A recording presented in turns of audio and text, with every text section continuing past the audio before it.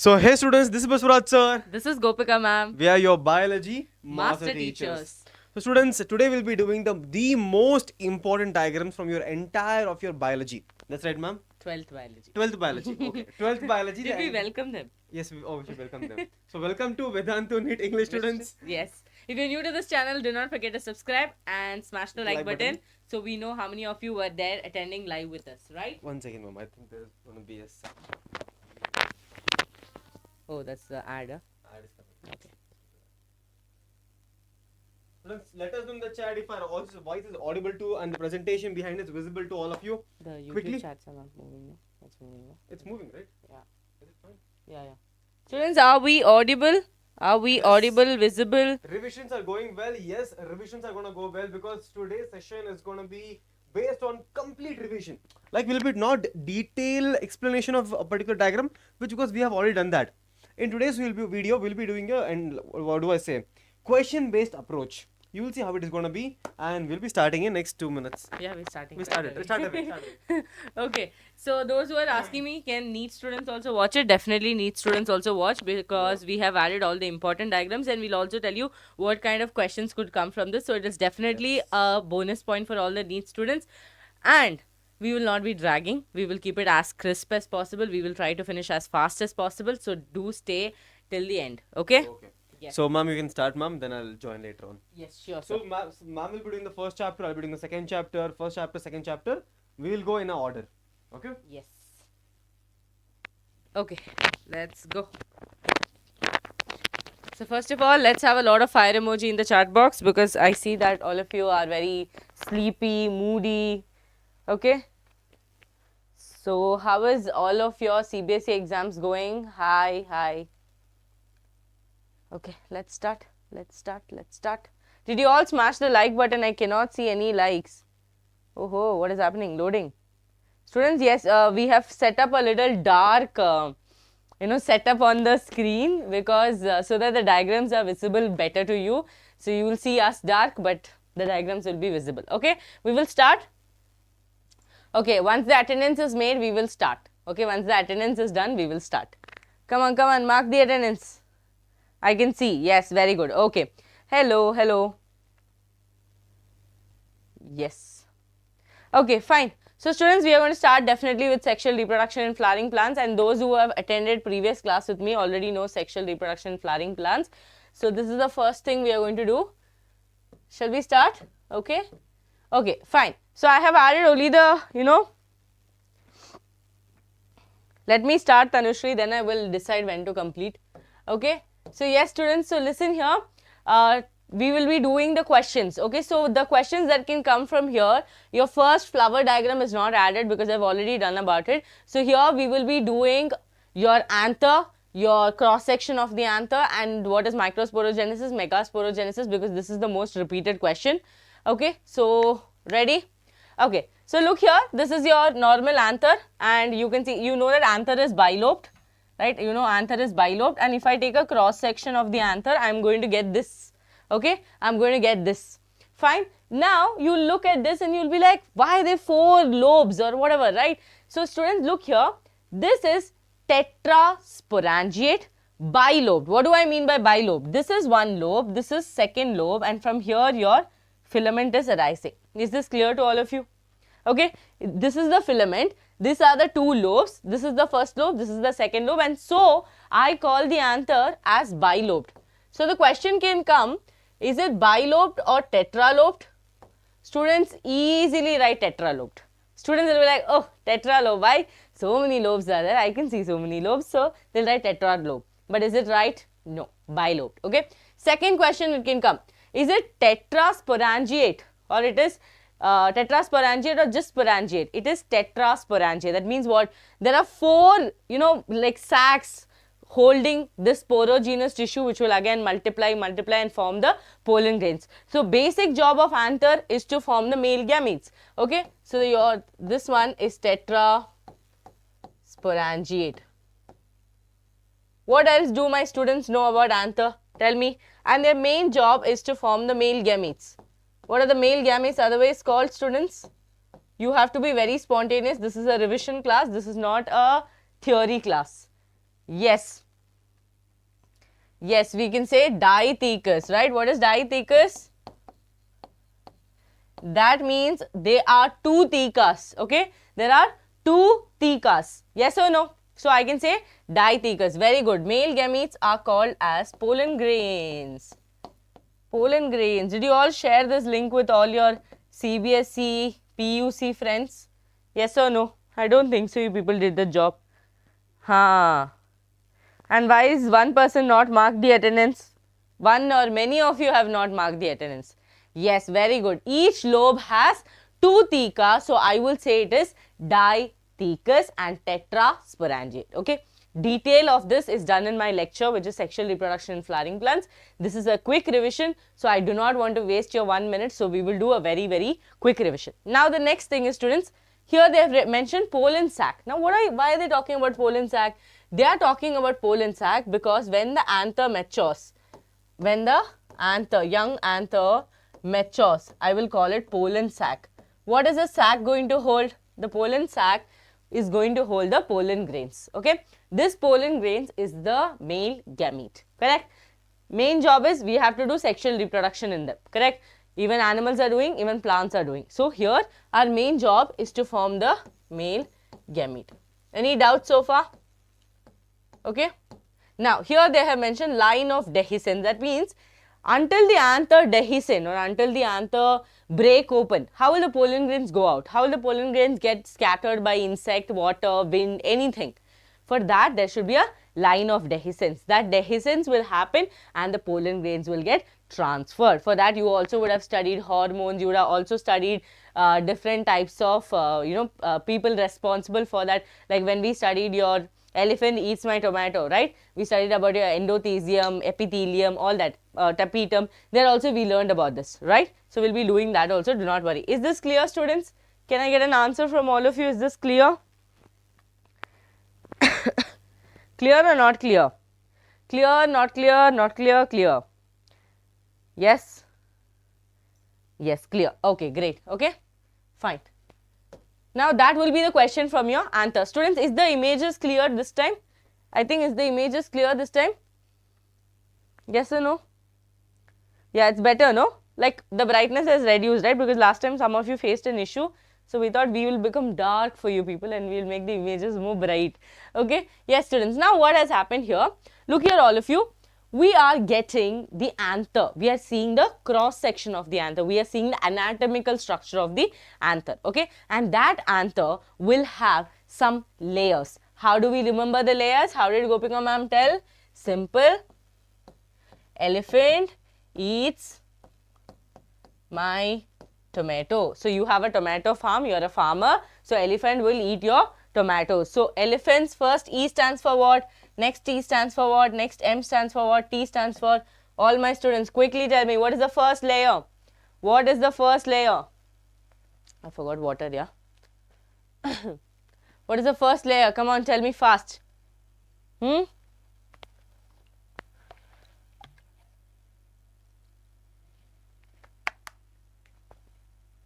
Very good, very good. Yes. So the first layer is so easy. It is epidermis. Okay. Second layer, endothelium. Third layer, oh, wait, 1 second.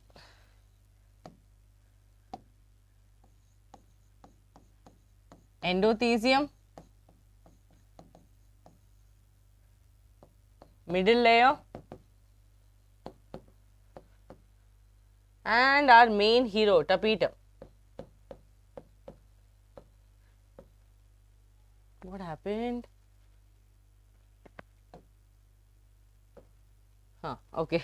Tapetum. Okay. Very good. Very good. Awesome. That's awesome. Okay.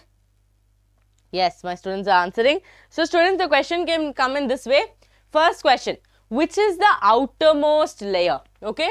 Which is the outermost layer can be the first question for all of you. So, which is the outermost layer? Epidermis is the outermost layer. The next layer is your endothelium. We know that epidermis and endothelium, this both are single, right? This both are single layer. They are single. Yes or no? All of you remember this? I made you write a complete box. Yes, very good, very good. All of you remember? They are single layered. Out of this, your endothelium is going to help in dehiscence. Okay, help in dehiscence. Students, direct question can come for CBSE. They'll ask you any of this, or they'll ask you to draw. Sometimes they'll ask you to draw this, okay, or they will give any of this and ask you to label. So always remember, first layer is your epidermis, second layer is your endothelium, third layer is your middle layer, and the fourth layer is your tapetum. Okay, tapetum. Very good. Now, when we talk about tapetum, we need to focus a lot about tapetum. Yes or no? Agreed? Agreed? Yes, very good, very good. We have to talk a lot about tapetum. Why we should talk a lot about tapetum?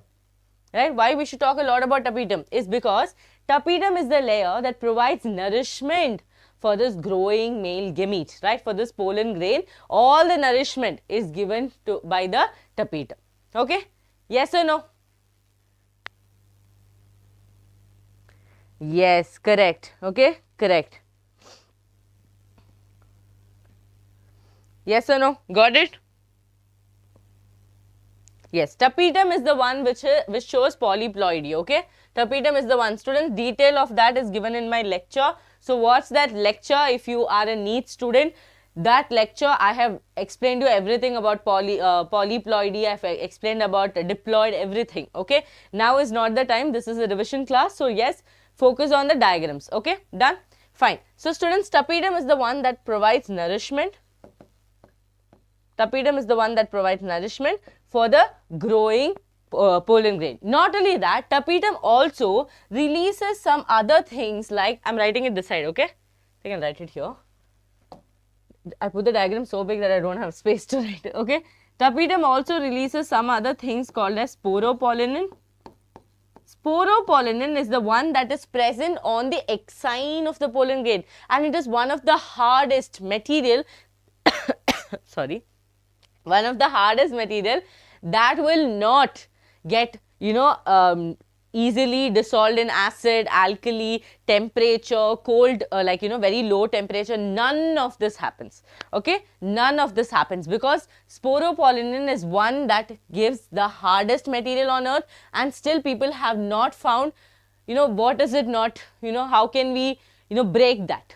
It is not found, and that is a good thing because pollen grains travel very far and pollen grains also get carried away easily. If the sporopollenin was a weak material, then pollen grains would have got damaged on the way, okay? So, tapetum also helps in the synthesis of sporopollenin, and it also helps in the synthesis of callase, which is going to help in microsporogenesis. What is it going to help in?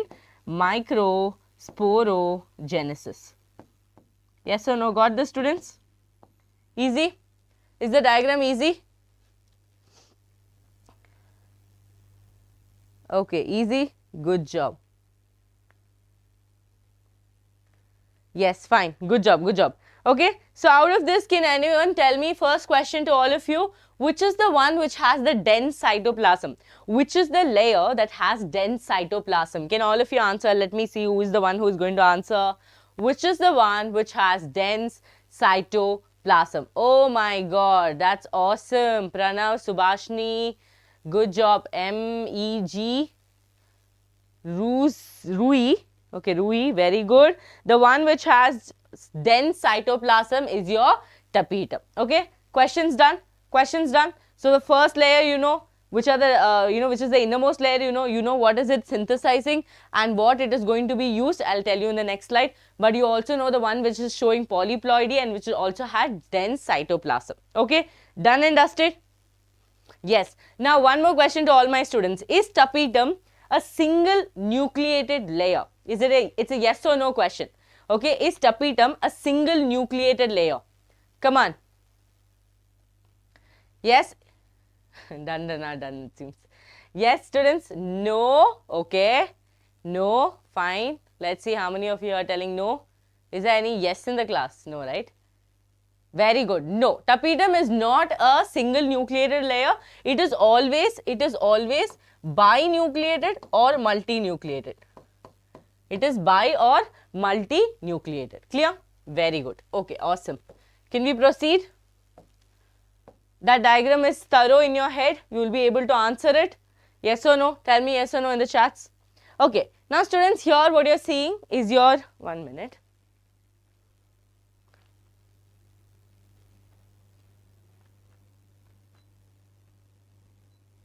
Yes.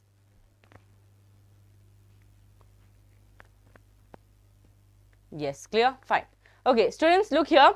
This is your female, right? Female, your gynoecium and androecium is there. In that, this is your gynoecium. What is gynoecium consisting of? Stigma style ovary, correct? Now, if you look here, you will see thalamus. Down you will see the thalamus and a bulged portion. On that, you will see the ovary. That means what? Ovary, see, sometimes the ovary can be superior when it is called hypogynous condition. When the ovary is, there is two more conditions, which is perigynous and epigynous. That means one can be half superior, half inferior, one can be completely inferior. Okay, this see, the terms might become, but then in practical exam you will be studying in detail about this. They'll give you examples and they'll ask you. Okay, yes or no?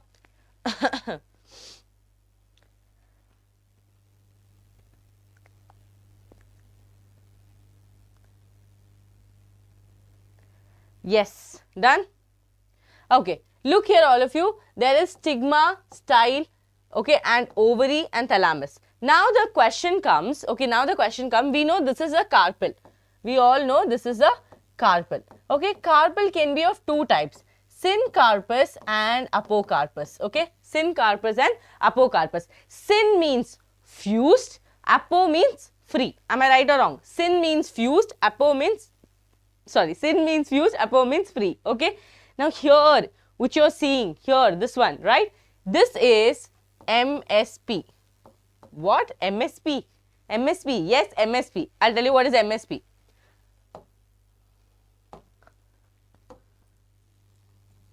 So students, carpels can be single or carpels can be fused with each other. Okay. MSP basically means it's very easy. Okay, very easy.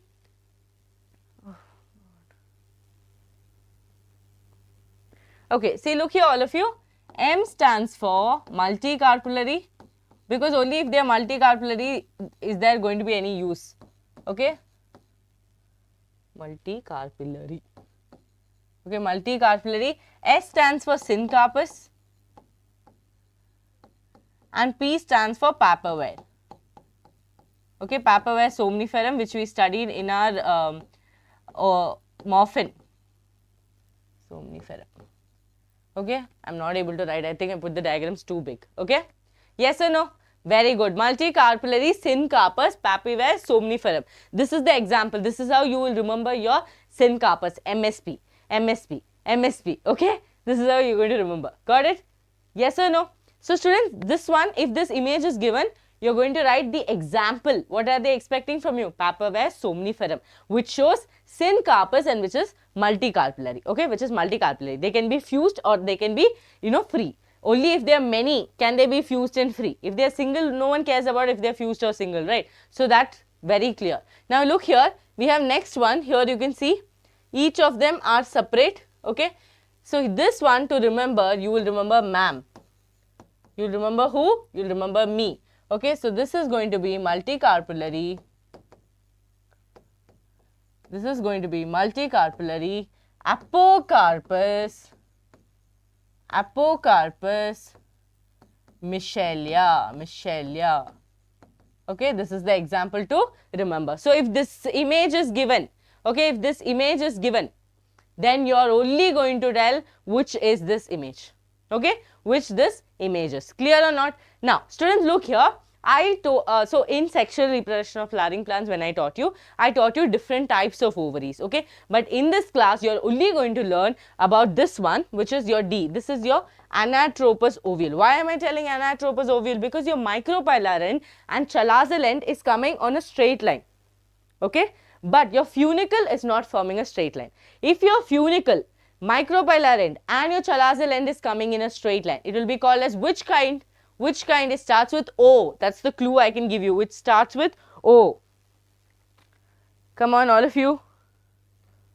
O. What is the one that I told you? Orthotropous ovule. Very good. Awesome. Okay. Orthotropous ovule. Got it? That means funicle, Micropylar, chalazal, all are coming in straight line. Orthotropous ovule. This is anatropous because funicle is not coming in straight line. Let's start. So students, the attachment, right? The attachment is called as your funicle. What is this? This is an ovule. This is an ovule which will be inside an ovary. Yes or no? Inside an ovary. So funicle, this portion where the attachment will happen, funicle. Okay, here, here funicle is mentioned. After that, on the top, 1 second, there's a honeybee here. 1 second, students. Let me send it out. Zoology class, it knows, that's why it came, I guess. Okay, 1 minute.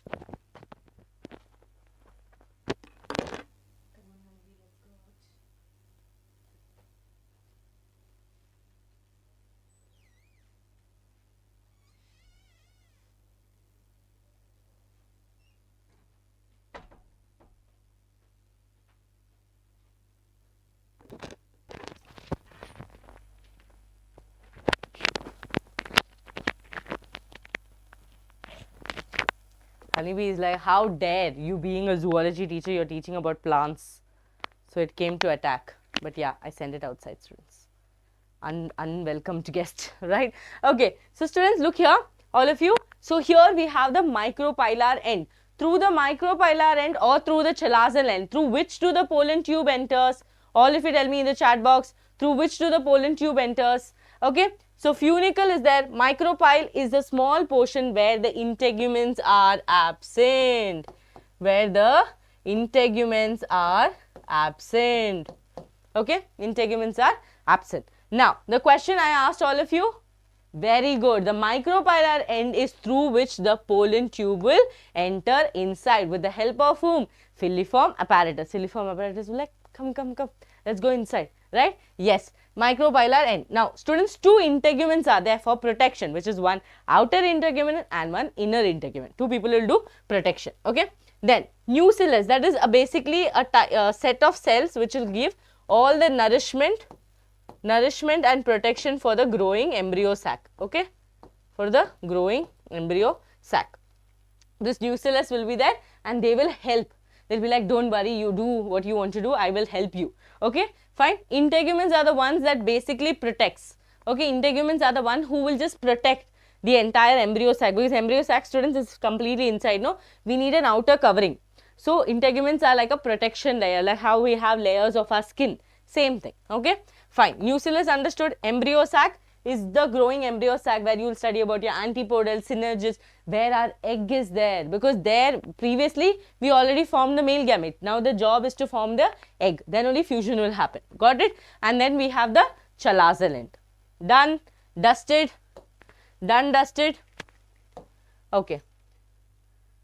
Is there a way for me to reduce the size? 1 second, students.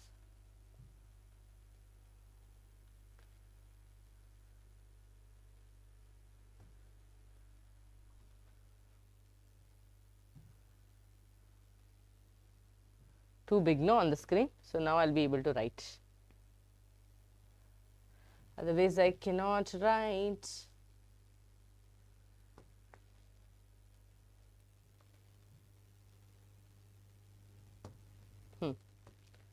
Okay, let's go. Let's go. Okay. Oh, 1 second.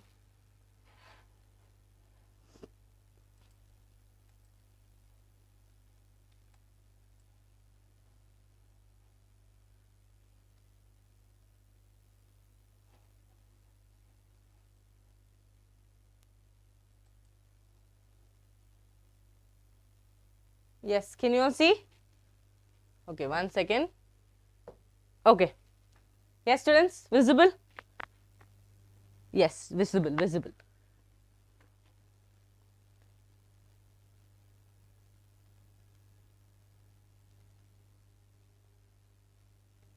Yeah? Okay. Fine. Look here, all of you. Before I tell this, I will also tell you about your microsporogenesis. Okay, this is your megasporogenesis, but let's do microsporogenesis also. There is no diagram in your textbook, so we will just do an outline. Okay, first we'll have your microspore mother cell, This microspore mother cell will undergo division and form microspore tetrad. These microspore tetrads will be attached with each other. They will not be ready to move anywhere. They will have a complete layer around them, which is a callose layer. Okay. This layer, to break this layer, we will use an enzyme called as callase, which our tapetum will give. Okay, tapetum will produce the callase and give it to us. That callase will help to separate this microspore tetrads. Okay, this microspore tetrads later will undergo division and it will mature and it will form your pollen grain with two layers, right? A vegetative cell and generative cell. Any doubts on this? And this outer layer will be intine and inner layer will. Yes, clear?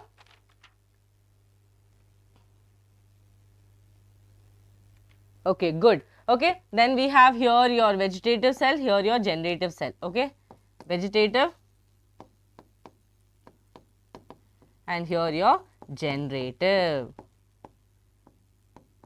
Vegetative cell is the one that is going to provide all the nourishment to the generative cell. Why generative cells need nourishment? Because generative cell is going to form the male gametes.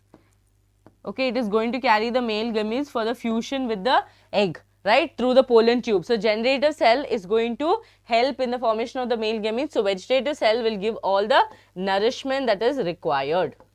Okay, it will give all the nourishment which is required. Is this clear or not, students? Yes, two male gametes. So, they can be 2 cell stage or 3 cell stage. That means generative cells will decide, okay, I want to be in 2 cell stage. 60% of the anther dehiscence in the 2 cell stage. The rest 40% will be going to the 3 cell stage. This is a very important line of your NCERT. Very important line of your NCERT. Fine. This is your microsporogenesis detailed lecture. Again in my class it is there.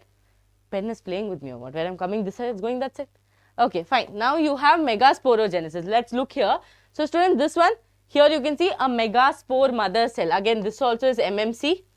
Megaspore mother cell will undergo division, okay, and it will form your tetrads. It will form megaspore tetrads, okay, 4 of them it will form.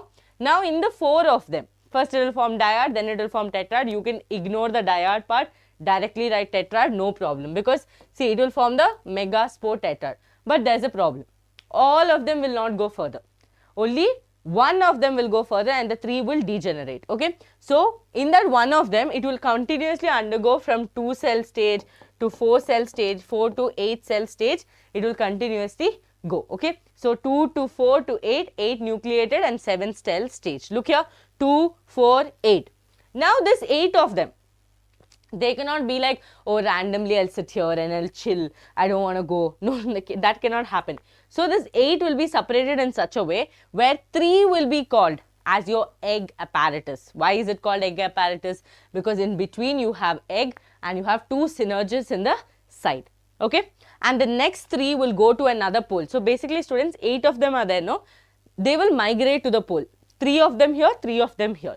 This 3 will become your egg apparatus and this 3 will become your antipodals. Okay. This 3 will become antipodals. Okay.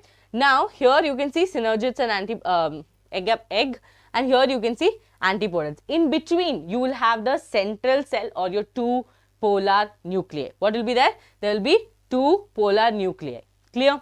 Now, look here, growing embryo. This is the mid stage. Okay. Now, the fully complete furnished embryo sac will have your antipodals on the chalazal end. So, you will remember AC.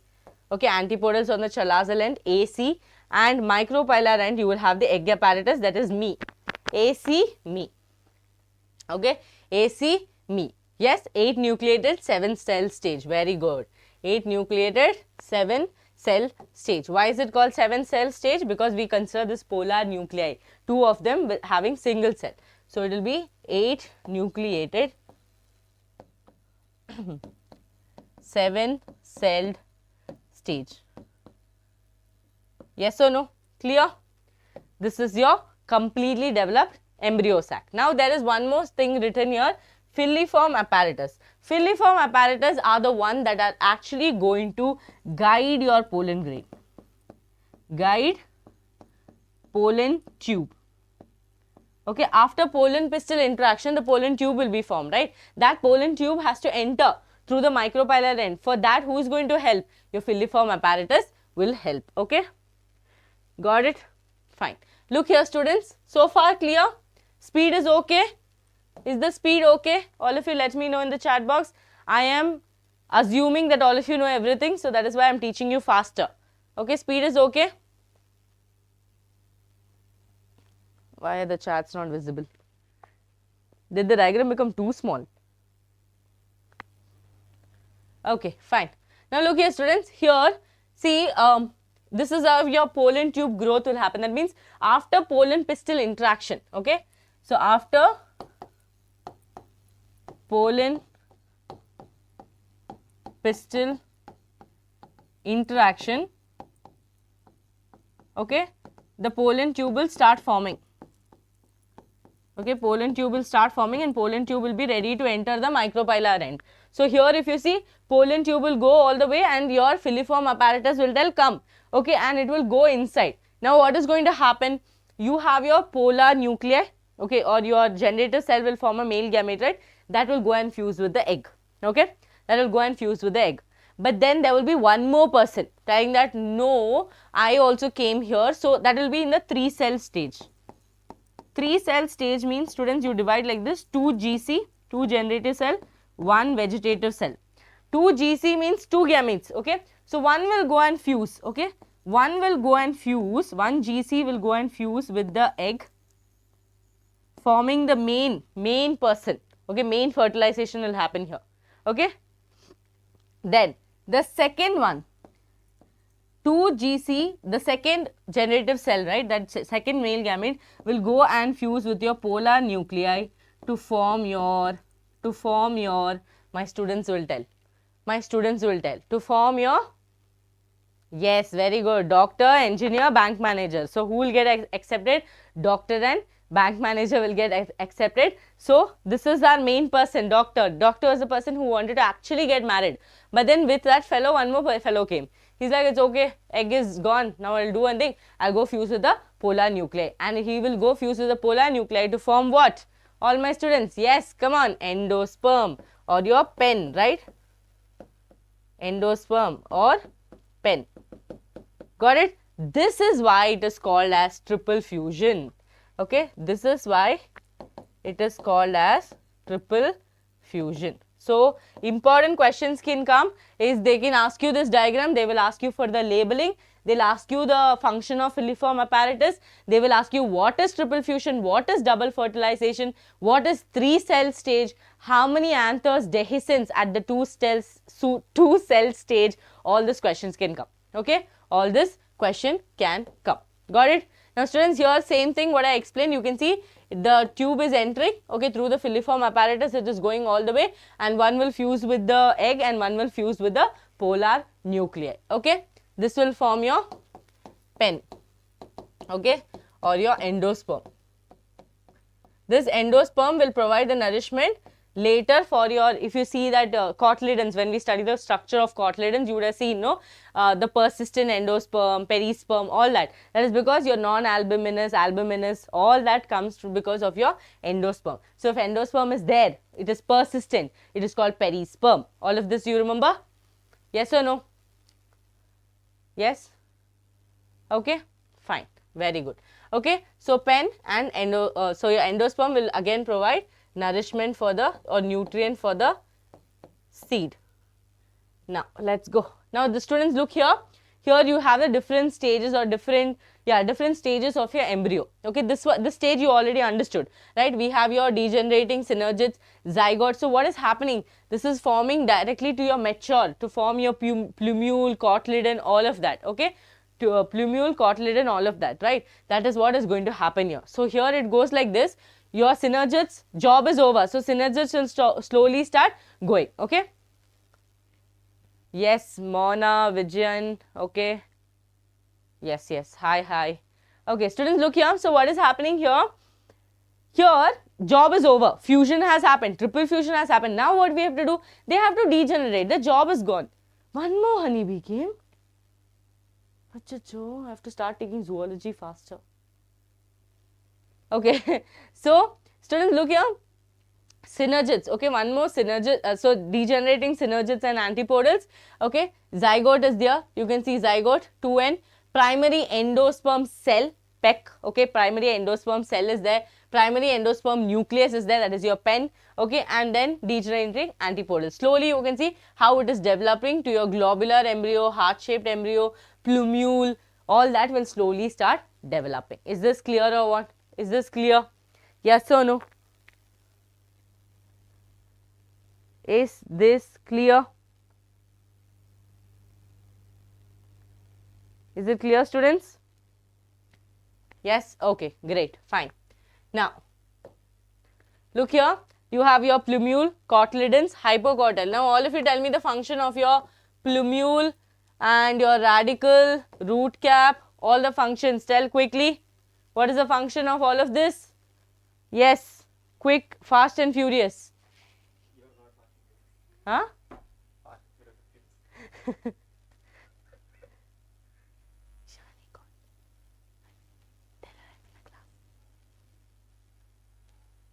Yes, very good, very good. So, what is happening? Plumule will give rise to shoot, radicle will give rise to root, okay, and root cap is the one which is going to protect the root from when it goes into soil or rough surface. Clear? Okay? Yes. Here also you can see, students, again a typical dicot embryo, LS of embryo. Again, sir will teach this detailedly in morphology he has taught. Yes, very good. Plumule, shoot, radicle, root. Okay. Now, we have people to protect this plumule and this coleoptile, coleorhiza. Coleorhiza will protect the root, right, and coleoptile will protect the shoot. Okay. Yes, sir. What a timing. I knew. Okay, students, is this clear? Is this clear? I was watching the session, that's why I was like, this is not timing, proper timing.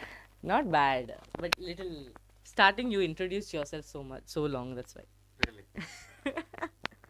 Students, is it clear? They are asking biology. Scutellum. Scutellum is that layering to show difference. You wanted to? No, Oh, it's okay. Thank you. You can answer their question first. Yes. It's, botany. Hello everyone. How is everyone doing? Can we start zoology now? I know I'm a biology lecturer. There's 2 honeybees in this because I was not taking zoology. What honeybee? Inside the studio. What? I sent one out. That's why I opened the door in the middle. There's 2 honeybees inside. One was there, I don't know, one more was there. I saw Okay. one more. Why you tell me? You shouldn't tell me only. I'll be much more carefree. So students, we'll be doing the next chapter, that is human reproduction. Every single line of your NCERT I'll be telling you as such in general, and I'll be asking you a lot of questions in general. So students, show some energy in the chat. Show some energy in the chat, and we will start with the human reproduction. The first diagram in your human reproduction, that is your male reproductive structure. Can we start? Can we start with the male reproductive structure? Yes. Hello. Hello Desti, hello Mona, welcome, hello Krishna, hello Ravindrani, hello Aishwarya, hello Krishna, hello Shubhashini, welcome, good evening each and every one of you. So, okay, so first of all, the first question from this diagram, I'll ask you, which is the primary sex organ? In the case of male reproductive system, which is known as the primary sex organ? Quickly tell me in the chat. The primary sex organ in the case of male reproductive structure is gonna be the testis. Testis is the primary sex organ. Now the question arises, why? Why is testis called as the primary sex organ? Because a primary sex organ should be capable of producing a gamete. Yes, that is, in the case here, the testis is able to produce sperm, and also a particular primary sex organ should also be able to produce a particular sex hormone. Yes, in this case it's going to be androgen, which is a type of testosterone. Yes. Now students, next question for today, testicular lobule. Yes, inside the testis is made up of how many testicular lobules? Quickly tell me in the chat. A particular testis is made up of how many number of testicular lobules? You will say, sir, it is made up of around 250 testicular lobules. Absolutely. Now tell me in the chat quickly, inside the testicular lobule, how many seminiferous tubules are there? Tell me in the chat, how many seminiferous tubule? Now you will tell me in the chat, all of you know, because this is a quick revision. 1, 2, 3. 1, 2, 3. highly coiled structure called as seminiferous tubule is present inside the testicular lobule. Now if I ask you a question I asked you before also, is seminiferous tubule the site for the sperm production? True or false? Quickly tell me in the chat, the seminiferous tubule is the site for the production of the sperm. True or false? Tell me quickly. Now next one. Now once the sperm is produced inside the seminiferous tubule, it travels outside. Yes, it is taking a roller coaster ride. It is taking a roller coaster ride and it is coming out. Yes sir, it is coming out. The sperm is moving out now. The first place where the sperm 1 second students, yes, it's going to be 1 second students, 1 second. I have honeybee here, honeybee is coming here, 1 second.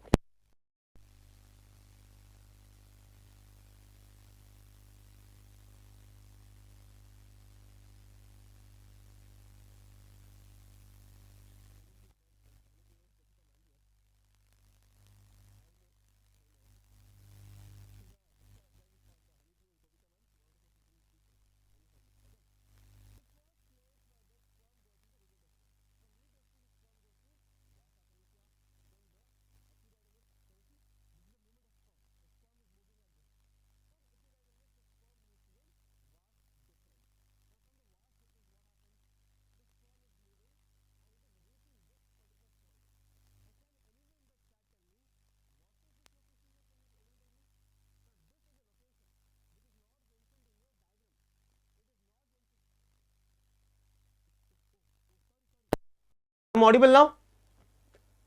Audible. Check. I think I switch off the mic. Sorry. Sound is not coming because I'm not, the mic was off because Gopika Ma'am came. Okay. Am I audible now, students? Am I audible now? Yes.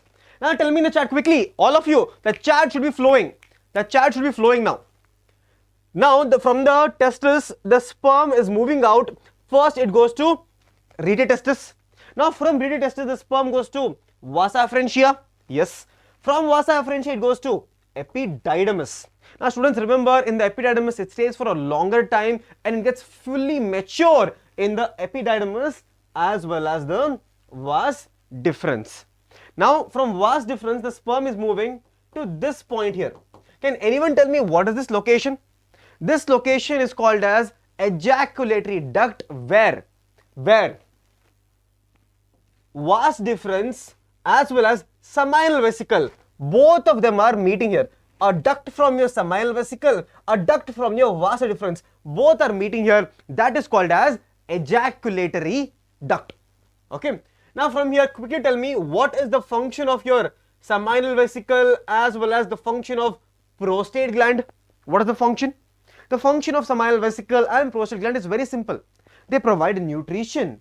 They provide nutrition in the form of fructose. They provide enzymes. They provide calcium. Yes, they provide a lot of enzymes, calcium as well as fructose for the sperm. Okay. Now whatever they produce, right, all of this plus the secretion from bulbourethral gland. So the secretions from bulbourethral gland, secretion from prostate, secretion from seminal vesicle, together it is called as what? Together it is called as seminal plasma. Seminal plasma. Now seminal plasma plus the sperm which is traveling from here, plus the sperm, that is called as what? That is called as semen. That is called as semen. That is the end of this. From here, now the sperm is moving and the semen is moving here.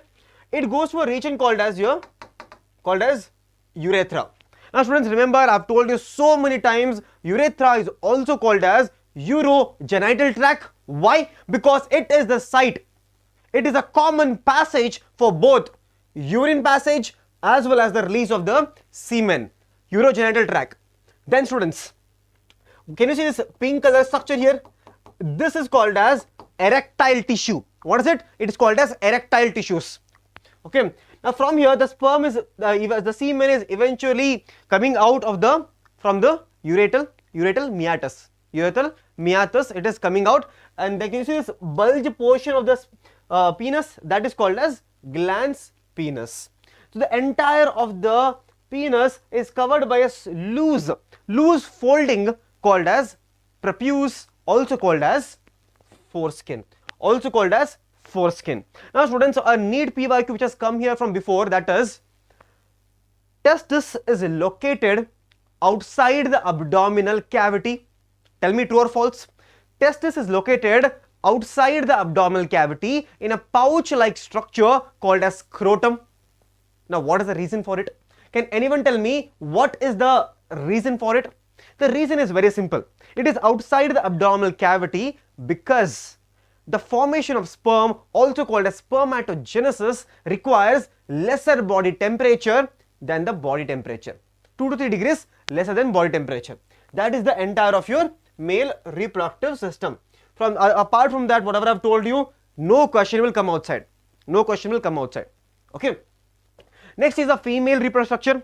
Female reproductive structure is also very simple. Now quickly tell me in the chat, all of you, quickly tell me in the chat which is the primary sex organ here. Tell me in the chat which is the primary sex organ.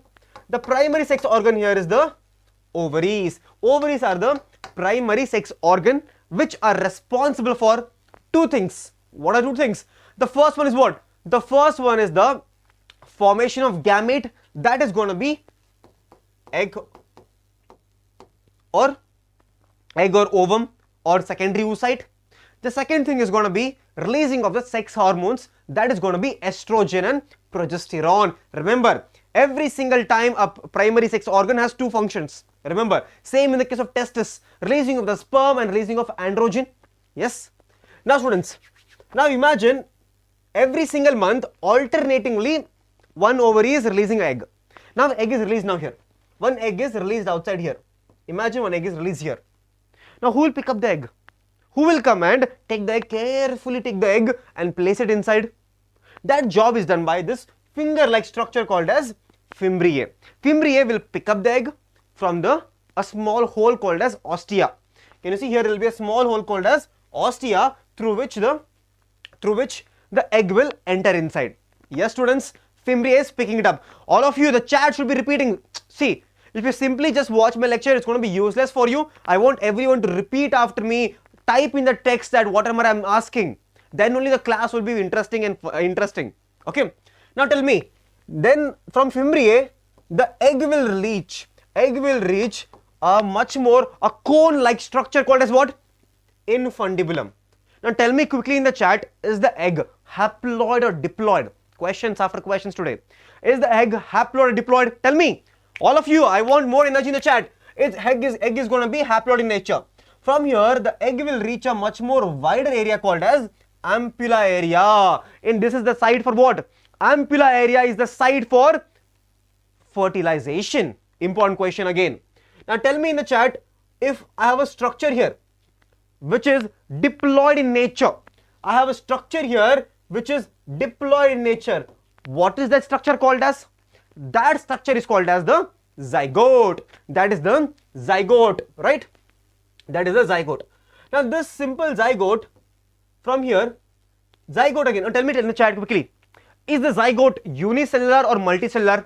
Questions after questions, all of you. I want more energy in the chat, more of all of you to be answering. Is the zygote unicellular or multicellular? Tell me in the chat. Now here the zygote will move from here. Yes. Now zygote, when it is moving from here, it will undergo mitosis or meiosis. Tell me in the chat quickly. Tell me in the chat quickly. When the zygote starts to divide now, is it undergoing mitosis or meiosis? It is undergoing mitotic division. It is undergoing what? Mitotic division. And once it is going mitotic division, it forms a multicellular structure here. It forms a multicellular structure, which I'll tell in the next slide. Okay. Now students, here, can you see this narrow region is called as isthmus.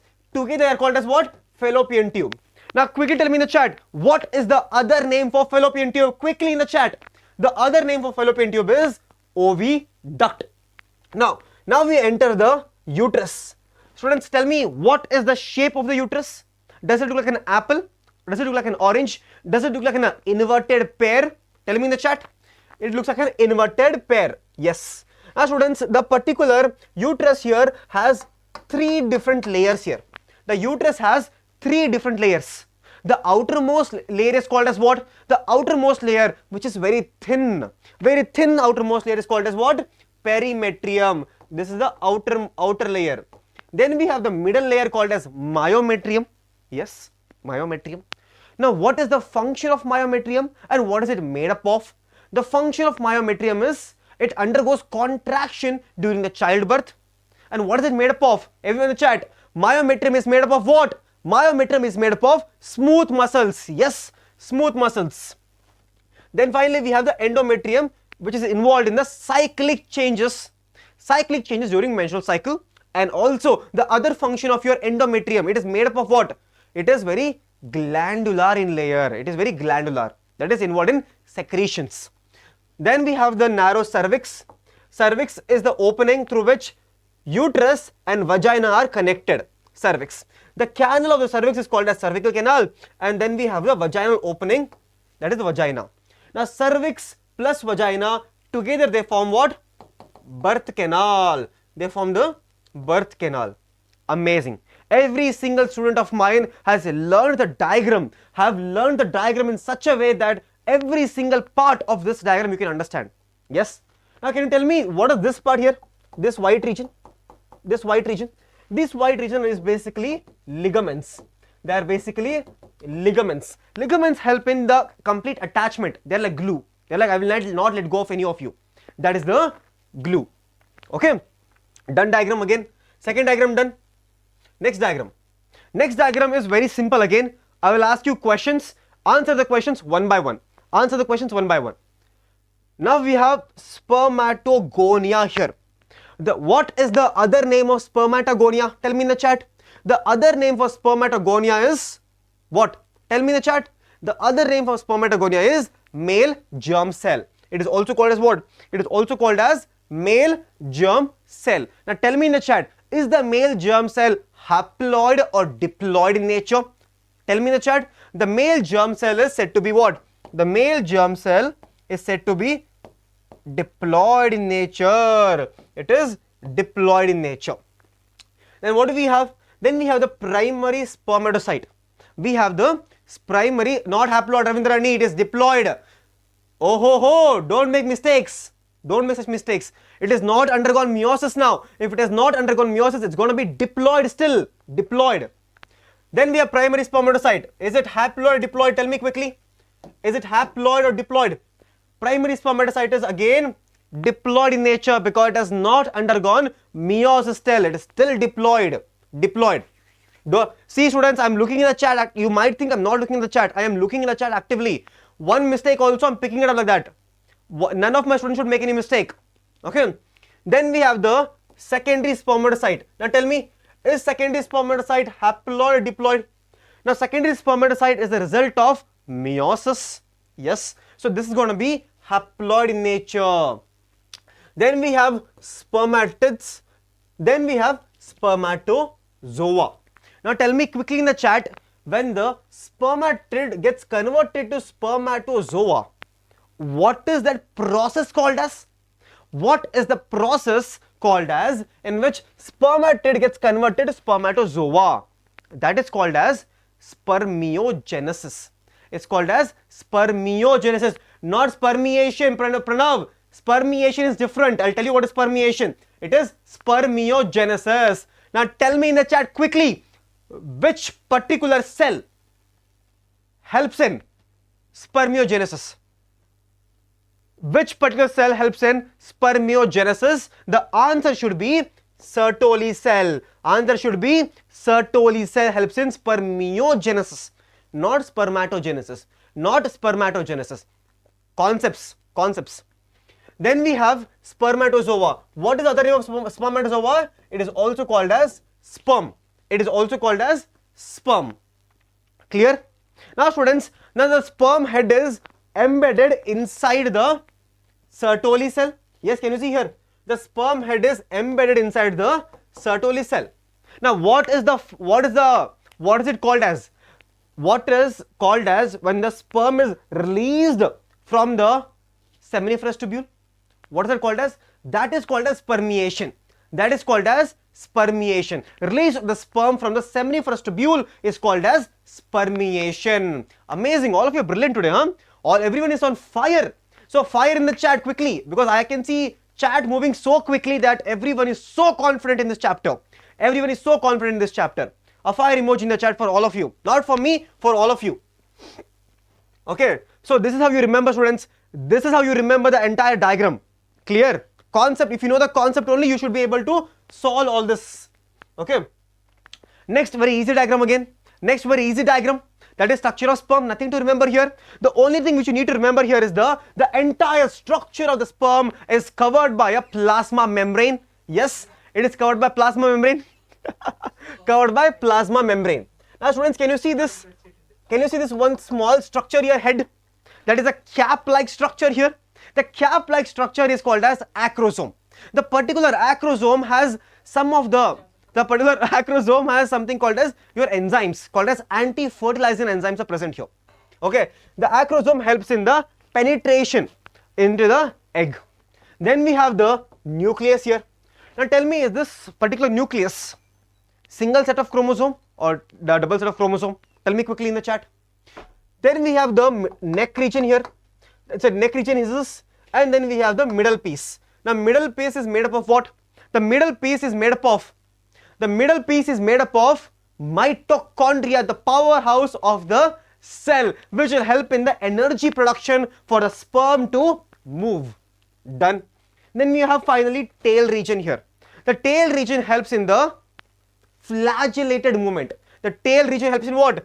Flagellated movement. Remember, students, this you study in other chapters. Locomotion. In locomotion chapter you have to study this. It is flagellated movement. Done. Diagram is done. Next diagram is your diagram section of your ovary. Very important. 2 points or 3 points I'll tell you. Rest everything you should know. The entire ovary is covered by a layer called as what? Outside layer is called as what? The outside layer is called as epithelium. Yes, students. It is called as what? Epithelium layer. Inside layer is called as what? Inside part is called as stroma. Yes. Inner medulla and outer cortex. All of you know that, right? This is called as stroma. This is inner medulla and outer cortex. Inner medulla and outer cortex. Now, students, tell me in the chat quickly. Primary follicle. Questions again. Questions. Primary follicle. Does it have primary oocyte or does it have secondary oocyte? Quickly. Quick chat. Chat should move now. Concept based questions. This is also a NEET PYQ for all of you. All of you. Students, is the pace okay, or do you want me to decrease the speed or the volume? Do you want me to decrease the volume and the energy and the speed, or the speed is okay for all of you? So your primary follicle will have primary oocyte. Primary oocyte. The reason I'm going fast, the reason the pace is like this is because this is a revision. I want everyone to be on point today. Okay. Now, quickly tell me in the chat, can you see this round structure? What is round structure? This like looking like a small moon. That is your fluid filled cavity called as antrum. It is momos, yes, it looks like momos. It is like a small fetus also. This is the momos, that is your antrum. Now tell me in the chat again, this is a NEET PYQ. Inside the tertiary follicle, do you find primary oocyte or secondary oocyte? Tell me quickly in the chat. Inside the tertiary follicle, do you find primary oocyte or secondary oocyte? You find secondary oocyte. Remember that point very well. Secondary oocyte. Okay. Then we have the Graafian follicle. Now students, remember, tell me in the chat. Quickly tell me in the chat. The Graafian follicle has a separate covering. That is called as ZP. What is a ZP? What is a ZP? Tell me in the chat. Okay. Now students, this Graafian follicle, when it is mature, is obviously mature follicle, Graafian follicle. The Graafian follicle eventually ruptures on which day? Tell me. It ruptures on the 14th day. Now what happens in the 14th day? The 14th day something is happening. That is called as LH surge. What is happening, students? LH surge is happening. LH surge, that is increase in the layer, sudden increase of LH, luteinizing hormone. Now here the Graafian follicle ruptures and it releases the ovum. Ovum is released. Ovum is released. What happens to the remaining part? Do we discard it? No. What happens to it? It gets converted to corpus luteum. The leftover part gets converted to corpus luteum. Now quickly tell me in the chat. What is the function of corpus luteum? What is the function of corpus luteum? Tell me. Chat should be moving today. No excuses. No excuses today. Chat should be moving with all the answers. It is involved in the secretion of progesterone. And progesterone helps in what? Progesterone helps in maintaining the endometrium layer, which we will be studying in the next diagram. Here.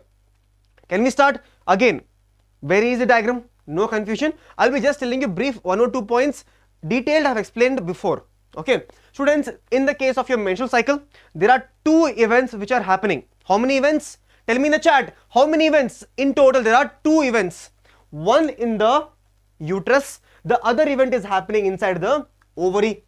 Ovarian event as well as uterine event. Yes, students.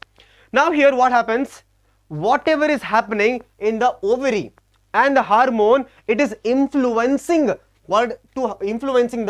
events in the uterus. Listen to me very carefully. The events which is happening in the ovary is influencing the events which is happening in the uterus. Let's start with the first event here. Let's start with the first one. So what is happening? Can you see there is an increase in FSH here? Increase in FSH. Because there is increase in FSH, what is FSH? Follicular stimulating hormone. If follicular stimulating hormone is increasing, follicles are developing. Yes, follicle is here. Done, first point.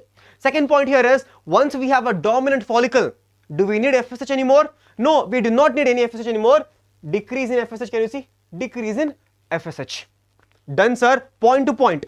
Now once we have a dominant follicle, that follicle will release estrogen. Follicle will release estrogen, and estrogen will do what? Estrogen will influence the event in the uterus, that is development of the endometrium layer. NEET PYQ.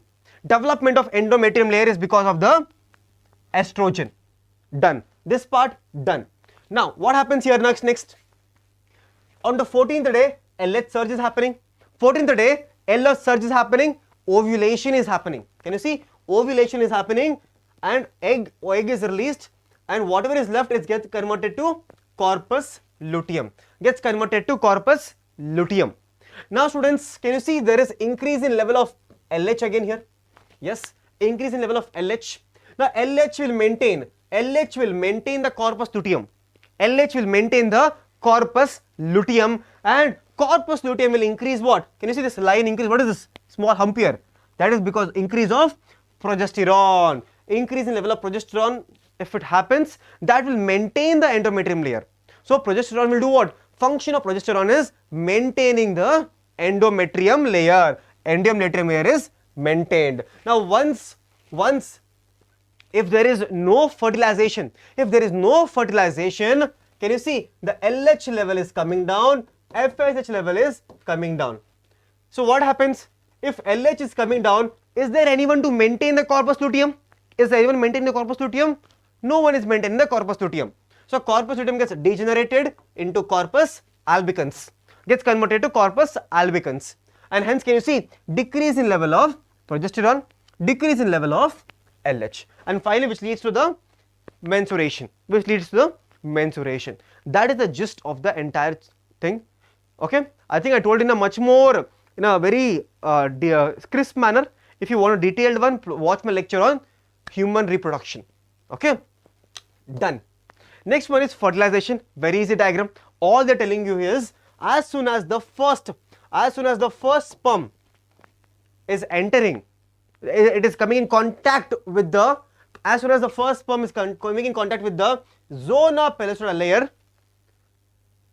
there are two events are happening. How many events? 2 events. What is the first event? The first event is what? The completion of the oogenesis. The first event is what? Completion of oogenesis. Completion of oogenesis. What do I mean by completion of oogenesis? In oogenesis, the meiosis II gets completed, which results in the release of ooted. Release of ooted. That is the first event. Okay, that is the first event. Meiosis II is over. The second event is what is happening here. The second event is change in the plasma membrane. Change in the plasma membrane here. Can you see this is a change in the plasma membrane. Change in plasma membrane. Now, what is the change in plasma membrane? The plasma membrane gets completely depolarized because of the sodium channels. It gets completely depolarized, and hence no more sperm can enter inside. Hence, can you see this sperm cannot enter, this sperm also cannot enter. Change in the plasma membrane.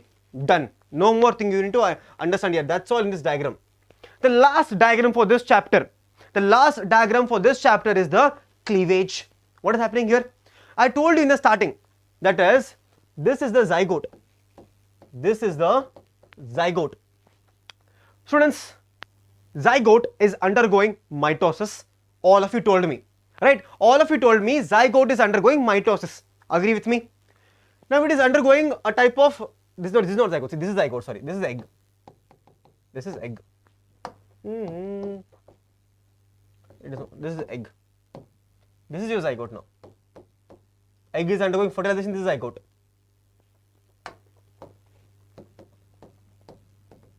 Zygote. The zygote is undergoing a cleavage, that is, cell division is happening. Yes, it is dividing here, 2 cell stage, 4 cell stage. This can be your 8 to 16 cell stage. That is called as morula. And inside each cell is called as what? Blastomere. Yes, each cell inside. I think the chat is stopped, is it? Chat has stopped, is it? No, it's moving. It's not moving, it's not moving. Leads to the formation of embryo. Is that your question? No, I don't know what I asked. Blastomere. Yes, I didn't ask the question, they're telling an answer on their own. Chat is moving for you now. Yeah, it is moving now. I think the chat was not moving that time. Okay, that is blastomere. Now tell me in the chat quickly. Now this is morula. The morula gets converted to blastocyst. Morula gets converted to blastocyst. What is the difference between morula and blastocyst? What is the difference between morula or your this structure here and blastocyst? That is absence of zona pellucida layer. Absence of zona pellucida layer. Okay. Now students, this blastocyst is there, right? Can you see this outside cells? We have outside cells and we have inside some cells are there. We have cells on the outside, we have cells on the inside. The outside cells are called as what? Tell me in the chat. The cells that are present on the outside are called as what? The cells that are present on the outside are called as trophoblast cells. Trophoblast cells. And the inner one is called as what? Inner cell mass. Inner cell mass. Now this inner cell mass later gets converted to embryo. And what about this trophoblast cell? Trophoblast cell will have a finger-like structure. A trophoblast cell will have some kind of finger-like structure called as chorionic villi. With the help of chorionic villi and uterine tissue, when they get interdigitated, NCERT line, this is the NCERT line. When chorionic villi and uterine tissue gets interdigitated, they form the placenta. Now this placenta is called as what? Placenta is called as your temporary endocrine tissue. Tell me why in the chat. I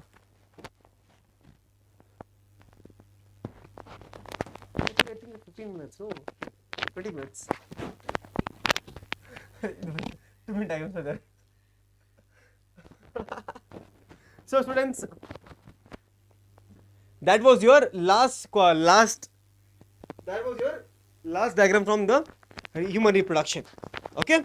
Second is hormones. Tell me which hormones also. Hormones are very important. Which hormones? Okay. Now, ma'am, we can do reproductive health. After that? I'll come back again. Then you stay here only. I'll finish now. Only one diagram is there. Hello. Okay. Students, reproductive health. Very, very easy peasy. So what we have is an IUD.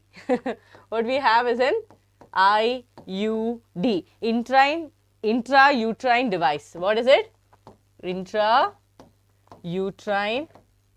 device. Is it blinking? Well, some ghost effect is there today in this. Yeah, I think because I was teaching botany in the starting. Yes, IUD, very good. Okay, this is CUT, right? This is CUT. That means copper T. Now, what is copper T going to do, students? Finding what is this is not important. You should know what is this copper T going to do. So, copper T, so let's write also all the example of IUDs. It is copper T, okay, multi-load 375, okay.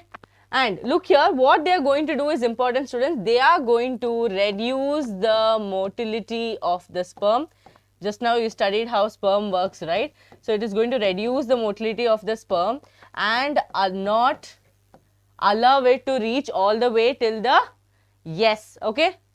I didn't write copper 7. Okay, copper 7, copper T and multi-load 375, right? It is going to reduce the sperm motility and it also going to, so what happens once the sperm motility is reduced, then it's not going to reach the destination, right? So what is going to happen? Sperm motility reduced, failed. Then second thing, it is not going to give an hospital. So it is going to make it's going to make the conditions unfavorable for the sperm to survive, okay. It is going to make the condition unfavorable for the sperm to survive, unfavorable for the sperm to survive. Yes or no? Yes or no? Very good. Yes, suppress the capacity of the sperm and also the motility of the sperm and also provide an unfavorable condition in the female. So, when the sperm enters, even if the sperm has entered, it will not be able to survive for a longer time. Clear? Yes, very good. Okay. It decreases the sperm capacity. Okay. Students, examples very important. What it is doing is important. This is the same thing that the hormonal devices, also the hormonal pills, implants, all of them are going to do the same thing, but they are also going to release thick mucus so that the sperm cannot pass over. Okay, thick mucus also will be done. Very good. Yes. Then we have your tubectomy and vasectomy, which are both of the sterilizing methods, right? This is the most common method used in India, especially when they have decided that okay, this is the family, I want 2 kids, enough, I'm going to stop, right? During that time they are going to do something called as the sterilization process, and 2 of the sterilization process are vasectomy and tubectomy, one in male, one in female. Got it? Got it? Got it? So what is this? What is this? Tubectomy. Tubectomy. Oh, this is oh yeah, this is vasectomy. So I thought sir was purposely telling wrong. Okay. Yeah, vasectomy and tubectomy. Vasectomy and tubectomy. Why is it called tubectomy? Because tube. Which tube? Fallopian tube is getting cut and tied. Okay, fallopian tube is getting cut and tied so that this will not reach the ampulla for fertilization. Simple as that. Okay, here what is happening? Vasa deferens is getting cut and tied. So this way also the sperm will not be able to reach all the way till the penis, and it will not be able to go to the vagina, right? To stop this. Yes, oviduct, fallopian tube, cut and tied. Over. Reproductive health, over. Yes, principles of inheritance. So what is happening is that sir is coming in slow motion. Okay, for some time I will not be there. No, I'll finish very fast. Very easy. See, students, I did this chapter yesterday itself. Yeah, so just give them one. Okay, ask them questions. I'll ask you questions again, and then we'll finish this. Yesterday itself, we did this particular chapter, principles of inheritance. It's done and dusted. And there was one confusion regarding the pedigree analysis. Spoiler alert, whatever I thought was correct. Whatever I thought was correct. Okay. So let me tell you the first one. what is going to be asked here. Now quickly tell me in the chat, how many different characters did Mendel use in his experiment? Tell me in the chat, how many characters? How many characters did Mendel use in his experiment? So in total, Mendel used 7 different characters. 7 different characters. How many traits? How many traits? In total he used, count. In total he used how many traits? 14 different traits. 14 contrasting traits. 14 contrasting traits were used by Mendel. Now tell me in the chat, will they ask you all of this? No sir. What will they ask you, students? All they'll ask you is which is dominant, which is recessive. Do you remember the trick I told you yesterday? Do you remember the trick I told you yesterday? The trick here is gravity. Trick here is gravity. Now what is this gravity? Oh. What is gravity? G stands for green. G stands for green is dominant, round is dominant, axial is dominant. Yes, axial is dominant. V is nothing but your where is it? Violet is more dominant. Then we have T, that is tall is more dominant, and yellow is yellow is more dominant. This is yellow is going to be for your seed color. Seed color, and this green is for your pod color.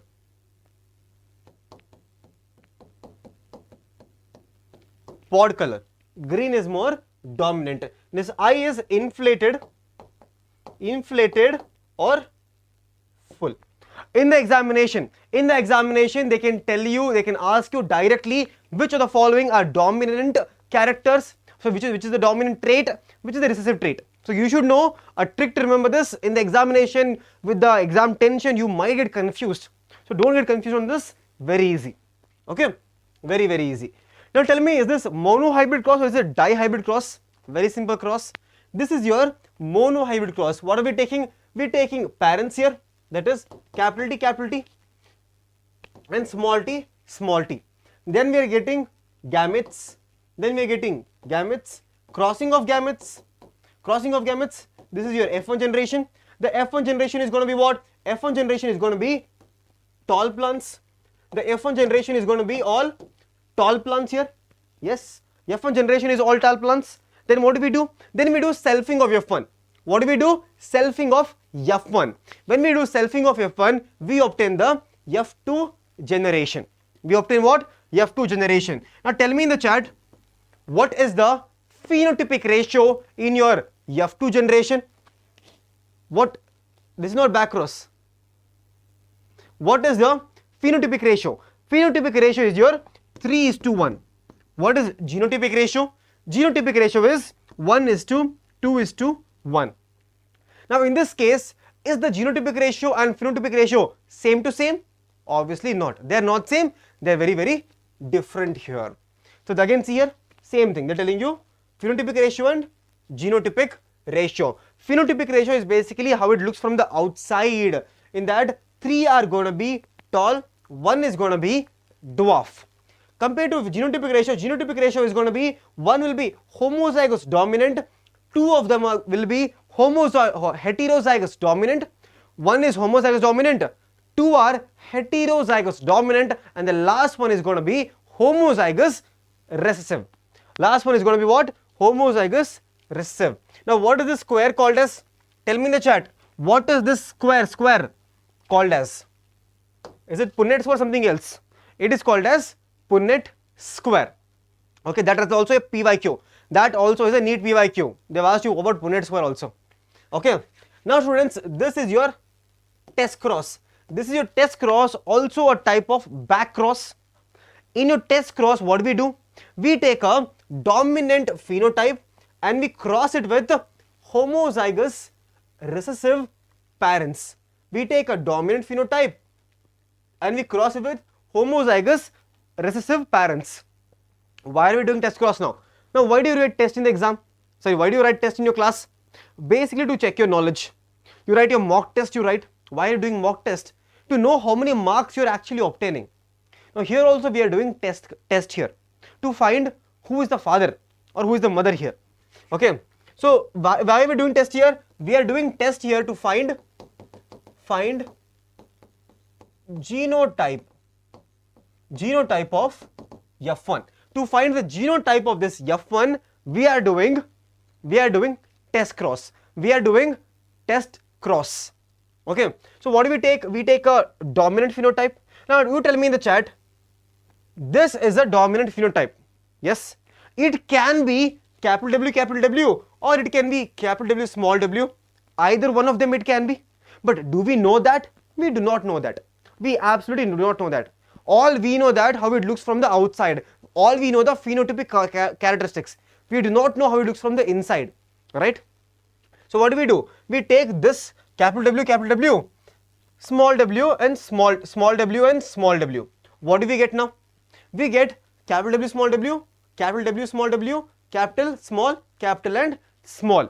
So basically, when we take, if this would have been capital, both, if the genotype would have been both of them would be heterozygous dominant. If the genotype would have been homozygous dominant, if the genotype would have been homozygous dominant, we would get all flowers would be violet. All flowers would be violet. If the F1 generation, if it would be heterozygous dominant, if it would have been heterozygous dominant, we would obtain 2 violet and 2 white color. Basically, what are we doing here? We are trying to find the genotype of the F1 with the help of phenotype of F2. That is the game. That is the line which you need to understand. All we are trying to do in test cross is we are trying to find the genotype of F1 by finding, how are we finding it? We are finding it with the help of phenotype of F2. That is your test cross. That is your test cross. Done. Then we have, what is this? Can anyone tell me what is this? This is your incomplete dominance. This is your incomplete dominance. Students, in the case of your incomplete dominance, does the F1 generation, does it look like parents? Does it look like parents? No, it is adopted here. It is adopted. That is, F1 generation is going to be all pink in color. It does not look like any of its parents because parent is going to be red and white. But what is happening in incomplete dominance, students? In incomplete dominance, the dominant allele is incompletely dominant over recessive allele. It is not doing its work properly. It is like you, all of you. If I ask you to study this topic income, you will not study. If I ask you to do mock test, you will not do. How many of you wrote the test yesterday? Tell me honestly. Tell me honestly, how many of you attempted the test which was in the description yesterday? Tell me you did it. Tell me in the chat, did you attempt the test from yesterday's class? No, right? No, right? That's the, just like all of you, incomplete dominance. It is incompletely dominant over the recessive allele, right? So we get an intermediate product that is going to be all pink in color. Now when we do the Punnett cross here, we obtain phenotypic ratio and genotypic ratio. Here, phenotypic ratio is going to be, one is going to be completely red, 2 are going to be pink, and 1 is going to be white here. 1 is going to be white here. Now tell me in the chat, in this case of your incomplete dominance, phenotypic ratio and genotypic ratio, do they look alike? Both are same. Both are same to same here. Now this is the example for your codominance.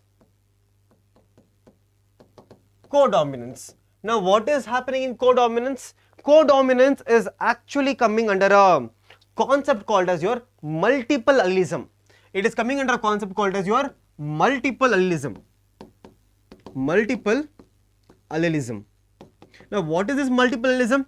Students, in the case of your multiple allelism, one gene will have more than 2 alleles. One gene will have more than 2 alleles. In the case of your ABO blood grouping, how many alleles do we have? In total of your ABA blood grouping, we have 3 alleles, that is IA, IB and I naught. 3 alleles. But in the humans, can we have all the 3 alleles in their body? We cannot have all the 3 alleles in their body. We can only have any of the 2 alleles inside our body. But students, what is exactly happening in codominance? Inside codominance, both the alleles are acting as dominant here. Both the alleles are acting as dominant here. That is, whenever we have allele number A and allele number B, allele A and B, when they are together, both will act as a dominant and both will express. Now tell me in the chat quickly tell me in the chat, the offspring here, will he resemble only father, or will he resemble only mother, or will he resemble both? In the case of AB blood grouping, the offspring here will resemble both the parents. He will resemble both the parents here. Exactly, only 2 will be there. Out of this 3 alleles, only 2 will be present in the human body. For example, all of you know here, when IA and IA is present, we get IAA. Both are dominant, both will be present here, and blood grouping will be A. Similarly, IA and IB, it's going to be AB. When we have IB and IB, we'll have B. But when we have a recessive allele, this recessive allele will not have any type of sugar, so dominant allele will express that time. We have again A blood grouping. So similarly, that is your blood grouping, that is ABO blood grouping, which is a type of your multiple allelism. The next one is your F2. What I'm saying F2. This is your inheritance with the help of 2 genes. That is going to be your dihybrid cross. Now quickly tell me in the chat, what is the phenotypic ratio in the case of your dihybrid cross? The phenotypic ratio is going to be, what is it, ma'am? 9:3:3:1 here. 9:3:3:1. Now out of this 9:3:3:1, 9 is going to be your round and yellow. Other one is going to be your round and green.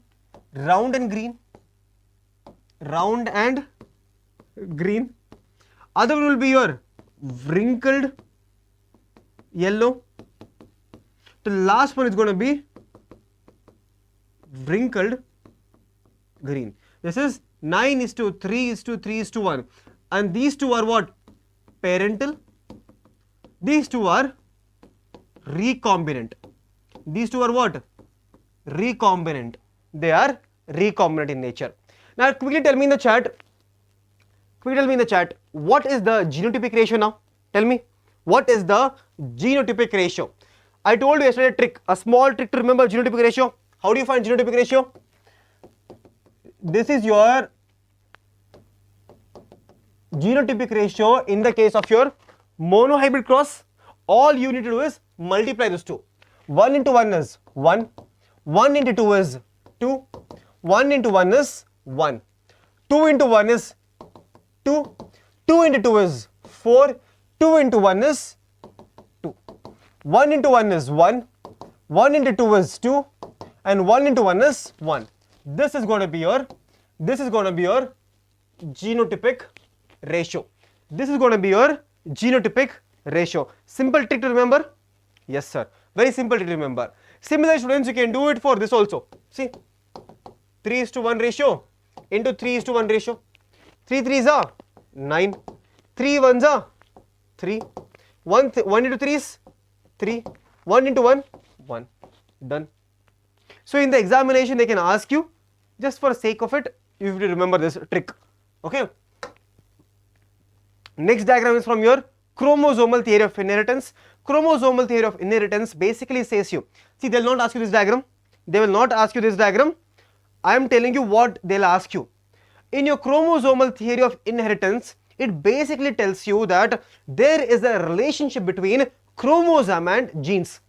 That is, behavior of chromosome is similar to behavior of gene. So in students, in the case of Sutton and Boveri explained the Mendelian traits with the help of chromosome movement in the gamete formation. That is your chromosomal inheritance. Here they have given you, basically telling you your cell division here. We have G phase here, we have S phase here. S phase will have what? Chromosome like this. Then we have G2. Then can you see doubling of chromosome? Then we have meiosis 1 of anaphase, in which the homologous chromosomes are separating out, not sister chromatids. Homologous chromosomes are separating out here. See, this is one homologous chromosome. This is one homologous chromosome.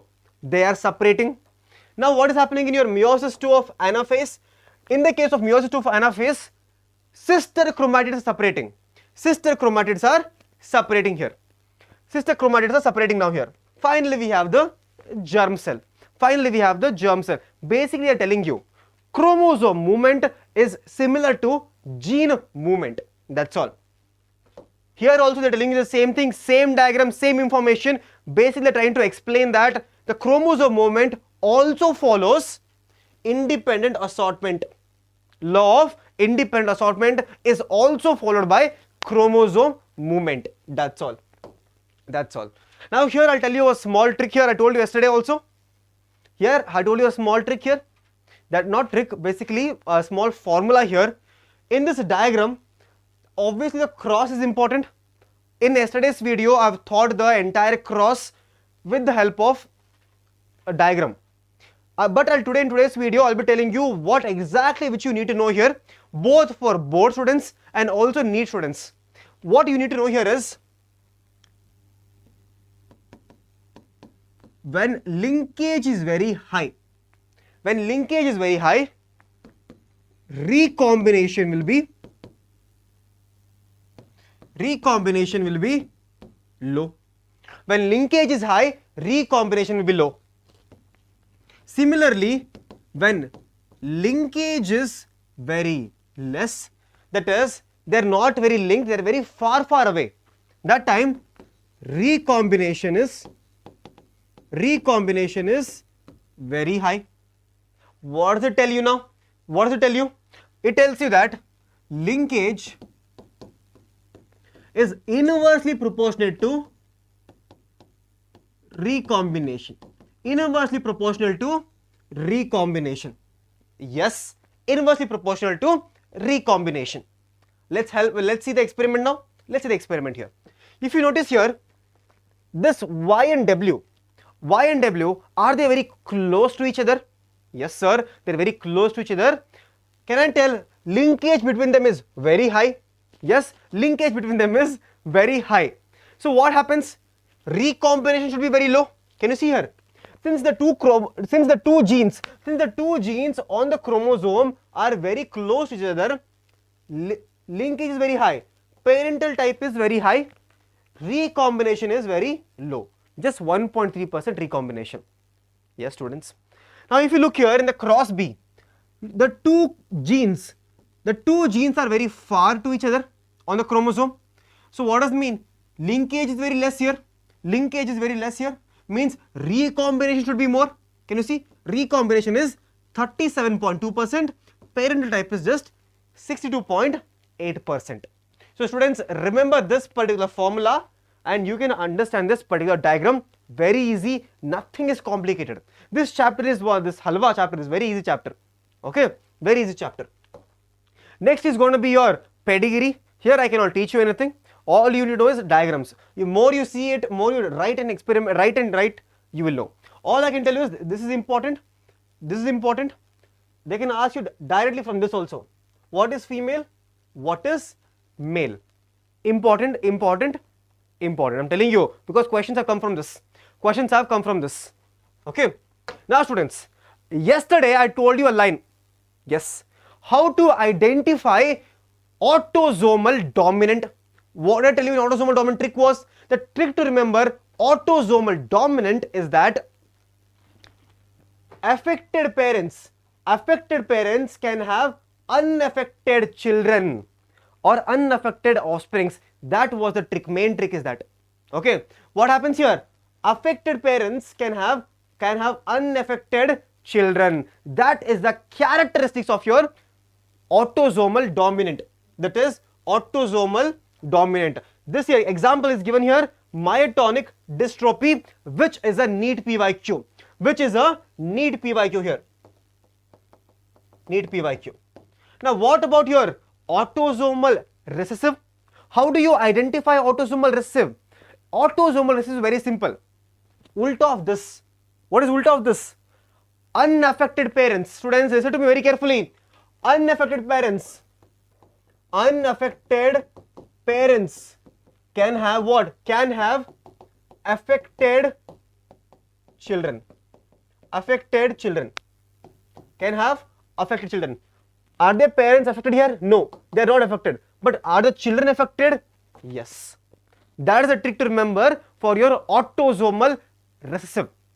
Students, rest of the pedigree I have told in my detailed class. So please go watch it. Please go watch it. So unaffected parents can have affected children. Here in this case, affected parents can have unaffected children.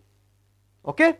Remember, I have made you write down. Please watch yesterday's video, that is principles of inheritance and variation. Pedigree analysis I have done in much more detailed manner. I have told a trick to remember: X-linked dominant, X-linked recessive, Y-link. Complete tricks is there. Please go watch it once. Okay, please go watch it once. The example for your autosomal recessive is your sickle cell anemia. The next one is your disease. What is the disease? This is your sickle cell anemia disease. This is a type of your point mutation. This is a type of point mutation. Can you see here? This is your DNA structure. This is your DNA. Template and coding strand. Yes, template and coding strand. Here we have our mRNA. Yes, mRNA is here. Now this mRNA, this codon GAG codes for glutamic acid. It codes for glutamic acid. Yes sir, correctly here. Now there is something called as point mutation. Can you see this? Instead of thymine, it is replaced by adenine. Thymine is replaced by adenine here. CAC, which in turn changes the mRNA. Codon is going to be now GUG. Now GUG codes for valine. So there is a point mutation at the 6th position in the beta globin chain. 6th position in the beta globin chain. Instead of glutamic acid, we have the valine. Because of this small change, there is a disease called as sickle cell anemia. That is, because of a small change, your entire, the hemoglobin, which is your biconcave, becomes sickle shaped. Hemoglobin becomes red blood cell become from biconcave to sickle shape. That is your sickle cell anemia. Okay. The last diagram for this particular chapter, which is very important, is going to be your Down syndrome. Similarly, Klinefelter syndrome and Turner syndrome are also important. Please learn that also. Okay.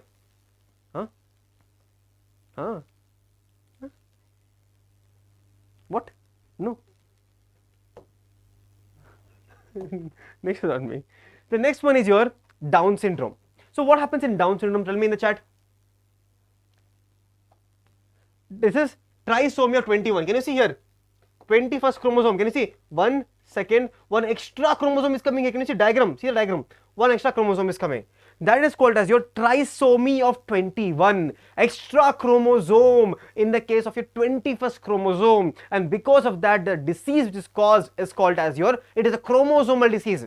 This is not a Mendelian disease. It is a chromosomal disease. It is a chromosomal disease in which extra chromosome is there. Yes. Which will result into a baby which is born with a small flat head. Yes. Flat head, flat back to the head. Many loops on your fingertips. That is, small creases will be there. Broad palm. Tongue will be outside. Broad flat face. Big and wrinkled tongue. And congestional heart disease. And the child usually is a very small stature, like very small time. Even though adult is going to look like a tiny person here. Okay, that is going to be your principles of inheritance. How was it? Did you enjoy it? Because now Gopika Ma'am is going to come back again. I have a complaint. What is the complaint? That students are complaining that they don't understand molecular basis of inheritance. I don't know anything. How was the principles of inheritance? Done and dusted. Now we will do molecular basis of inheritance. Yes. diagram. Okay, I heard a lot of you telling that molecular basis of inheritance is so difficult. I don't think it is because we didn't do the explanation properly. I think it's because you are lazy to study the chapter, because the chapter has around 16-17 pages and lot of content. Yes or no? Lot of content. That is the only reason why my students are acting lazy. Okay.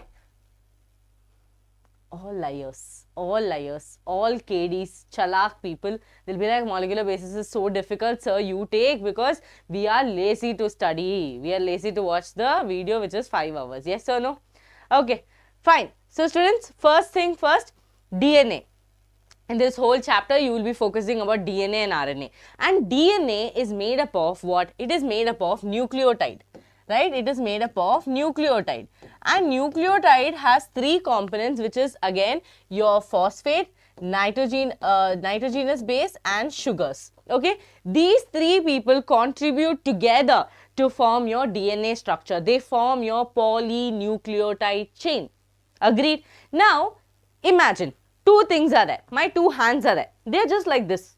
Now can I say that bonding happened? Can I say that they have some figure? No, they do not have. Until they twist, how can I say that it is double helical structure? For them to twist, these 3 people have to make bond with each other. Yes or no? Yes or no? Right? They have to bond with each other. For them to bond with each other, they need to have some kind of connection, some kind of chemistry. Yes or no? So students, simple thing. Only keep this much in mind. Okay? Phosphate, when it binds, so look here, this is a phosphate group, this is what? A sugar molecule. So in your DNA it is deoxyribose sugar, in RNA it is ribose sugar, basic. Okay, so whenever a phosphate combines with a sugar, it forms a phosphoester bond. What does it form? A phosphoester bond. How is this bond formed? This bond is formed because of dehydration of water. That means one water molecule, okay, because of dehydration. That means one water molecule will be removed for this bond formation to happen. So I want all my students to repeat after me. Whenever a phosphate combines with a sugar, it forms a phosphoester bond. How are you going to remember? Phosphate with sugar, phosphate, phosphoester bond. Now, okay, 2 things got bound, but then one more person is left. No, who is left? Now your sugar has to bind with the nitrogenous bases. For that to happen, sugar to bind with the nitrogenous bases, it is going to form glycosidic linkage. What is it going to form? Glycosidic linkage. So for this to happen, we need glycosidic linkage. Got it?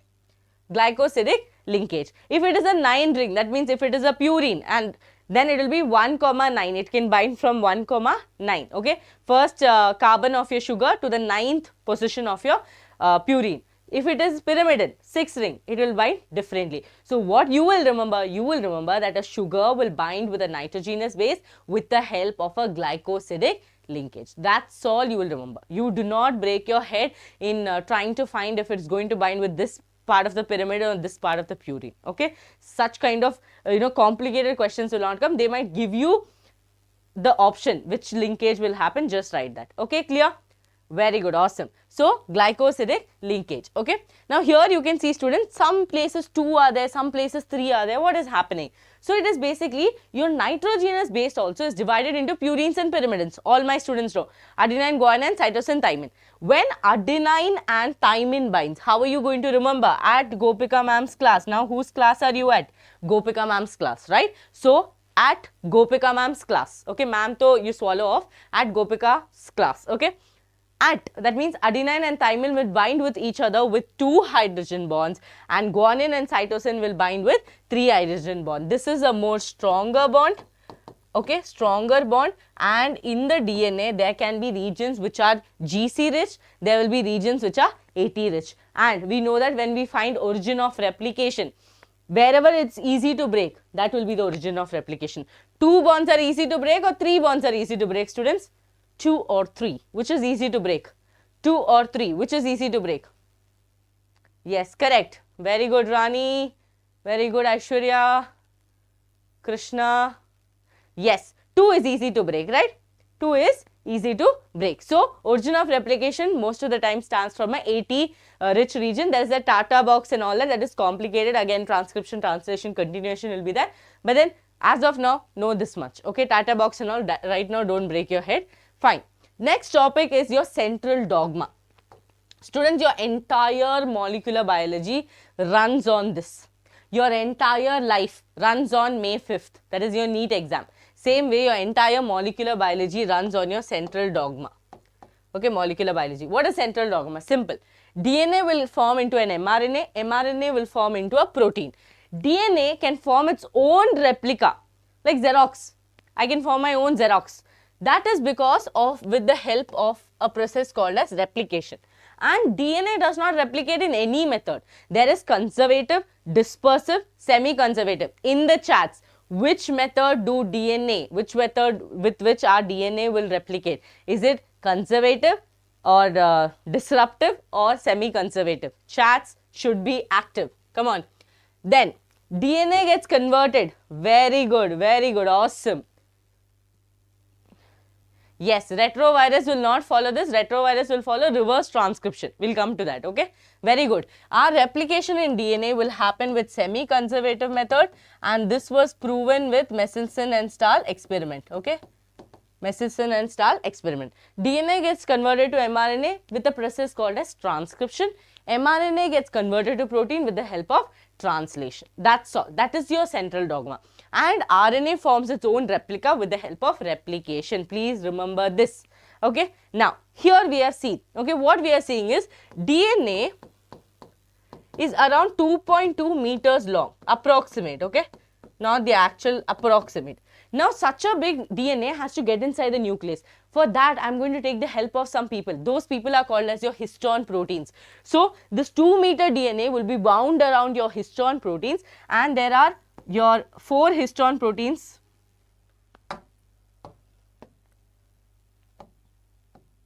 There are 4 histone proteins, that is H2A, H2B, okay, H3, H4. Okay, these 4 people will form 2 of each to form an octamer. Okay, this will form 2 of each to form an octamer. To keep this octamer in place, we will have a linker protein. We will have a linker protein. Chats, tell me the answer. Linker protein, which is your,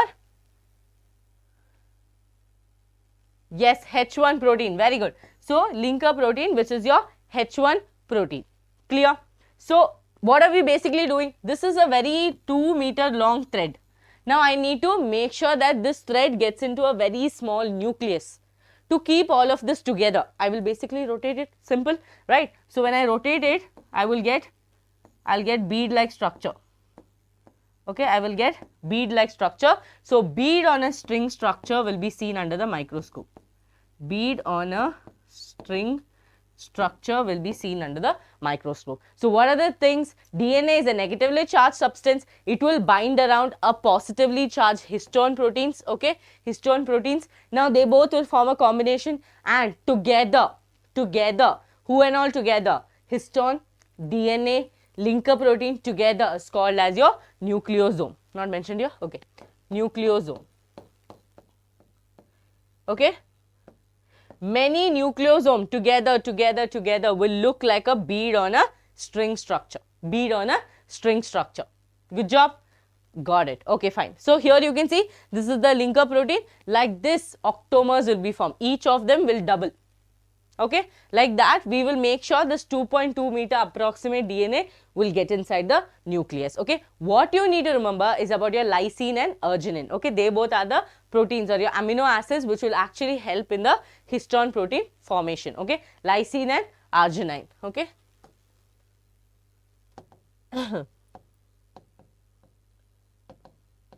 Okay, arginine.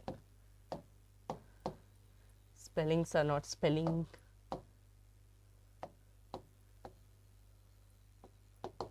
Lysine, Rg9. Okay, these 2 people are there. And you also know about NHC, non-histone chromosomal protein. Non-histone chromosomal proteins are the proteins which will help when we have to do this kind of rotation for higher organisms. Okay, that means students, simple. Keep it very simple. Like this, many nucleosomes will be there. That nucleosomes will continuously wind to form your chromatin fibers. That chromatin fibers will again wind to form your sister chromatids, which you saw now in your principles of inheritance, right? You saw principles of inheritance, now you saw this chromosomes, right? Like the sister chromosomes. So how is this formed? By many nucleosomes winding together to finally form a chromatin structure. Okay, chromatin fibers, your chromatin fibers which you would have seen in your prophase when you did experiment with the root tip, you would have seen all this. Okay, that is what is happening. Don't get yourself confused. Chromatin will come, then only chromosomes will come. Okay, chromatin will come, then only chromosomes will come. Then we have euchromatin and heterochromatin. That box I have taught you in the molecular basis of inheritance class. Okay, one is densely stained, one is lightly stained, one will be dark, one will be light, one will be transcriptionally active, one will be transcriptionally inactive. Okay. Okay, that's the thing. Now, students, this is an experiment to prove if DNA was the genetic material or not, because people did not believe Avery, MacLeod and McCarthy's experiment, and who bought or who started this whole thought was your Griffith with the help of your mice experiment, right? Streptococcus pneumonia experiment. So he used 2 strains and he tried to find out, and he noticed that something got transformed from the heat killed S strain to the R strain that made the R strain virulent. That was the first, what do you tell, strike on this whole thing, okay, on this whole thing, and that led to Avery and MacLeod and McCarthy to find the biochemical nature, which most of the people did not accept because it was little confusing. Finally, Hershey and Chase proved this with the help of an amazing experiment, simple experiment, bacteriophage they took, okay. Bacteriophage they took, we know that it has a protein code, it has a tail, okay, and inside that protein code we will have the genetic material, okay. Here you can see they radioactively labeled it with S35 and P32. Now, what is the reason? P32 is because only phosphate is only present in DNA. This way I will be able to understand if DNA or protein, which is the genetic material, because RNA was not even a conversation from the starting, okay. So, S35 was only present in protein. This way I will have an understanding if I am getting P32 in the pillet. What is pillet? Simple. A centrifugation tube, some liquid you have added. After it goes around for some RPM speed, okay, some RPM speed, we will get a portion which is dense or thick, okay, in the bottom, okay, in the bottom like this, okay, we will get a thick portion in the bottom and we will get some fluid part in the supernatant. We know the genetic material is supposed to be heavier, right? So, we will expect that P32 should be in the pillet or S35 should be in the pillet. Now, depending on that, I will be able to understand if protein is the genetic material or your DNA is the genetic material. Understood? Yes. Okay, good job. Now, look here. So, they basically made the bacteriophage. What is a bacteriophage? A virus that infects a bacteria. All of you know this. Now, they let them infect the E. coli cells. Okay. After infection, they noticed that first they did infection with the E. coli cells. Okay. Now, second they did blending. This is a very simple process, students, to remove the protein coat. To remove the protein coat. Once the protein coat got removed, process is easy, why do we want it to be hanging there, right? After that they did centrifugation. This is basically to differentiate the gradient, right? Depending on the density, we will be able to get a pillet and supernatant. Now, what are we expecting? We are expecting whoever is the genetic material, please come to the pillet. That is what we are expecting. Look here, no radioactivity detected in the cell. That means, according to transforming principle, something got transformed that made R strain virulent. Now, if that person got transformed, that means it should have infected the cell. Yes or no? Here we notice that no radioactivity in the cell. But where is the radioactivity? In the supernatant. This made them understand that protein is not the genetic material. Here, ulta happened. Radioactivity detected in the cell and no radioactivity in the supernatant. This way, we were able to understand that DNA is the genetic material. Clear or not? Easy experiment. What is the experiment? Who found this? Hershey and Chase. Okay.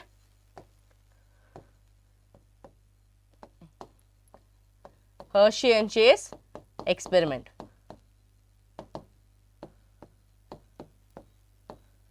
Very important. Fine. Next experiment is by your Michelson and Stahl. Okay. Michelson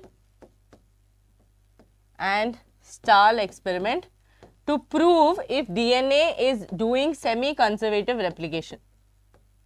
Is DNA doing semi-conservative replication? Experiment is amazing, beautiful experiment. Try to understand. Just keep your mind open and try to just listen what I am trying to say. Do not think, okay, looking at the diagram, do not panic, okay. Look here students, simple. You are dipping something in one kind of a dye, okay, one kind of a dye. Now what is that? First you are using nitrogen, okay, you are using nitrogen NH4Cl, okay, understand, you are using NH4Cl. First you are using N15, that means a heavy particle of nitrogen. First you are dipping your DNA into that. What do you expect? You will get both the strands, you will get N15. No tension in that. You dipped it in blue dye, you got a blue dipped cloth. Simple. After 20 minutes, I am taking an E. coli cell. What am I taking? An E. coli cell, because E. coli will be able to replicate every 20 minutes. If I take any other thing, it will take 48 hours and I cannot wait till that. Okay, I cannot wait till that. So for that, I am going to take E. coli, which will replicate every 20 minutes. Now, next, after that, I am going to dip it in another color, like maybe I want to dip it in a white color dye. Now, what am I going to get? I am going to get a mixture of blue and white, like a tie-dye top, all of you know, right? I am going to get a white and blue. After getting white and blue, common sense that we got a hybrid. We did not get pure blue, pure white. Same way, after N15, we dipped it in N14, which is a lighter nitrogen, okay, and that is again N14 NH4Cl, okay. After that, what did we get students? One strand N14, one strand N15. We got a hybrid, very important, we got a hybrid, okay. After that, we waited for 40 minutes. Again, if you would have waited for 20 minutes, you would have got. Again, we waited for 40 minutes. What happened? By then, N15 would have gone out because we are continuously dipping it in N14, right? The blue would have started to fade a little, or blue would be in here and there, some corners. White would have dominated, correct? White would have dominated. So, we got N14 one strand. We got two hybrids. Okay, look here, two hybrids we got, and we got one more strand of N14. So, basically what did we get? We got two light strands and two hybrid strands. Okay, we got two light and two hybrid. What am I talking about hybrid? I am talking about N15, N14. Okay, hybrid means N15, N14. Now, they used something called as your cesium chloride, which is actually helping in density gradient, okay, which acts like a, which helps in finding or formation of this band to get the densities. Is this clear? Is this clear to all of you? Students, one question I can ask you, what if I first dipped the cloth in a white color dye? That means, what if first I would have used N14? What would my final results be? What if I would have used N14 in the first instance? What would my final result be? How many strands? What will I get? All of you tell me in the chat box. Come on, tell me in the chat box. Yes. After 80, see, after this also you will get more of hybrid strands and you will get less of your lighter strands, right? Because our DNA replicates in semi-conservative manner. So, as the time goes, they will keep doing that, right? Replication will keep happening, okay? Yes, very good. You will get two heavy strands and two hybrid strands. Understood? So, yes, this is your Michelson and Stahl experiment, okay? Got it? Got it? Yes, fine, okay? Generation 2, generation 1, yes. Any doubt in this? No, right? Cesium chloride, do not forget, okay? This is beautiful, this is beautiful, right? We told that DNA replication happens by semi-conservative method, but we did not say how is it getting untangled, we didn't say anything. So, students, easy thing, 4 people are going to come, our heroines, okay, helicase. If you want a detailed lecture of this, please go check out my molecular basis of inheritance. I have explained it amazingly with the help of a story, like it's a movie story. There's no better way to understand. Ask my students who are in the class. Is there a lag? Is there a lag? No, right? Aishwarya, I think only you have a lag. Check the internet, dear. Okay, so what is happening? Helicase is there, DNA polymerase is there. primase is there, and your ligase is there. Okay, simple thing, okay? No, right? Okay, simple thing, students. Helicase, unbinding enzyme, because I need both the strands to be simple. So, semi-conservative means what, student? One parent strand, one daughter strand, one parent strand, one daughter strand. If this has to happen, I need both of my strands to be separate. Yes or no? Yes or no? So, this is my parents. These two people have to go separately and form. With that template only daughter DNAs will be formed. For that separation, I need to unbind my double helical structure. For that, helicase. Okay, for that, helicase will do the job. Got it? So, helicase will start doing, and this will form a replication fork.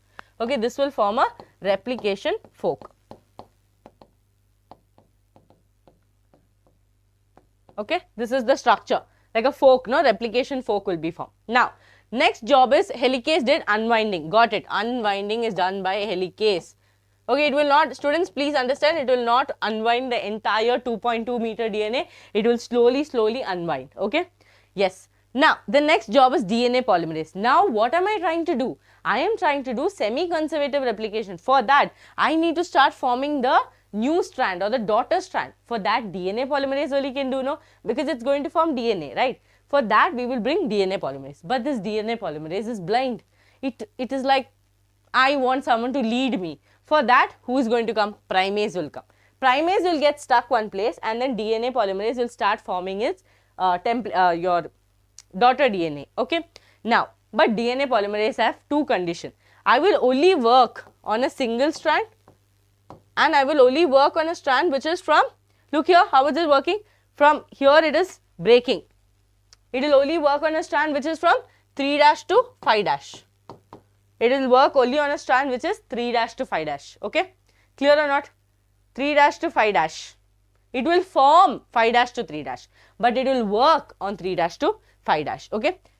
Fine, we told, okay, fine, you come, you do the job. Okay? Then what this primase will do? Primase will attach itself. Yes or no? Okay? Primase will attach itself, and DNA polymerase will form the daughter strand in 3' to this strand, 3 to 5. No problem happened. Everything happy. Okay, everyone are happy. No problem happened. Second problem is when this strands come. What is this strand direction, student? 5' to 3', right? 5' to 3'. Okay. Am I correct? 3' to 5' only, no? 1 second. Let me check. Let me confirm. So, check your notes, all of you. 3' to 5'. It's a very confusing thing. Wow, I didn't write it only. Proud of myself. Yes, check all of you. 5' to 3', no? Ulta I told. 5' to 3'. Not 3' to 5', no? 5' to 3'. Okay. 5' to 3'. Check your notes, all of you, please. Okay, it's single, and it will work from 5' to 3'. Okay, if this is a correction is there, I'll let you know. I think as of now, I've written like that. Okay. Yes. So, what they will do, students? One strand will have, yes, no, 5' to 3', right? Yeah. I felt something went wrong. Okay. Fine. So, students, what is happening? 5' to 3', okay, it will form. Then we will be like, okay, fine, you do your job, please do your job. And it will form a first daughter DNA. No problem happened. Okay. Second strand is 3' to 5'.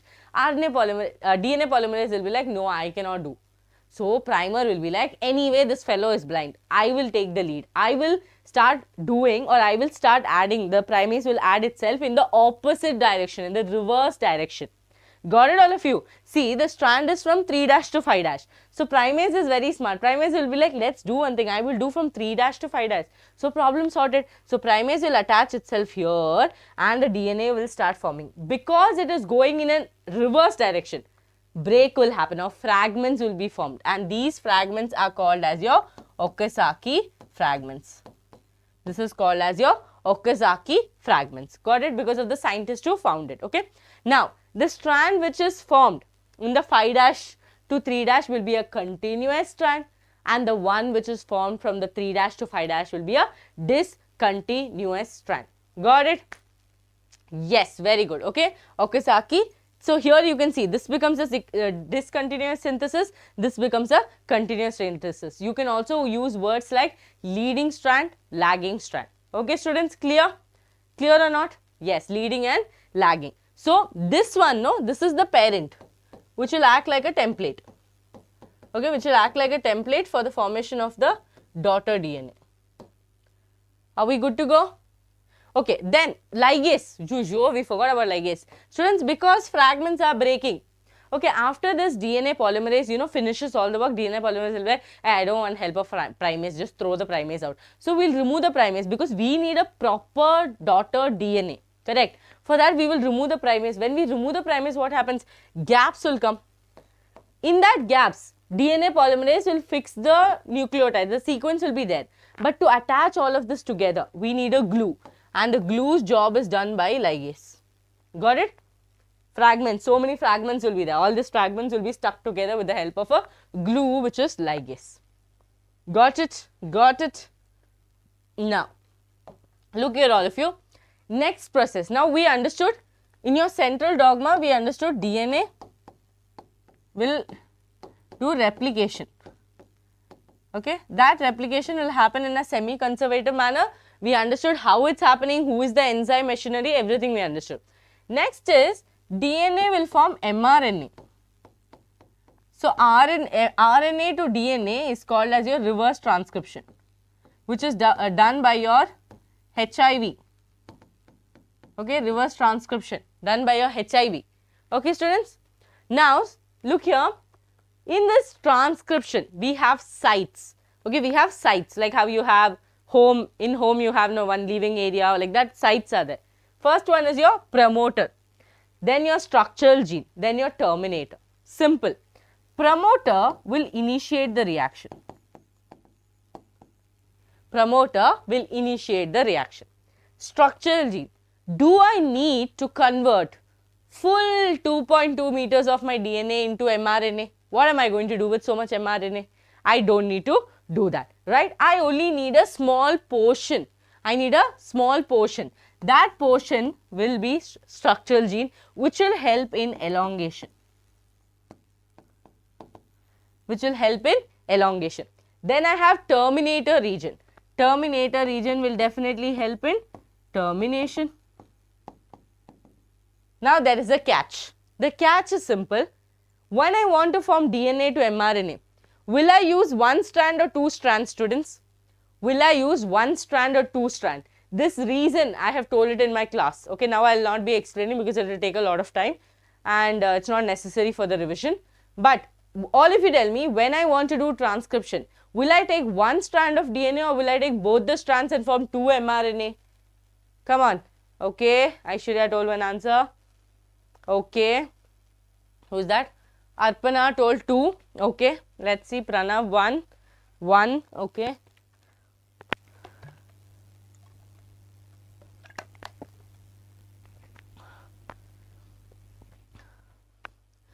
All of you who told 1, tap yourself on the shoulder because 1 is correct. I told you the reason also, because we need one strand to form one mRNA, that mRNA will code for protein. Yes or no? We do not need two strands because both the strands are complementary to each other. Now the question arises, what is that one strand called? The strand that I am using for transcription, what is that strand called? It's called the template strand. The other strand which I am not using is called the coding strand. This coding strand will have the same sequence, okay? Students, a question can come as a PYQ. Coding strand has the same sequence of dash. All the students who attended my class know this answer. Same sequence of dash. Let me see who is the student who listened in my class. Okay, who is listening. Coding strand has the same sequence of dash. Very good, Subhashni. Very good, Taran. Aishwarya. Very good. It has the same sequence of the mRNA that we are going to form. Only thing, the uracil will be replaced by thymine in the coding strand, right? Okay, or you can say other words, thymine is replaced by uracil. Got it? Very good. Awesome. Awesome. This is the question that can come. Okay, fine. This is clear, students. Now, let me tell you, in the promoter region, we are going to have a sigma factor to initiate the reaction. Now, next question to all my students. Okay, next question to all my students. What is the enzyme that will be helpful for transcription? Is it going to be DNA polymerase or is it going to be DNA dependent RNA polymerase? Come on, all of you answer. Structural gene, okay, here we have Rho factor. Who is going to help, students? Yes, Rho factor, correct. Who is going to help? Is it DNA polymerase or RNA polymerase? Yes, very good, because we are going to form RNA, we need RNA polymerase. What are we going to do with DNA, right? RNA polymerase will be used. That is your DNA dependent RNA polymerase. Okay, fine. Transcription, general idea clear. So, your transcriptional unit will have a promoter, structural gene and a terminator. Promoter will initiate the reaction with the help of sigma, okay, sigma factor, and structural gene is the region where elongation will happen. That means the actual formation of mRNA will happen. And here we have the terminator region where we will use Rho factor to terminate the reaction. Clear? Okay, this is your transcription. So, here you can see initiation is there. So, RNA polymerase will be coming. RNA polymerase does not know where should we do initiation. So, who is going to help? Your sigma factor is going to help, going to bind with the RNA polymerase and tell, come, let's go forward. Okay, it will go forward all the way till the structural gene region, do elongation and form our newly formed mRNA. Okay, mRNA will be out. Now, this RNA polymerase does not know how long to go, right? So, RNA polymerase will keep continuing, and in the terminator region, there will be a Rho factor. Okay, here you can see a Rho factor which will completely terminate this reaction. That's all is your transcription. Okay, that's all is your transcription. Now, the question arises about, okay, I think next image is there. Yes, very good. Okay, look here, students. We got mRNA, but there is a problem with the mRNA. Problem is that we have, that means in eukaryotes, we have split gene. Okay, in eukaryotes, we have split gene. Split gene is nothing but we have both coding and non-coding sequences, otherwise called as exon and introns. Now, I have nothing to do with introns because it is non-coding sequence. I need sequence which will code and form my protein or my polypeptide chain. So, what am I going to do with this non-coding sequence? I need to remove my non-coding sequence. Because eukaryotes have split gene, we do something called as RNA processing. RNA processing. Now, students, all your Pringles, Lays, Bingo, Yummitos, all this is undergoing through some processing, right? So that it will be dipped in preservative, so it stays longer in the grocery store. We buy it after, we don't even know when it is coming to the grocery store, when we are buying it, when we are consuming it. That means what? It is going through a processing so that there is enough preservative, air is filled into the packets and they are completely sealed. Correct? It's not just that chips is formed and it directly goes to the grocery store. There is a lot of processing. Same way DNA processing will be happening. Simple. To just remove this intron which is not going to help me in my translation. That process is called as splicing. That process is called as splicing. Okay? By this process, I am going to remove the introns and I am going to get a newly formed mRNA which has only exons. Got it? Very good. Okay. So, here you can see there is a RNA polymerase. So, it gave us a gene. Now, if you see this mRNA, you will see orange yellow, that means we got exons and introns. Now, from that, what is going to happen? We are going to remove all the introns with the help of splicing. Once we remove the introns, we will get a newly formed mRNA. Now, I am scared. It is processed. Okay, like how the company people are scared of air entering inside. So, they are scared. So, to avoid that, what we will do? We will make sure that we lock or we will seal this cover. Same way, we will do capping and tailing. Here, you can see capping is done with your methionine, methylguanosine, okay, triphosphate. And here, tailing will be done with the help of poly A tail, okay, with the help of poly A tail. So, adenylation and capping is done, okay. Capping and tailing is done so that we protect it from molecular scissors, restriction endonuclease, and also so that no other introns or no other non-coding sequence will come and bind. Clear, students? So this is your RNA processing. RNA processing does not happen in prokaryotes. All of you are clear with this? All of you are clear with this? Okay, that is your RNA processing. Why did we do all this? Because we need to do translation. That means mRNA we got. Oh, mRNA we got. Now I need to convert this mRNA to protein with the process of translation. With the process of translation. For that to happen, okay, I need some people's help. Who are the people? Here you can see a ribosome. Okay, this is your larger unit of the ribosome, which is around 60S, and this is the smaller unit of your ribosome, which is around 40S. Okay. Now students, simple thing, ribosomes are there, larger unit, smaller unit, middle your tRNA is there. They form like one microscopic end. Now imagine this is my mRNA, this is my mRNA. On the mRNA there is genetic code. All of you know all this, right? Genetic code is there, right?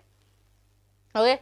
HNRNA, your heteronuclear RNA, is because of the mixture, because two things are there, no, exons, introns, two things are there. So that is why it is called heteronuclear. Okay, understood? Something that has different things in it, right? It's not same. So that is what your HNRNA. I should have understood. So students, simple. Now this is, imagine tRNA, ribosome, everything is attached together. On the mRNA there are codes, AUG is there, GGG is there, UU is there, so many things are there. It will read like this and it will keep adding your protein chains. Okay, that is what is happening here. Look here, this is your mRNA that you formed, 5' to 3'. Codes are there on this. Can you see? Codes are there on this. Who is going to read the code? This ribosome with the help of tRNA. tRNA, again I told you, no, it has an amino acid acceptor site and it has an anticodon site. Anticodon site will form codons like complementary to the mRNA.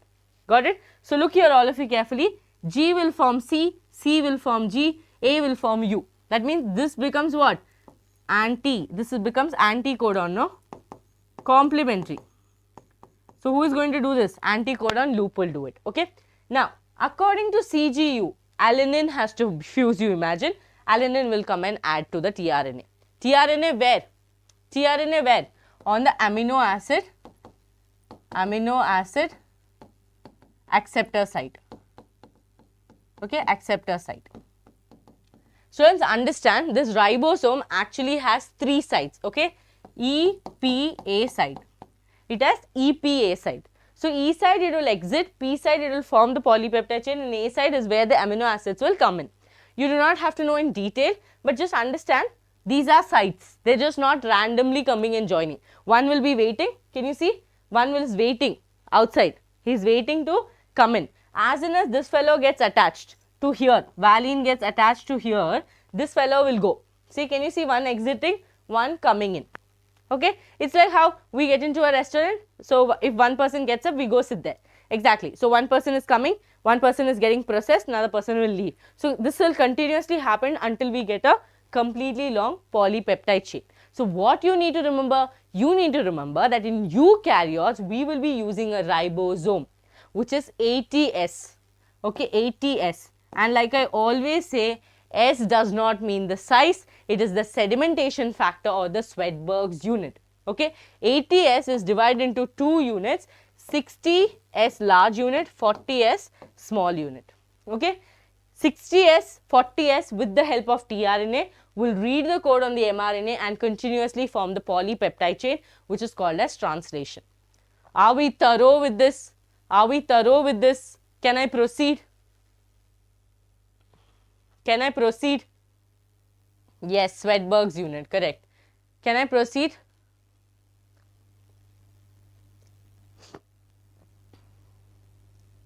Yes, tRNA acts like an adapter molecule is because why?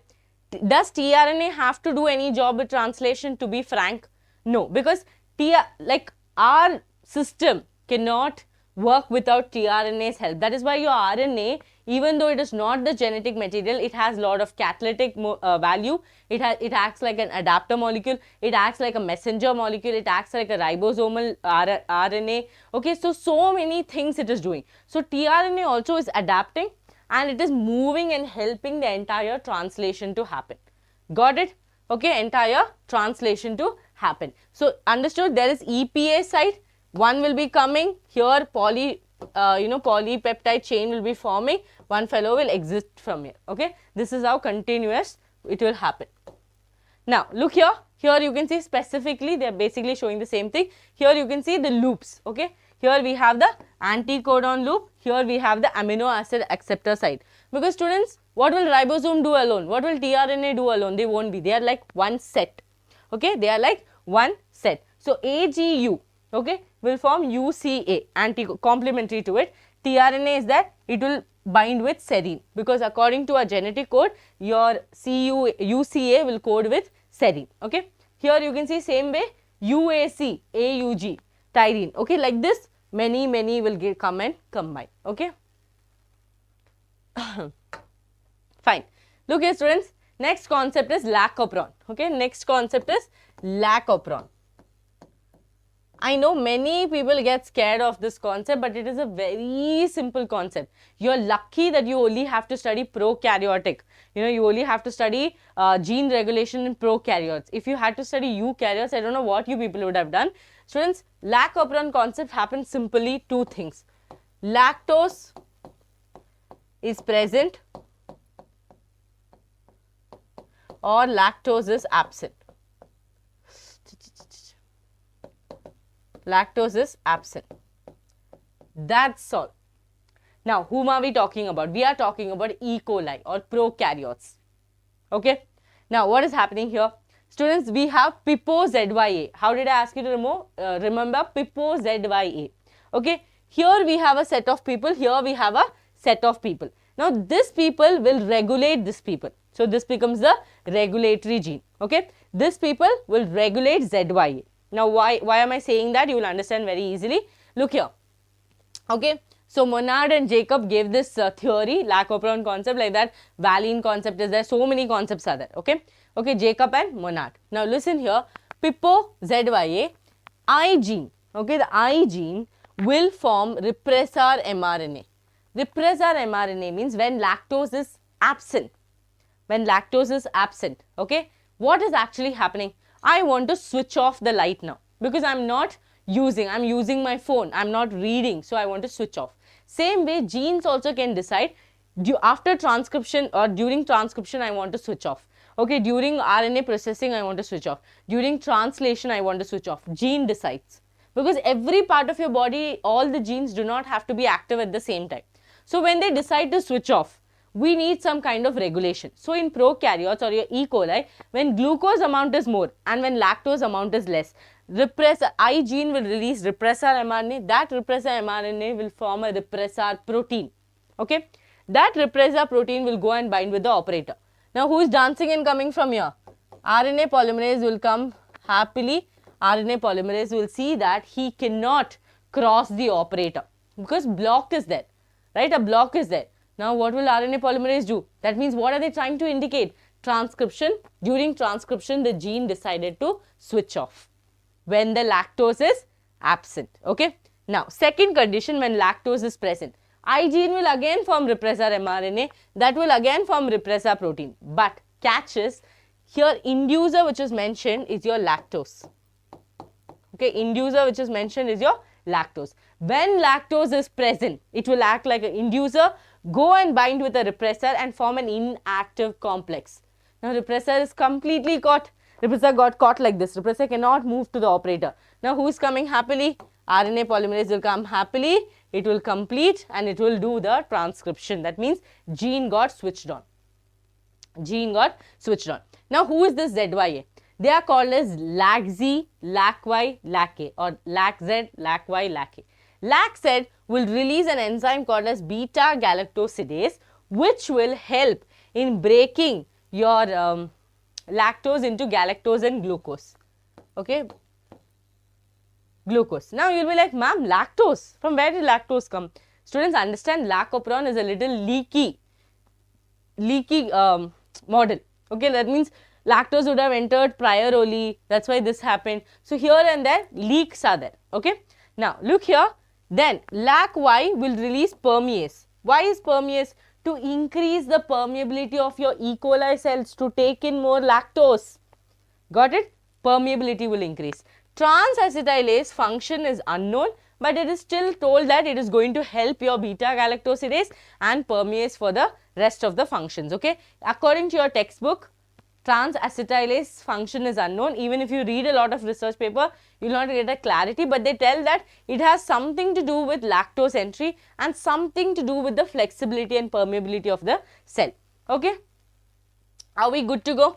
Did you understand lac operon? That's all is your lac operon, students. I don't know why people get so scared of lac operon. Two conditions: lactose present, lactose absent. Lactose is absent. Repressor will go and bind with the operator, form a big block there, like Bangalore traffic jam. RNA polymerase, which is dancing and coming, will get astonished and think that, okay, today I cannot do transcription because this gene got switched off. Simple. Now lactose will be present. Okay, lactose has got into the cell, lactose is present. Now when lactose is present, again repressor protein will be formed. Repressor, what will happen? Lactose will go and hold the repressor and not let it go to the operator. Now RNA polymerase, which is dancing and coming, happily will do transcription and form your, continue the process. Okay? Yes or no? Here this one. So this is case where lactose is present. So students, instead of inducer, keep in your mind lactose. Lactose is present. Okay, that means glucose has completely come down and E. coli has got lactose from somewhere. We are talking about prokaryotes. So the example we have taken is E. coli. Okay, E. coli, E. coli. Now, here what happened? Glucose was there. If glucose is there, why do you need lactose? Here what happened? Lactose is there. As soon as lactose came in, what happened here? Repressor mRNA and the lactose made a complex. Now this repressor is not able to go till the operator. So RNA polymerase will be happy because when RNA polymerase is coming, here there was a block, here there is no block. So RNA polymerase will continue, these people will release their enzymes and do 1-1 function and it will continue its transcription. Got it? This will help in the formation of lac mRNA.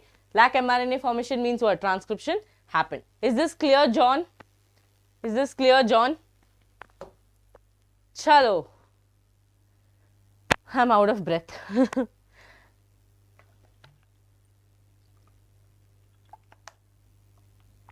Okay, look here. Okay, look here, students. Last image or the most important image is your DNA fingerprinting. Okay, now look here. Can you see? This is your a typical agarose gel electrophoresis. Okay, here this is talking about your biotechnology, but look here, this is how your agarose gel is. Can you see? 1, 2, 3, 4. Can you see different band formation? Different band formation. These are the wells. Okay, these are the wells, and here you have different band formation. So I would have explained it in biotechnology. Now this only we are seeing here also. Look here. So this is one person, our suspect A, suspect B. We got a blood sample from the crime scene. Okay, we got a blood sample from the crime scene. And we noticed that that person's paternal chromosomes has 11 repeating units, maternal chromosome have 7 repeating units, 1, 2, 3, 4, 1, 2, 3, 4, 9 repeating units, and chromosome 7 has 9, 7, I think 5, 2. Okay, this is what we got the blood sample from the crime scene. Oh, it scared me. Sorry. Crime scene. Okay, yes or no? Basra sir is making me get heart attack. Yes. So students, what happened? Look here. In the crime scene, we got this. So I told you, when I taught you your molecular basis, I told you each of the person. Now Pranav might have 10,000. Okay, Pranav might have this combination 10,000 times repeated. Okay, in his DNA.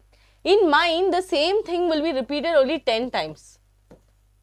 So each person's repeating units is going to be differing, right? Each person's 99.9% bulk DNA is same for all of you. All of us, we have 99% same. But the rest, that 0.1% makes me different, makes you different, all of us different. Got it? So that difference is affecting.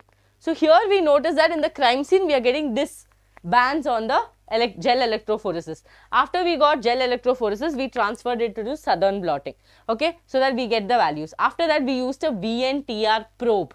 Now VNTR probe is nothing, students, very simple. Now imagine AAG is repeating 11 times. Okay, here look here, AAG is repeating 11 times.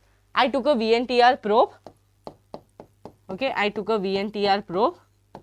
Now tell me what is complementary to AAG? Students, tell me what is complementary to AAG?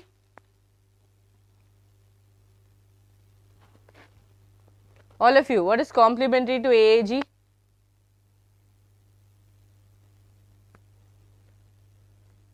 Yes, very good, very good. So, complementary is TTC, correct? I took this TTC, okay, this is radioactively labeled, or it is radioactive. So, this TTC will go and bind where? Will go and bind here.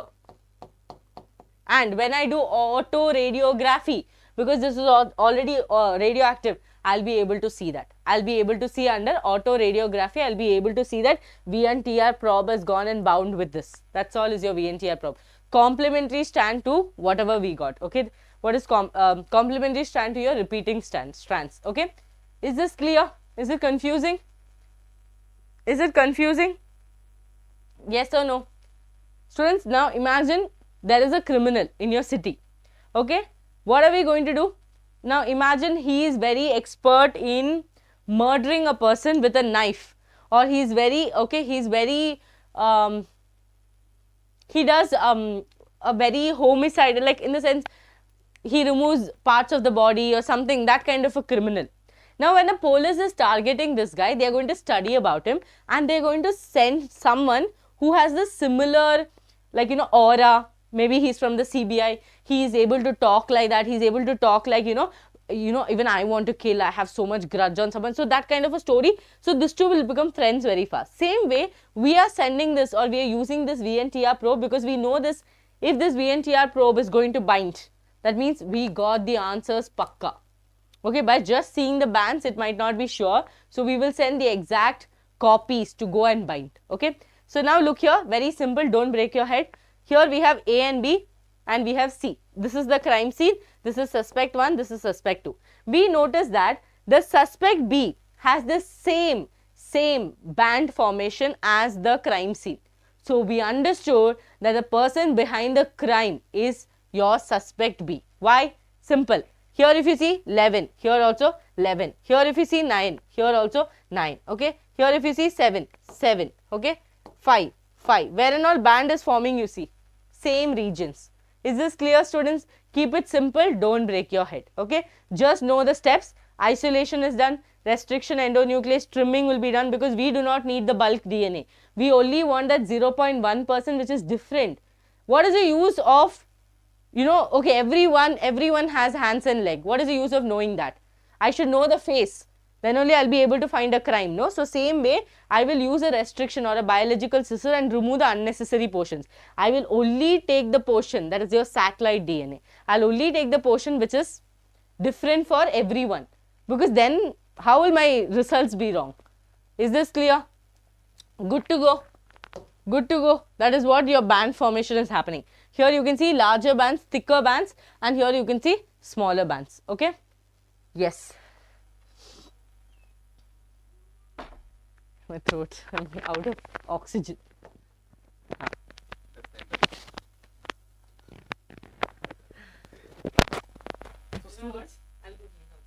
That is for you. I can again. Okay. So students, that was your end of your molecular base of inheritance. I got good rest now. So can we start? Students, can we start with the biotech part? Yes, can we start? Hello, hello, hello. Can we start the biotech part now? Can we start? Who is it back? Hello guys, back it seems. Okay. Who's back? I don't know, someone is back. I am only back, but yes, I am back. But apart from me, someone else is also back. So hello Crazy, how was your molecular base of inheritance? Ma'am, pen, ma'am. I think Gopika Ma'am took the pen and went. Oh, I don't have the pen. What? Yes, pen. What is this? Okay, so are you ready? Are you ready for biotech? Now students, I will be telling you a few important points for this particular chapter. In this diagram, I will be telling you here and there what you need to know.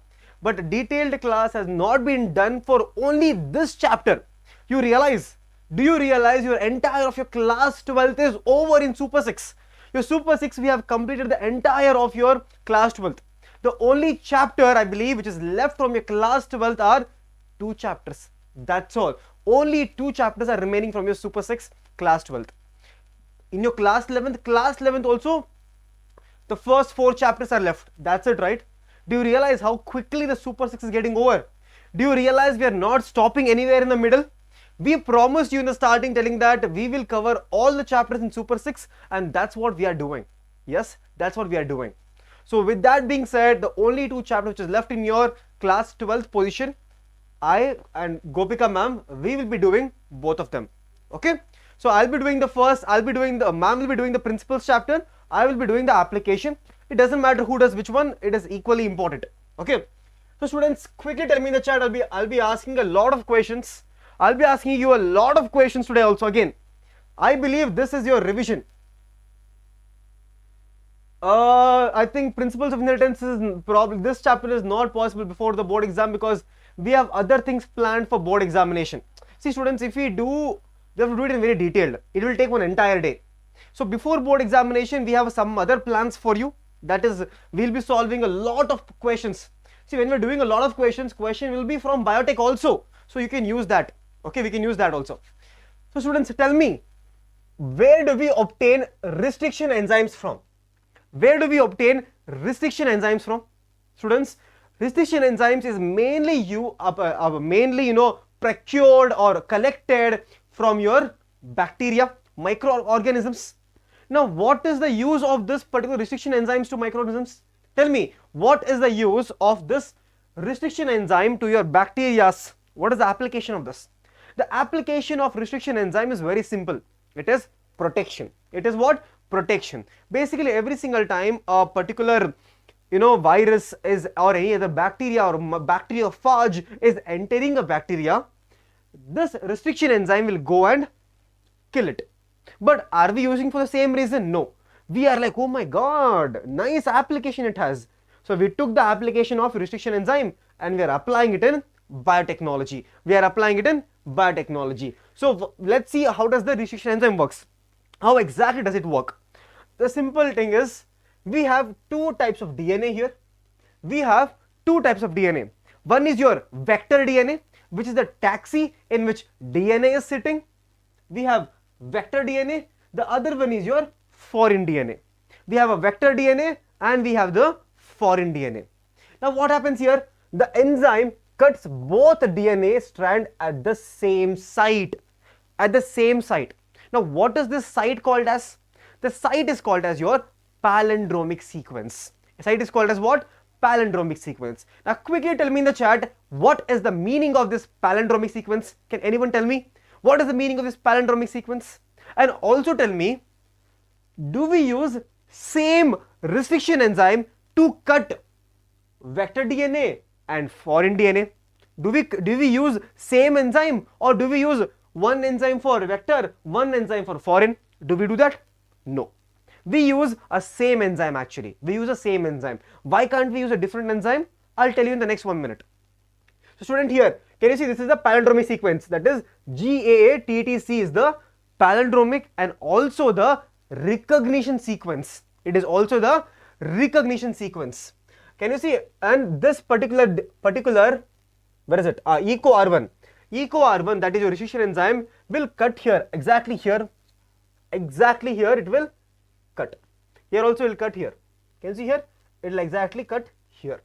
And as soon as at GC, can you see here? EcoR1 cuts the DNA between base pair between G and A only. Between G and A. It only cuts between G and A only. And when the sequence GAATTC is present on the DNA. GAATTC is the recognition sequence, also called as your palindromic sequence here. As soon as it is cut here, what happens? We get something called as your sticky ends. What do we get? We get 2 sticky ends. Now these 2 sticky ends, are they complementary to each other?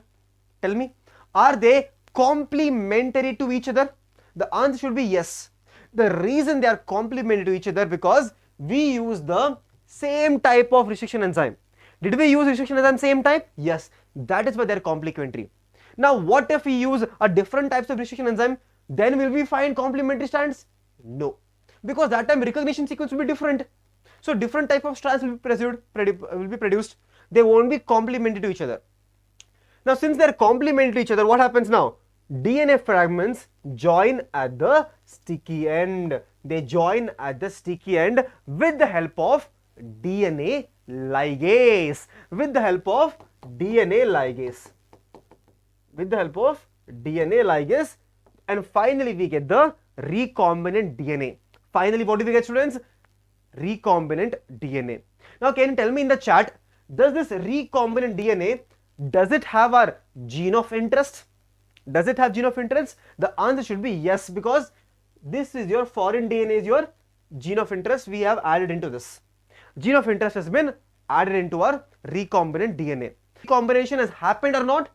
That is blue and white screening. We have other types of screening methods to find it. Other methods of screening methods are there. Blue and white screening, antibiotic screening, insertional inactivation, all that is there. That we will be studying in the entire theory part. Okay, in the theory part. Now students, look at the next diagram. The next diagram is also simple. That is diagrammatic representation of recombinant DNA technology. They are giving you a diagrammatic representation. Now what are they telling you? Do we have your foreign DNA again? We also have your vector DNA. Line to be noted. Same restriction enzyme cutting both foreign DNA and vector DNA at a specific point. Same restriction enzyme should be used. The specific point here is the recognition sequence. It is the recognition sequence. Can you see the fragments have been cut here? Now this fragment will be added here. That is ligase joins the foreign DNA into the plasmid, and finally we get the recombinant DNA molecule. Till here, the last diagram and this diagram, not much difference. But from here, what do we learn from here? From here we learn that when we take this recombinant DNA and we add it inside the host cell, when we take a recombinant DNA and we are adding it into the host cell, that process is called as what? The process of transferring the recombinant DNA into the host is called as what? Transformation. Is called as what? Transformation. There are multiple methods of transformation. Can anyone in chat tell me what are the different methods of transformation? If you know what is transformation, tell me different methods. But if you do not know, don't worry. In theory, we'll be discussing it. In theory, we'll be discussing it. Now, this transformed cell, this is transformed cell undergoes cell division, creating multiple copies of the recombinant cell. Okay, recombinant. Yes, gene gun is there. Yes, there is cold shock treatment. There are multiple methods. Ballistic method is there. All that is there. Okay, ballistic method. That is very important for your NEET as well as boards. Learn that part, I'm telling you. Students, for your board examination, this chapter is very important. Very, very important. One 5-mark question will come from your application. Chapter 1 5-mark question is for sure. That is going to be a BT cotton or it's going to be your RNA interference. Okay, one question definitely will come. Next diagram. The next diagram is what? Your PBR 322. PBR 322. Let's understand this diagram. Very simple, very beautiful. Very simple diagram. Yes. What is this PBR? PBR. It's not given anywhere. It's given somewhere. 322. Now, what is this PBR 322? Here, P stands for what? Plasmid. The B stands for Bolivar. And R stands for Rodriguez. 322 stands for order of discovery. Order of discovery. Simple. That is, this is your cloning vector. This is a type of your cloning vector. Now, what is a vector, students? Briefly, I'll tell you. Vector is like a taxi. From your house, if you want to go to the school, if the school is close by, you will walk and go. Yes. But if your house is, if your school is very far, you will either take a bus, or you will take a taxi, or you will take a bike. Your dad will drop you, or mom will drop you. that dropping is happening. No, taxi or bus or that gadi, that is basically your cloning vector does. We will take our gene of interest, that is you are a gene of interest, add it into our cloning vector, then we will take the vector and we'll send it into where? We will send it into the host. Host is going to be your school. So basically taxi, which is that taxi is your cloning vector. Classic taxi is your cloning vector. Okay. Now quickly tell me, in this particular PBR 322, how many cloning sites are present? In total of 8 cloning sites are present, right? 8, 1, 2, 3, 4, 5, 6, 7, 8. Yes, 8 cloning sites are present. 8 cloning sites are present here. That is PU1, SA1, BHA1, HIND3, CAL1, EcoR1, PUV1, PST1. But will they ask you that in examination? No. What will they ask you? What they'll ask you is, especially for NEET examination, they will ask you about the selectable marker here. Now, what is a selectable marker? I will tell you in detail later on, but right now you should know there are 2 selectable markers here. Selectable markers basically helps you to differentiate recombinant and non-recombinant. Remember that. Here, the selectable markers are your tetracycline selectable marker as well as your ampicillin selectable marker. So in NEET examination, they can ask you which cloning site is present on the tetracycline selectable marker. That type of questions can come. Then what should be your answer? Your answer should be BAM-H1. BAM-H1 is a cloning site which is present on your tetracycline resistance gene. Okay. Now what is present on your ampicillin? In ampicillin we have your PUV1 and PST1. Now apart from that there is something called as ORI site. Now what is this ORI site? ORI site is nothing but origin of replication. What is it called as? Origin of replication. Now what does it do? Origin of replication basically helps in the replication, starting initiation. Then we also have something called as ROP. ROP is nothing but repressor of protein. Repressor of protein helps in your replication. Again, which has a site called as your PUV2. ROP codes for protein. See, protein which involved in the replication of the plasmid. Given here only. Later on you should not tell me, sir, it is outside NCERT. It is given in your NCERT. Can you see here? ROP stands for repressor of protein. Given here only. Okay, that is your ROP. The next concept is going to be what? The next concept is going to be your PCR. Very important for your boards as well as NEET. Clear? Can we start now, students? Students, are you understanding or are you just saying yes, sir, blindly? Are you understanding? I am trying to be very slow right now. Very slowly I am trying to teach you so that all of you can understand the concept and also revise the concept also. Okay. Now students, the entire PCR is divided into 3 steps. Step number 1 is denaturation, annealing and extension. Annealing and extension. Now what question they can ask you here? One mark question can be your temperature, or they can ask you what is Taq polymerase, or they can ask you what is PCR. PCR stands for polymerase chain reaction. What is the use of PCR? PCR basically helps in making multiple copies. When I say multiple, millions of copies of your gene. Millions of copies of your gene. Once you cut the gene, right? Once the gene has been cut, once you have the fragments, the fragment amplification, right? The amplification is done with the help of PCR.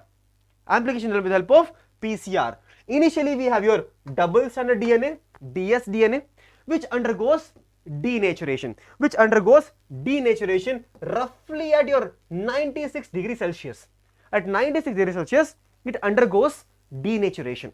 Now tell me in the chat, what will happen to a protein if you heat it?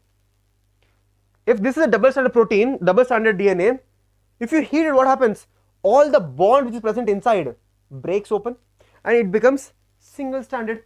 That is, it becomes single stranded. So after denaturation, we have a single stranded DNA. Clear? The next step is your annealing. Annealing roughly happens your 30 to 60 degrees Celsius. 30 to 60 degrees Celsius, annealing happens. Now what is happening in annealing? In annealing we are adding something called as primer. We are adding something called as what? Primer. Now what is a primer? Primer is a oligonucleotide. It is a oligonucleotide which helps in initiation, of your adding of your DNTPs or deoxyribonucleotides. Clear? So we have a forward primer and a reverse primer. Okay. Now next step is what happens? Then we have extension. Now what is happening in extension, students? In extension, can you see? This is getting extended like this. This is getting extended like this. So how is extension done? So remember in your DNA replication. In DNA replication, did you have something called as your DNA polymerase? Yes, sir, we had DNA polymerase. So DNA polymerase, function of DNA polymerase was to add nucleotides. Yes. So do we have a DNA polymerase here? Yes, we have a DNA polymerase here, but in the form of something called as your Taq polymerase. What do we have? Taq polymerase. Now Taq polymerase basically does what? Addition of your deoxyribonucleotides, that is DNTPs. Now Taq polymerase is obtained from where? Can anyone tell me? Taq polymerase is obtained from where? It is obtained from a bacteria which lives in your hot springs called as Thermus aquaticus. Okay. Taq polymerase helps in your extension. Extension roughly happens between 70 to 72 degrees Celsius. 70 to 70 degrees Celsius, and finally we have your DNTPs, that is deoxyribonucleotides have been added here. And after 30 cycles, we have your amplified DNA. Finally, we have the amplified DNA. That is your PCR. So with that being said, my part here is over. Then now we have Gopika Ma'am to teach you human health and disease, which is the amazing cycle of your malaria, right? Plasmodium vivax. Which one forms plasmodium? Which one forms malignant malaria? Okay, I'll give you option. Okay. Malignant malaria, right? Plasmodium ovale, Plasmodium falciparum, Plasmodium. Oh, wow! Amazing. Yes. Start, ma'am. I'll come for ecology. No, we have more chapter. Wait, let me see. No, I have application chapter also. I don't know who. Yes, what? I have application chapter. No, don't go. I have only 3 slides. You have this. You finish it off, no? No, I'll come later. Okay, I'll skip that slide. I'll go for this directly. Yeah, because only one slide, na? But, chalo, I'll finish evolution, then only you come. Okay. Yeah, okay. After evolution, you come. Because I taught evolution, no? I'll only do revision. I'll only ask them questions. Chalo, let's start. Hello. It's like every 5 minutes I'm coming back, no? Yes, students, I'm coming back. 1 minute.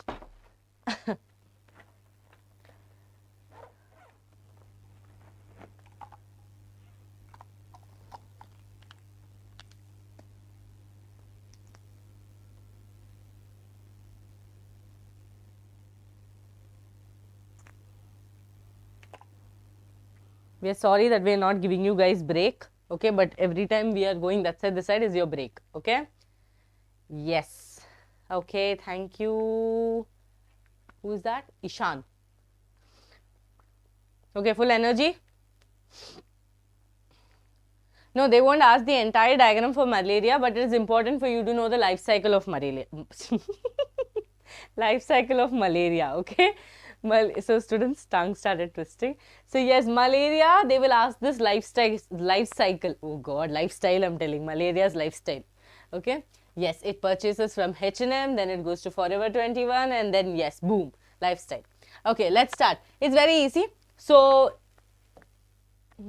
okay. First thing is when a mosquito bites another human. That means we got an infected mosquito. Okay, we got an infected mosquito. In that infected mosquito, there is something called as your sporozoites, right? Something called as your sporozoites. This sporozoites will be saved, or which will be, it will be there in the salivary gland. Okay, it will be there in the salivary gland of the mosquito. of the mosquito and it will bite. Now imagine it will bite in a healthy person. Okay, it will bite in healthy person. I think the chats are not moving. Where's my phone? Students, chats are not moving or you people are not responding. Whatever it is. Are we 100 likes? Are we 100 likes? Are we 100 likes? Okay, I think chats are not moving. Okay, no problem. So look here students, there is sporozoite.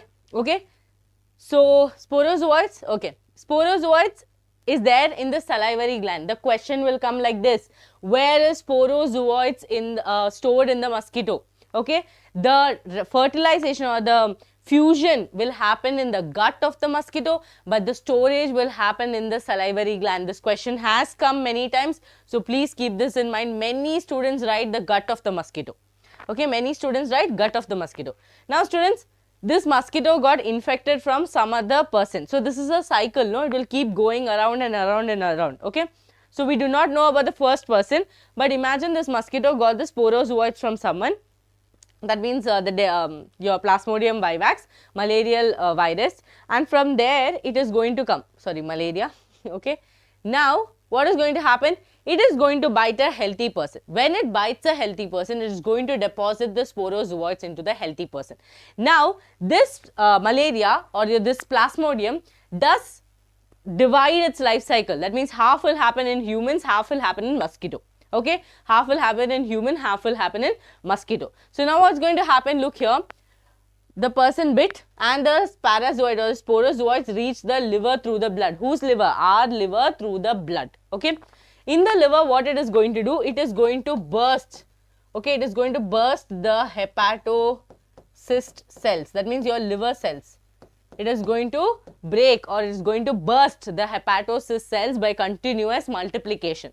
Because of continuous multiplication, this sporozoites will keep multiplying in the cells and it will burst. Okay, so look here, the parasite reproduce asexually. Very, very important. The question will be like this: in humans, does asexual reproduction happen of Plasmodium or sexual reproduction happen? All of you tell. Okay, yes, that's why it has two holes. Correct. Students, all of you tell me in the chat box, asexual reproduction happens in man or sexual reproduction happens in man? Yes, very good. Asexual reproduction happen. Okay, we are not facilitating sexual reproduction. So here, asexually the sporozoites will multiply and it will burst the hepatocyst. Okay, releasing into the blood. Okay, it will go to the blood. Now in the blood also it's not going to let go. It will go back to the blood, it will get into the RBC and it will rupture the RBC. It will rupture the RBC and release something called as hemozoin. It will release hemozoin which will start causing fever and chills in the person who is affected. So hemozoin will help in not only for the fever and chills, hemozoin will also help in the gamete formation. Okay, in the gamete formation. Clear? Listen carefully. Okay, burst happened. From the burst, what happened? The parasites reproduce asexually in the red blood cells, bursting the red blood cells and causing the cells of fever. How is that possible? Because of hemozoin. Okay, and other symptoms. Release parasite infect the new red blood cells. So this is a cycle. It will continue. Now students, this hemozoin will also help in the gamete formation. Now what happened? You see, this RBCs will form, your sexual stages develop in the red blood cells. So asexual stage happened in the liver cell, sexual stage will happen in the RBCs, and this female and male gamete will be taken by some other mosquito. We don't know which mosquito. This mosquito bitten, maybe it went or it died. Another mosquito will come from the blood, it will take both the gametes. Fusion of the gametes will happen in the gut of the mosquito. In the gut of the mosquito, fusion of this male and female will happen to release or to form sporozoites. Now we understood how this mosquito got affected. Another mosquito, from somewhere it came. Okay, that mosquito will collect our, because our whole blood will be, contaminated with this. It will take the blood meal, right? In that blood meal, what will happen? It will favor. So in the gut of the mosquito, fertilization will happen. Because of that, again, the sporozoites will be formed. Again, it will be stored in the salivary gland. This mosquito will go and bite another healthy person. So this cycle will keep continuing. Is this clear? Okay, it will keep continuing. Yes or no? Easy, easy, easy peasy, lemon squeezy. or very difficult? You should tell me which is it. Is it easy or is it difficult? Okay. Yes. Students, one thing I want to tell about this, about your hero, Plasmodium vivax. About your Plasmodium vivax is that this Plasmodium vivax is a digenetic parasite. Okay, digenetic parasite because it uses 2 hosts to complete one cycle. Okay, it uses 2 hosts to complete one cycle, so it is called as digenetic parasite. Okay, it is taking man's help, it's also taking mosquito's help. In man, asexual reproduction will happen from the liver, it will enter the RBC, it will favor sexual reproduction after the release of hemozoid. That gametophyte, it is not helping in fertilization, it's only forming the gametes. That gametes will be taken in by another mosquito as a meal, or the same mosquito, who knows, as a meal, and that fusion will happen in the gut of the mosquito. After sporozoids are formed, that means zygote formation, that zygote only is called sporozoid. That sporozoids will be again stored in the salivary gland of the mosquito and it will infect the next person. Is this clear? Easiest life cycle. Okay, easiest life cycle. Is this clear or not? Any doubts, please tell me right now. Okay. And in this you should remember, Plasmodium falciparum causes malignant malaria. I had asked it in the recent class also. Okay. Yes, easy, very easy, right? Revision, no? Should be easy for all of you. Okay, easy. Okay, great. Okay, next one is antibody, students. Antibody diagram, very easy. Again, there is, see, this is your antibody. So it has heavy chain and light chain. What does it have? Heavy chain and light chain. Are you here? Also chats are not moving, huh? Yes. So antibody has 2 heavy chain and it has 2 light chain. 2 light chain. Okay. So 2 heavy chain, 2 light chains. Okay. Now if you see here, they have shown an antigen binding site. What does it mean? Antibody has to do what? It has to bind with the antigen and it has to kill the antigen. That is the job. So that portion where this antigen will come and bind will be called as a paratope. Paratope. So the place where antigen will come and bind on the antibody is called as the paratope. Okay. And the students, heavy chain is made up of 440 amino acids and light chain is made up of 220 amino acids. Okay, this also I had told in the last class. Then this is the variable region, this is the F. Okay, variable region, this is the constant region. Okay, constant. Okay, this is variable. Yes, here you can see paratope, that means on the antibody there is a paratope region, and this, imagine this antigen comes and binds. This portion will be the epitope. Okay, epitope. Is this clear? Any doubts so far? No, right? Clear, no? Okay. Now students, look here, all of you can see that there are some black dots, but if you see properly, they are actually disulfide bonds. What are these?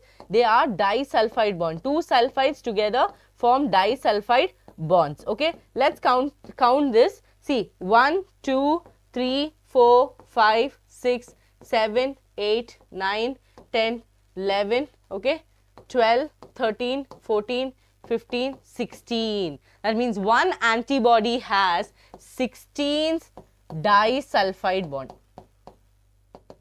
It has 16 disulfide bond. Clear or not? Clear or not? Easy to count, no? Yes, very good. 16 disulfide bond. Okay, and one antibody will have how many paratope regions? All of you tell me. One antibody will have how many paratope regions? 1, 2, how many paratope regions? All of you, quickly in the chat box.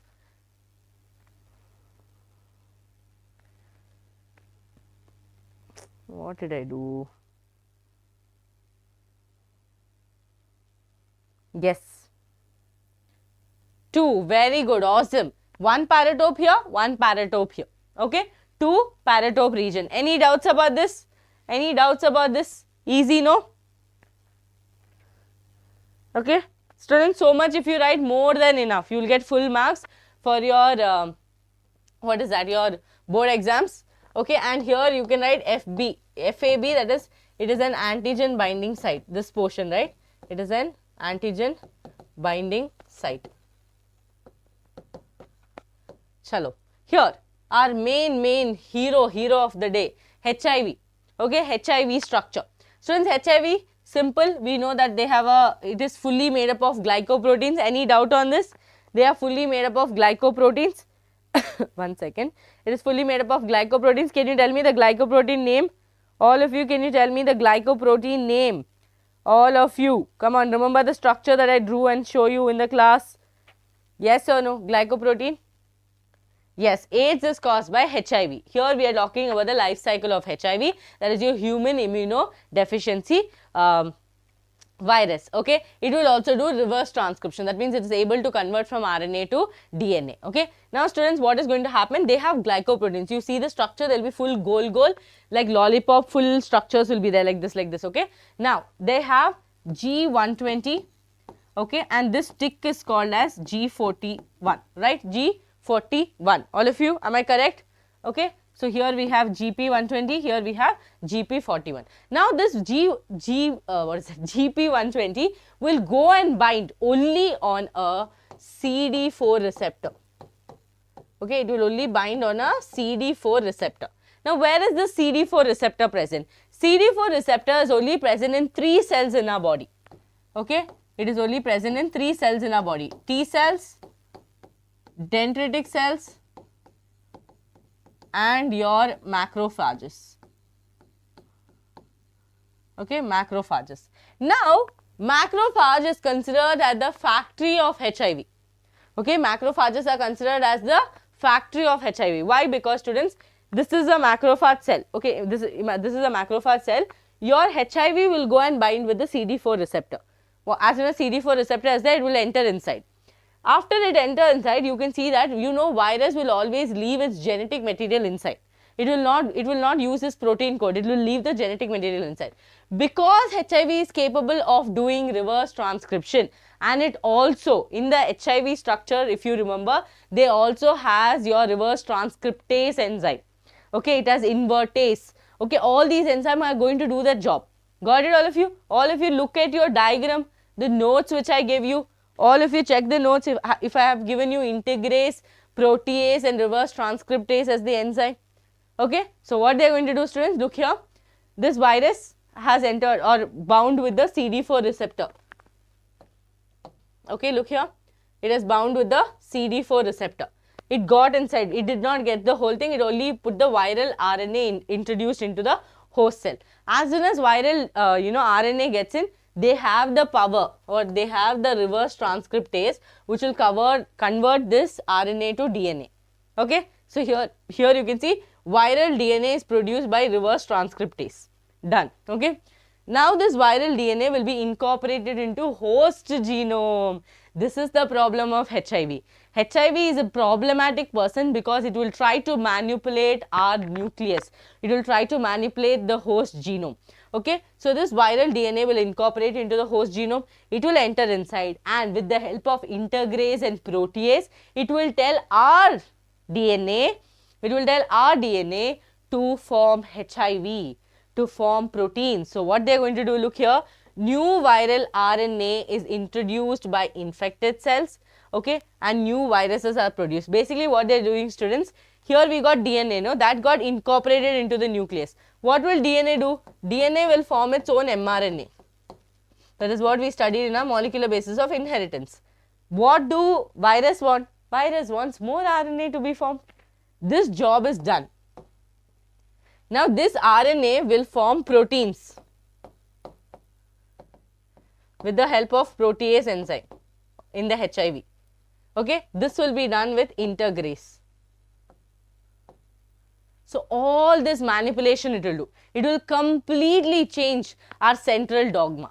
It will completely change the central dogma, and you can see new viruses are produced. New viruses will be produced and it will be sent to all the cells. So macrophages are believed to be the factory of HIV. Okay, and why macrophages are the factory of HIV is because macrophages will not be killed, okay, during this entire process, but T cells, if HIV has entered the T cell, it will make sure that the T cell will die. Okay, that means it is reducing our immunity in one way.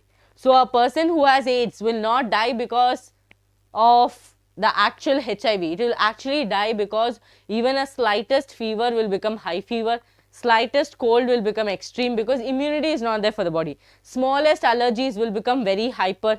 So all that is because of this. Understood? Clear? Okay. Detailed lecture, please do watch my human health and diseases, HIV structure, all this is explained amazingly. Again, I am telling you over and over again, this is a revision. Okay, this is a revision. Fine. Students, how did I ask you to remember this? Here you can see, who is there? M is there, right? So our heart is there. A heart is there and it affects the heart. This is cannabinoid. Cannabinoid. And all of you tell me the name of this leaf. All of you tell me the name of this leaf. Tell. Yes, yes. Receptor is important, dear. Receptor is important.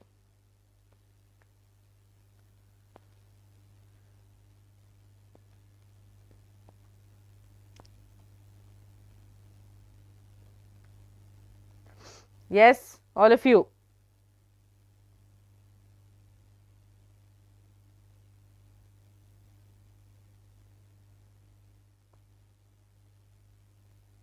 Yes, very good. Cannabis sativa. Okay, cannabis sativa. And this is cannabinoids. All of you remember? I told you to remember this heart. Okay, and it affects the heart, cardiovascular system. So that's how you'll remember.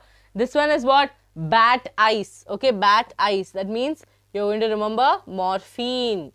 You're going to remember morphine. Okay, this is morphine. This is poppy. Poppy's scientific name, all of you tell me in the chat box. We just did it in sexual reproduction of flowering plants. Very good. How are you going to remember morphine? This infinity sign or your bat's eye. Bat eye mask. Bat eye mask. Yes. Opium, poppy. Very good. Papaver, somniferum. Okay. Papaver, somniferum.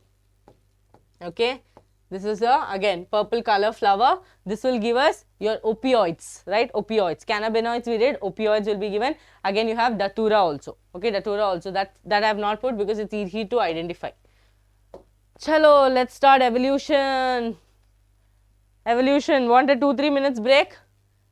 Want a break? Yes or no? Want a break? My dear bacha log.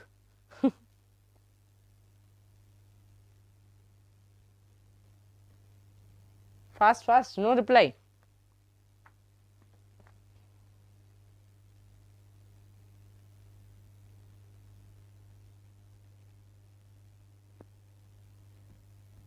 No, okay, yes, some are telling yes, some are telling no. Okay, I think after evolution, I am done. I think I am done, no? After that, let's see. Yeah, after that only sirs. Oh no, this is there. Only this is there, students. Sir has so much. Okay, done. So students, mine last topic is evolution. Okay. Last topic is evolution. After evolution, we will take a break. Okay. Okay, fine. Got it. So students, this one is actually an experiment because who was the person who found it? Haldane and Operon. Okay. Haldane and Operon was the people. I am done after evolution. Yeah, only you are left. You have a lot of graphs. Yeah, so Haldane and Operon was the people who told that life happens, or the first life happened because of chemical evolution. Okay, because of chemical evolution. Now this chemical evolution means what? Some inorganic constituents form a simple organic constant. From that simple organic constant, we are able to form some amino acids, proteins, sugars, fats. This is how life happened. This was the hypothesis given by Operon and Haldane. But to prove that, S.L. Miller, okay, to prove that S.L. Miller conducted an experiment which is called a spark discharge. This is your experiment, spark discharge experiment. Okay, so what was he trying to do? These people told that in the reducing atmosphere, there are 4 gases, CH4, NH3, H2O, H2. These 4 gases was causing the reducing atmosphere. And when lightning happened, okay, when lightning happened, these people got converted to simple organic, later to complex organic, and ended up releasing amino acids. This was the belief, okay, this was the hypothesis given. S.L. Miller set up the whole thing in a lab. He used a spark discharge, okay, spark discharge, your entire tube setup, and he used 2 electrodes to cause the lightning, okay, to cause the lightning, okay, the natural lightning which was there, no, he tried to create it with the help of an electrode with around, I think, 75,000 volt, okay. Now this electrodes created lightning. Now understand here you can see boiling water is there. Boiling water is actually helping in the formation of a water vapor, to pump water vapor continuously. So what was the gases in the reducing atmosphere? Methane, ammonia, water vapor and H2. For that water vapor supply, they were continuously boiling water. Now students, they noticed that in the lab, after they did this experiment, after few hours and days, they noticed that there was some reddish color fluid in the here in this portion, okay, that is liquid water in the trap, okay, this was the water that was trapped.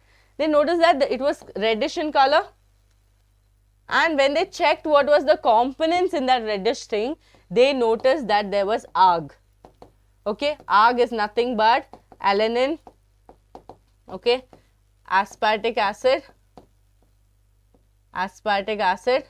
and G is your glycine.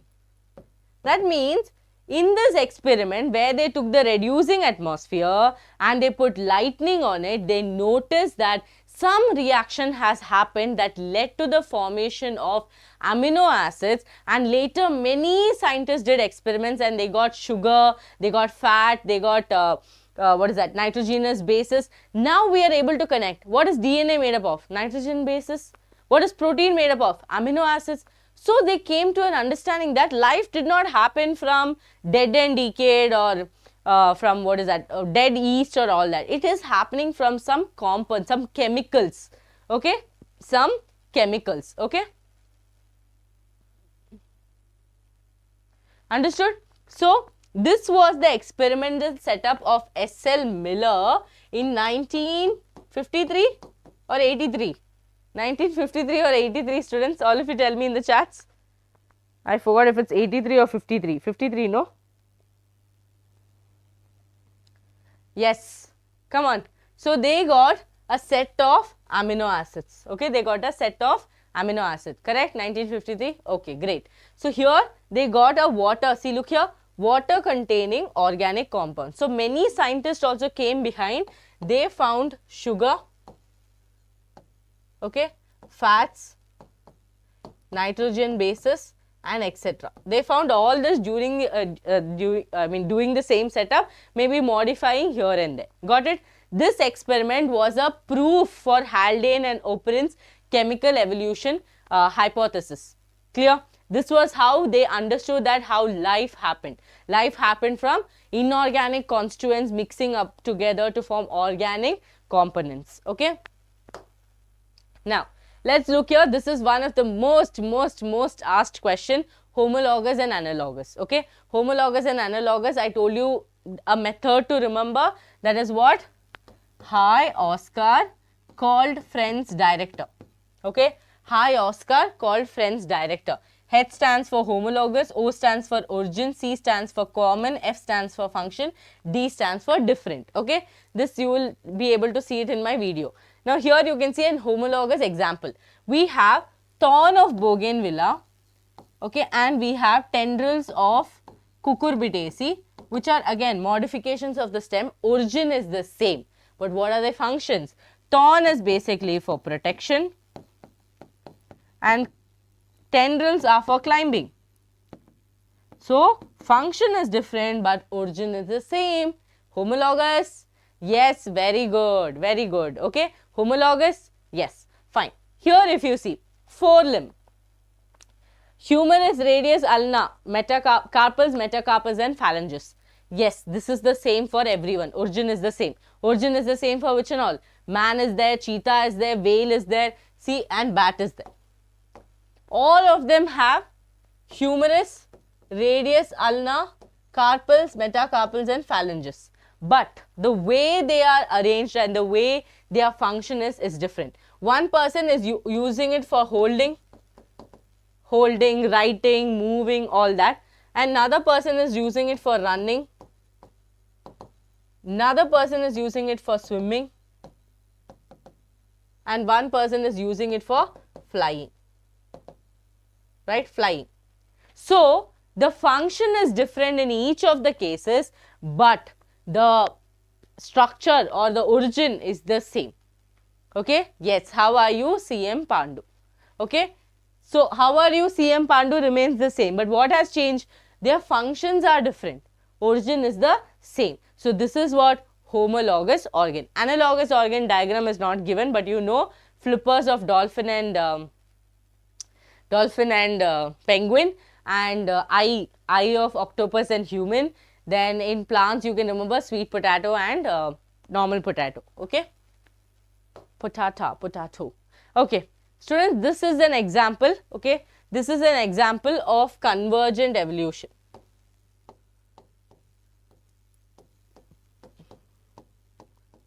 Okay, convergent evolution.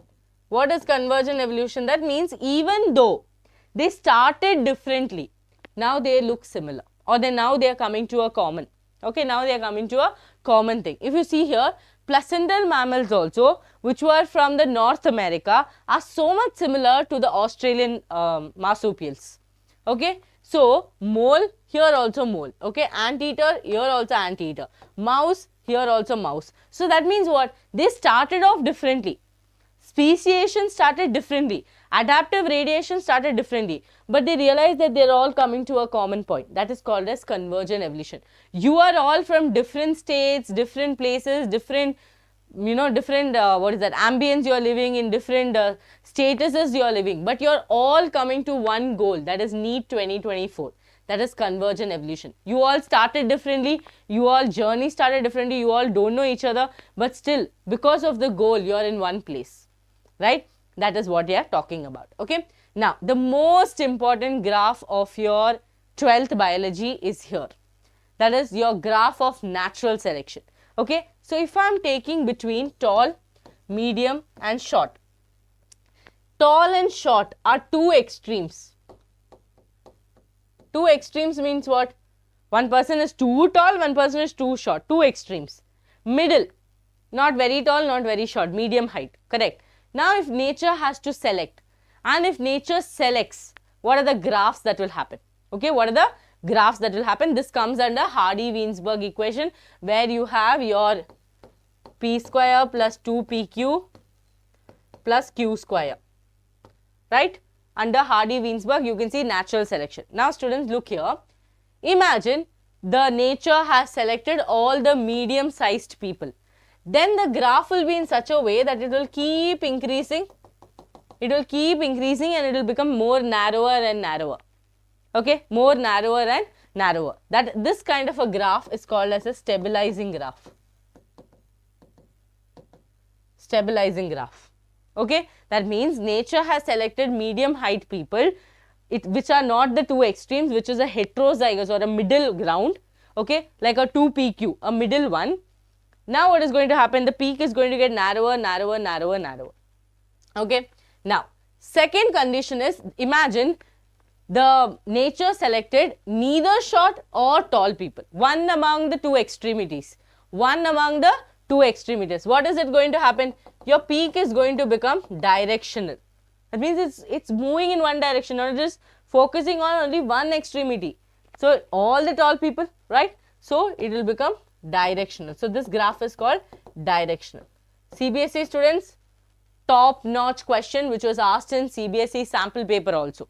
Check your CBSE sample paper. This is one of the questions. We have solved this on this channel. You can look at that. Now, imagine nature decides to select both the extremities, tall and short. Nature decides to select both the extremities. That means there will be two peaks. These two peaks are called as, this kind of a graph is called as disruptive. This kind of a graph is, this kind of a graph is called as disruptive.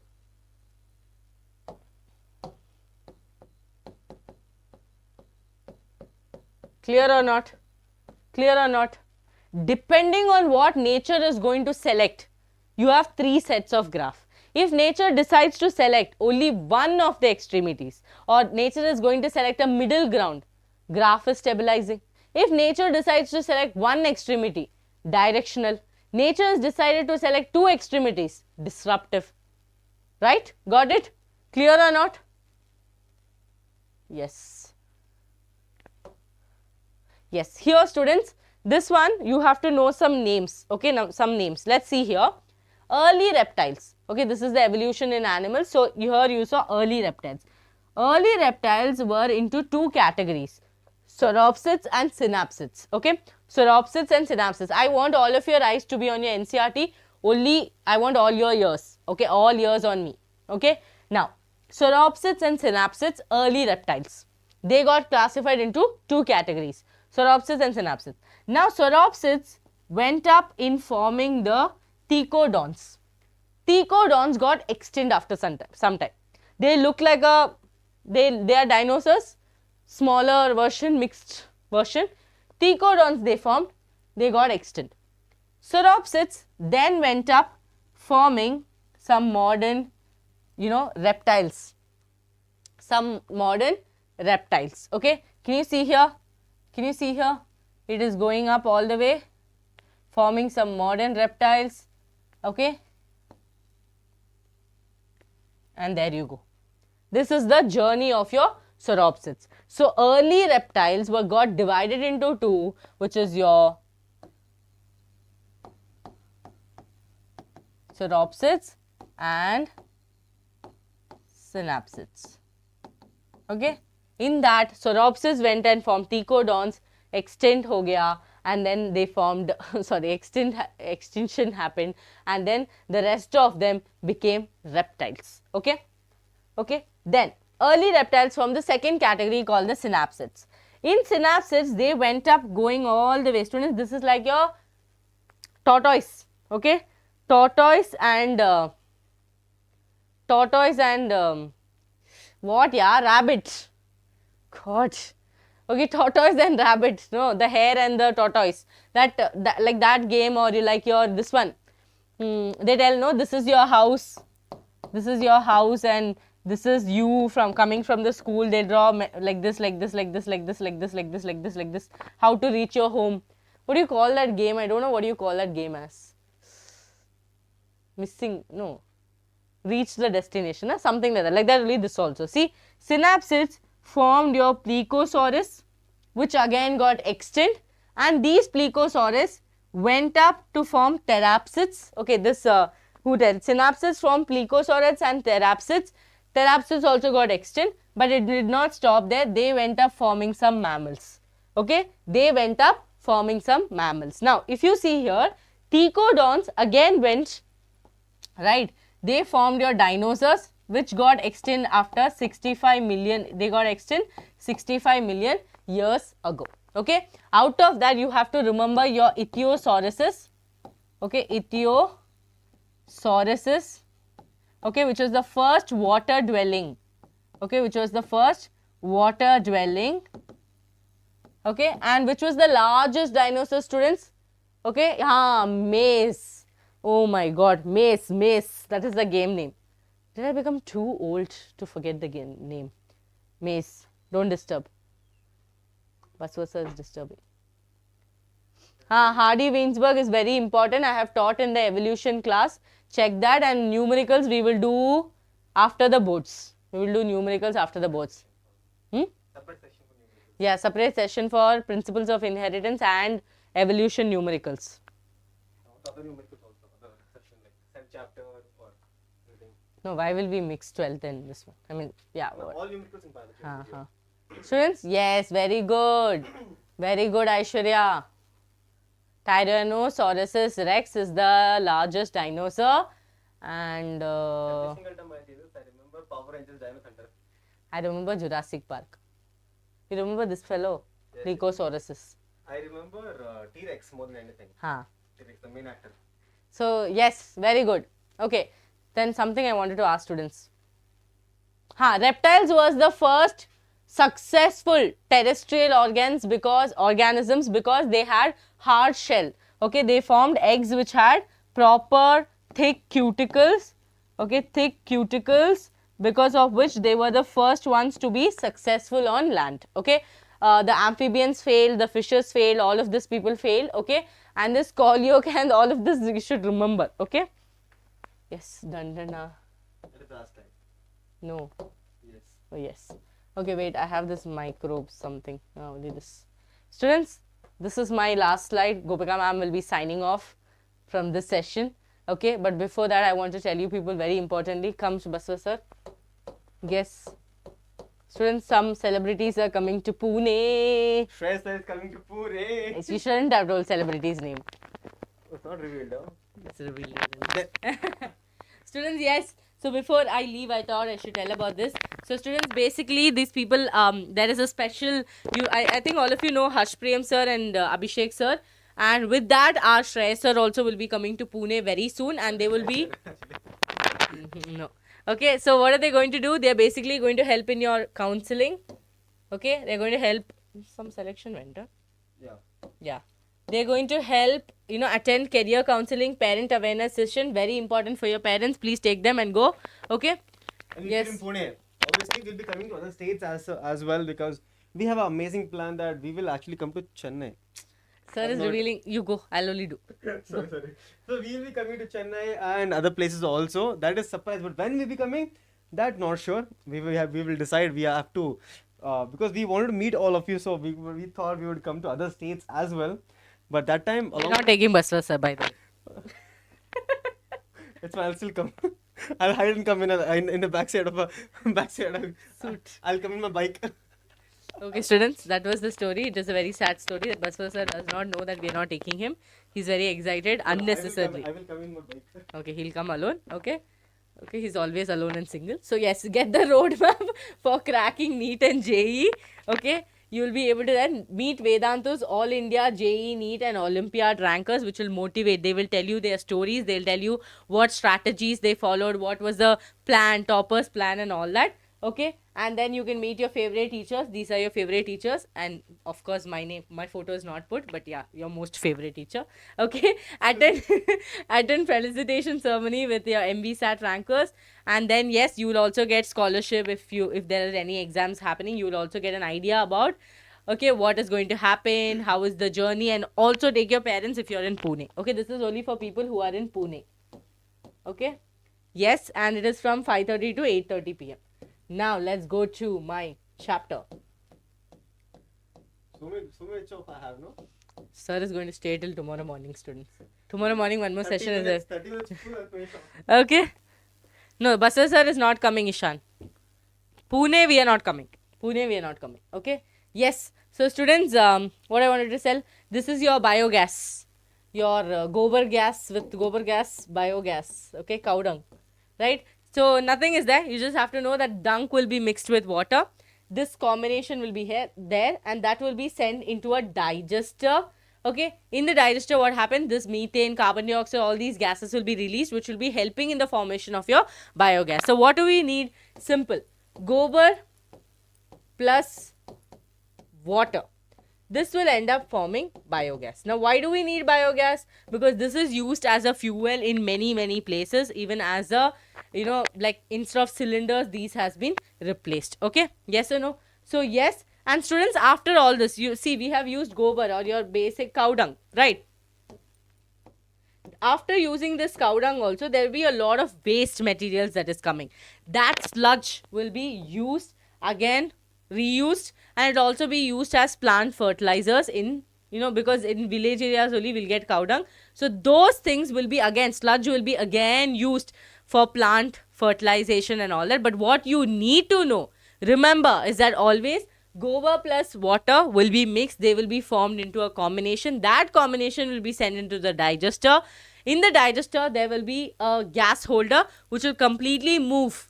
Okay, which will move up and down because when there is gas formation. That gas is what your methane, carbon dioxide and other things. Okay, that gas will be collected as biogas and it will be used as fuels and all that. Clear? Very general information. Okay, I thought I'll tell. Yes, that's all. Now Mike will hand over. So bye students. Gopika Ma'am signing off.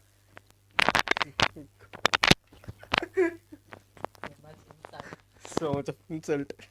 You are insulting me. Really? Don't say. So students, we'll be now starting off with ecology. There's one diagram from your application which I'll be telling you. After that, we'll be doing the ecology. So are you ready? Here, recently I did complete NCERT line by line for your ecology, which has already been done. So let's quickly revise. Let's quickly revise all the ecology part. Tomorrow we'll meet anyway, no?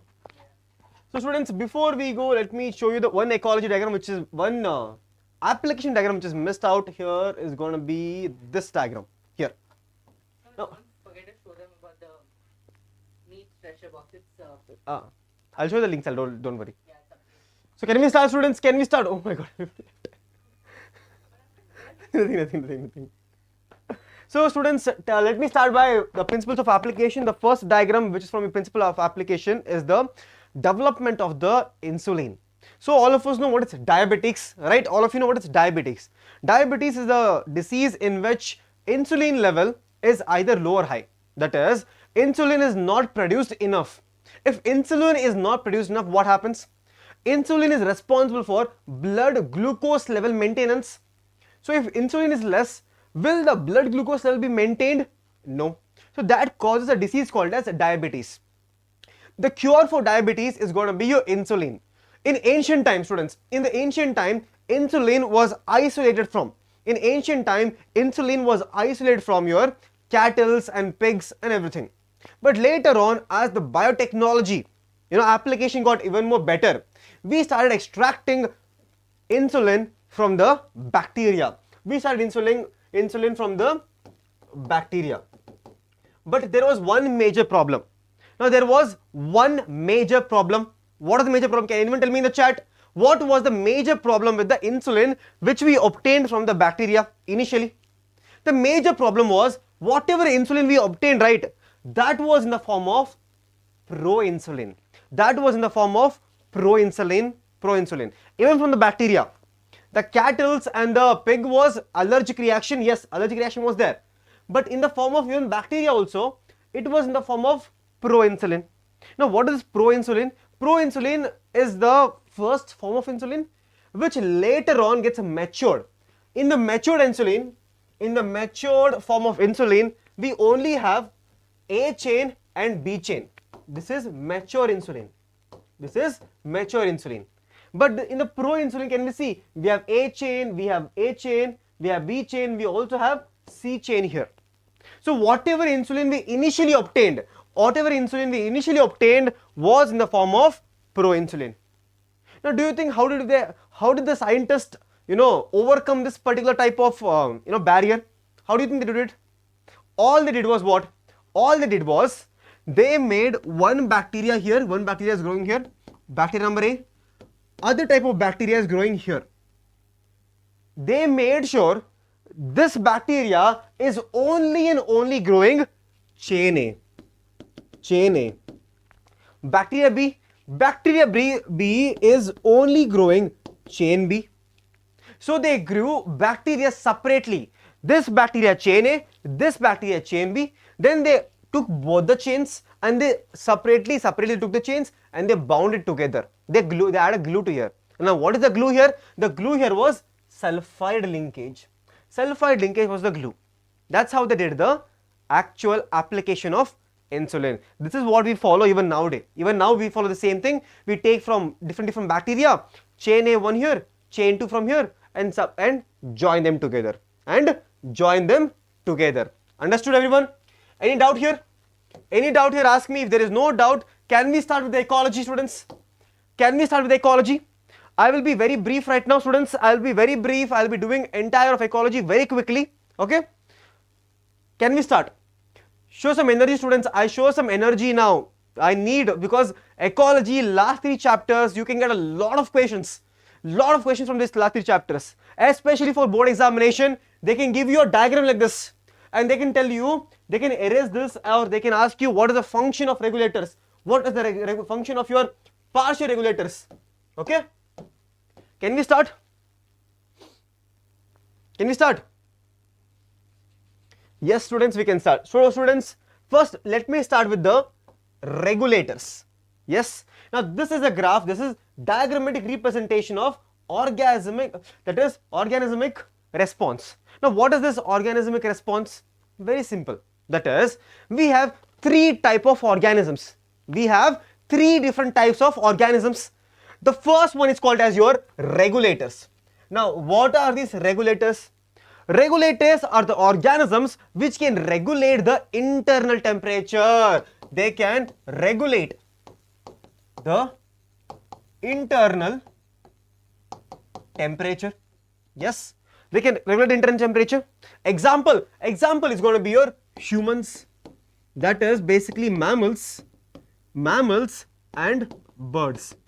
Mammals and birds. And we call such organisms which can regulate the internal body temperature as your warm-blooded animals. Warm-blooded animals. Warm-blooded animals. That is your regulators. Clear? Yes, sir, it is very clear.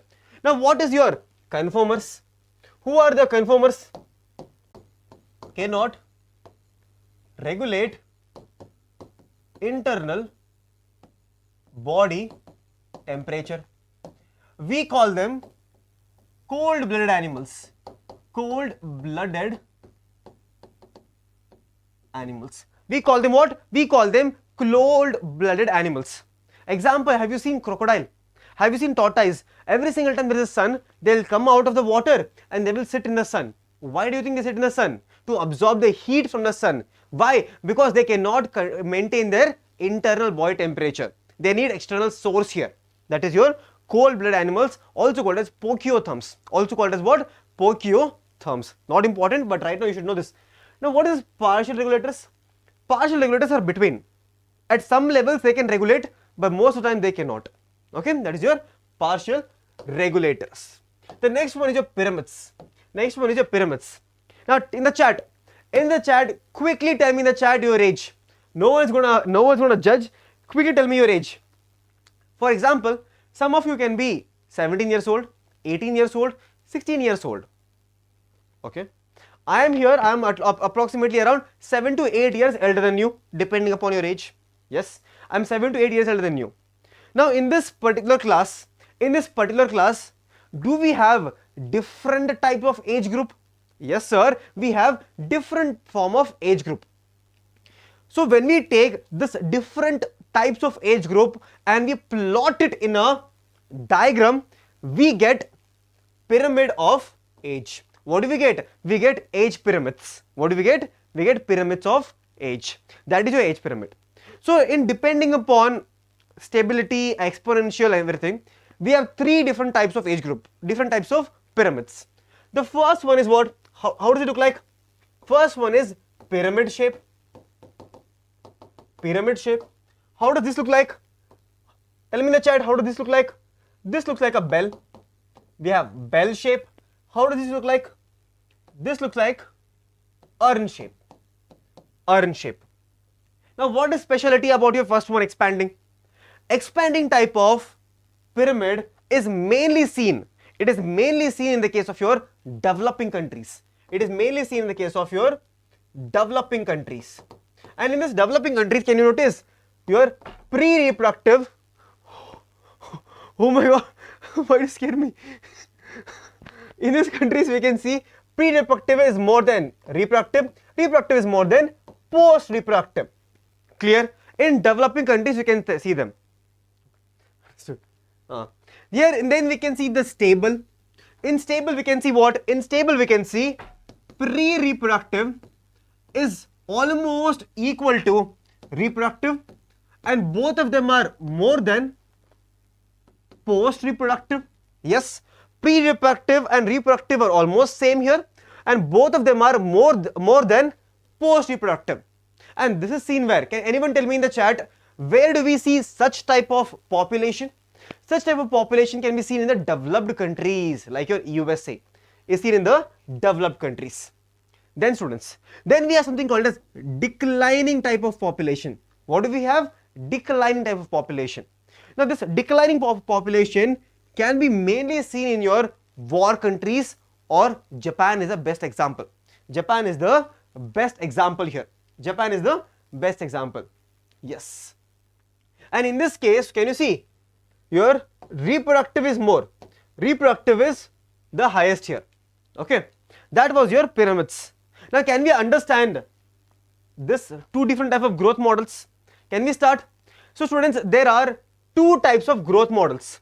One is your exponential growth. One is your exponential growth. Can you see this one?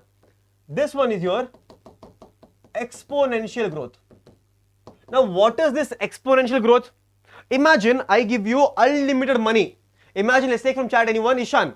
If I'm giving Ishan unlimited money, will Ishan ever keep in the mind, no, I should not buy this, I should not buy a car, I should not buy a Lamborghini, I should not buy anything to my parents? Will you think like that? No. Unlimited money, unlimited, you will keep on spending. That is your exponential growth. In exponential growth, a particular organism has unlimited resources. Unlimited resources. And if unlimited resources present, the population will keep on growing. Can you see? That results in a J-shaped curve. J-shaped curve in which the population will keep on growing. In which population will keep on growing. That is your J-shaped curve. That is your J-shaped curve. Clear? That equation is given by dN by dt is equal to Rn. R is the rate of intrinsic factor. Rate of intrinsic factor. Now, the next one, all of you, tell me in the chat. Imagine I don't give you unlimited money. I will give you around 100,000 rupees as pocket money. 1,000 rupees as pocket money. Will you take care of the 1,000 rupees and carefully spend the money? Yes. Carefully spend the money. That is your logistic growth. That is your logistic growth. In logistic growth, there is something called as limited resources. There is something called as what? Very limited resources. Very limited resources. You cannot have unlimited resource here, because there is something called as your carrying capacity.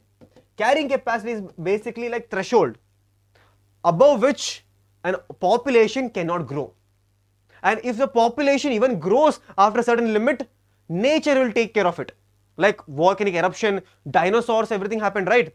That is, once the earth reaches a carrying capacity, there would be some natural disaster which brings the population down. Okay? That is the case of your logistic growth, which gives a sigmoid curve, which provides a sigmoid curve. Can you see this? This is a sigmoid curve, right? Sigmoid curve. A sigmoid curve is given by an equation called as your what? dN by dt is equal to Rn k by n minus k. NEET PYQ. This right here is a NEET PYQ for board students also. This is very important. That's why I'm explaining this part. Okay. Now students, tell me, this sigmoid curve, does it have different parts to it? Yes, it has different parts. For example, can you see this part, initial phase? This is called as your lag phase. This is called as your lag phase. This is called as your log phase or exponential phase, and this part here, this is called as your asymptotic line. It's called as what? Asymptotic line, after which a population becomes very stable. A population cannot increase there. A population cannot increase there. Now this is your logistic, in which the resources are very limited. Ishan or any one of you, any doubt here, ask me. If there is no doubt, let's go to the next topic. Okay, that is going to be your population interaction, the most important that is going to be your population. Okay, the first one is your mutualism. In mutualism, both the parties are benefited. Yes, examples are very important. Examples are not mentioned here. Please read from your NCERT the examples for each one of them. Examples are the most important part here. Okay, Then we have competition, in which one is benefited, the other one is lost. Then we have predation. Predation, in which one is benefited, again one is lost. And when you think of predation, what comes to your mind? The first thing which comes to your mind when you think of predation is going to be a lion and a small deer. Yes, a small lion, a big lion and a small deer. But do you think a bird eating a seed, is that also predation? The answer is yes, that also is predation. A bird eating a seed is also a predation. Remember that. Then we have parasitism, again one piece is benefited, other one is lost. Then we have commensalism. In commensalism, one species is benefited, the other one is not benefited, no benefited or no loss. The example is your clownfish, Finding Nemo, clownfish and your sea anemone. There is again the buffalo and grasslet. There are many examples. Remember the examples, that's going to be asked in examination, more than this. Then we have amensalism. In amensalism, one is not undergoing loss, the other one is like nothing is happening. These are like your toxic friends. They are not getting any benefited. They are not getting benefited or anything loss, but they will make sure you are under loss. So stay away from such friends, toxic friends. The next one is the example for your mutualism, beautiful example for mutualism. That is your a mutualistic relationship between a wasp and a fig fruit. Wasp and a fig fruit. Is there a lag? Students, are you understanding, or is there a lag? Students, is there a lag? And students, we are solving every single diagram, not every, most important diagrams from your board examination and NEET also. So like the video right now for this. Okay. The next one is your wasp and fig. Wasp and fig. This is not pseudocopulation. Pseudocopulation will come later on. Wasp and fig has a mutualistic relationship. Now what is wasp benefiting? Basically a wasp is benefiting by, it is laying its egg. It is laying its egg inside the fig fruit. The larvae, the wasp has a place to lay the eggs. That is the first benefit. First benefit is wasp has a place to lay the eggs. First benefit. The second benefit for the wasp is that the larvae will take the nutrition from the fig fruit. That is the second benefit for the wasp. But you tell me in the chat, what is the benefit for the fig now? Tell me, fig is such a big tree. What can possibly benefit the fig? The benefit for the fig tree is very simple. That is, whenever the wasp is coming and sitting here, and the same wasp is going somewhere else, yes, pollination is happening. What is happening, students? Pollination is happening. The next diagram is your pseudocopulation, also called as your sexual deceit. Now what is happening here? We have a orchid here called as ophrys. This orchid flower will look like a female flower, and this will look like a female, not flower, female honeybee. This orchid flower will look like a female honeybee, female bee. So when this flower looks like a bee, what happens? Now this poor pavam, okay, very sad male honeybee will think there's a female is sitting there. It will try to copulate with it, and every single time it is copulating, pollen grains are dusted on the male bee. The same male bee is going somewhere else and sitting, and is again pseudo copulating. What is happening? Pollination is happening. Very smart plants. Sad for this small bee, sad for him, very sad for him, right? Bumblebees. This one is done. The next diagram is from your ecosystem. Any doubt here, students? Any doubt in this organism and population? Done. The next is going to be your ecosystem. Ecosystem, very simple. Ecosystem is very simple. That is, this is the diagram for your this is the diagram for your decomposition cycle, also called as your decomposition cycle in the terrestrial ecosystem. Now tell me in the chat, how many steps are there in decomposition? Tell me in the chat quickly. How many steps are there? The first step is called as your fragmentation. Second step is called as your leaching. Yes.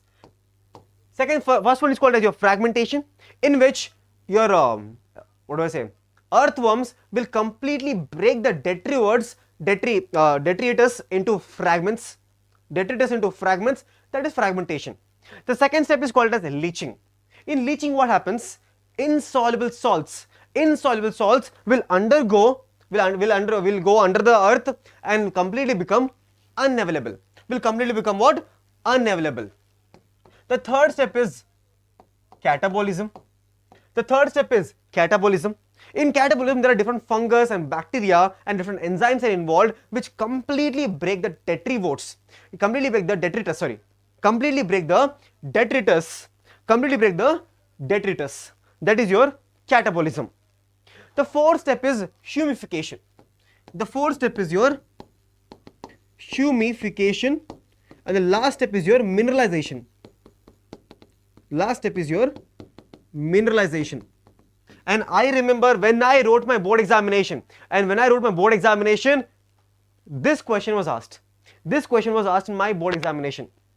The most difficult, remember, the most difficult NEET paper that time, right? In my board examination, this question was there. So what is happening in humification?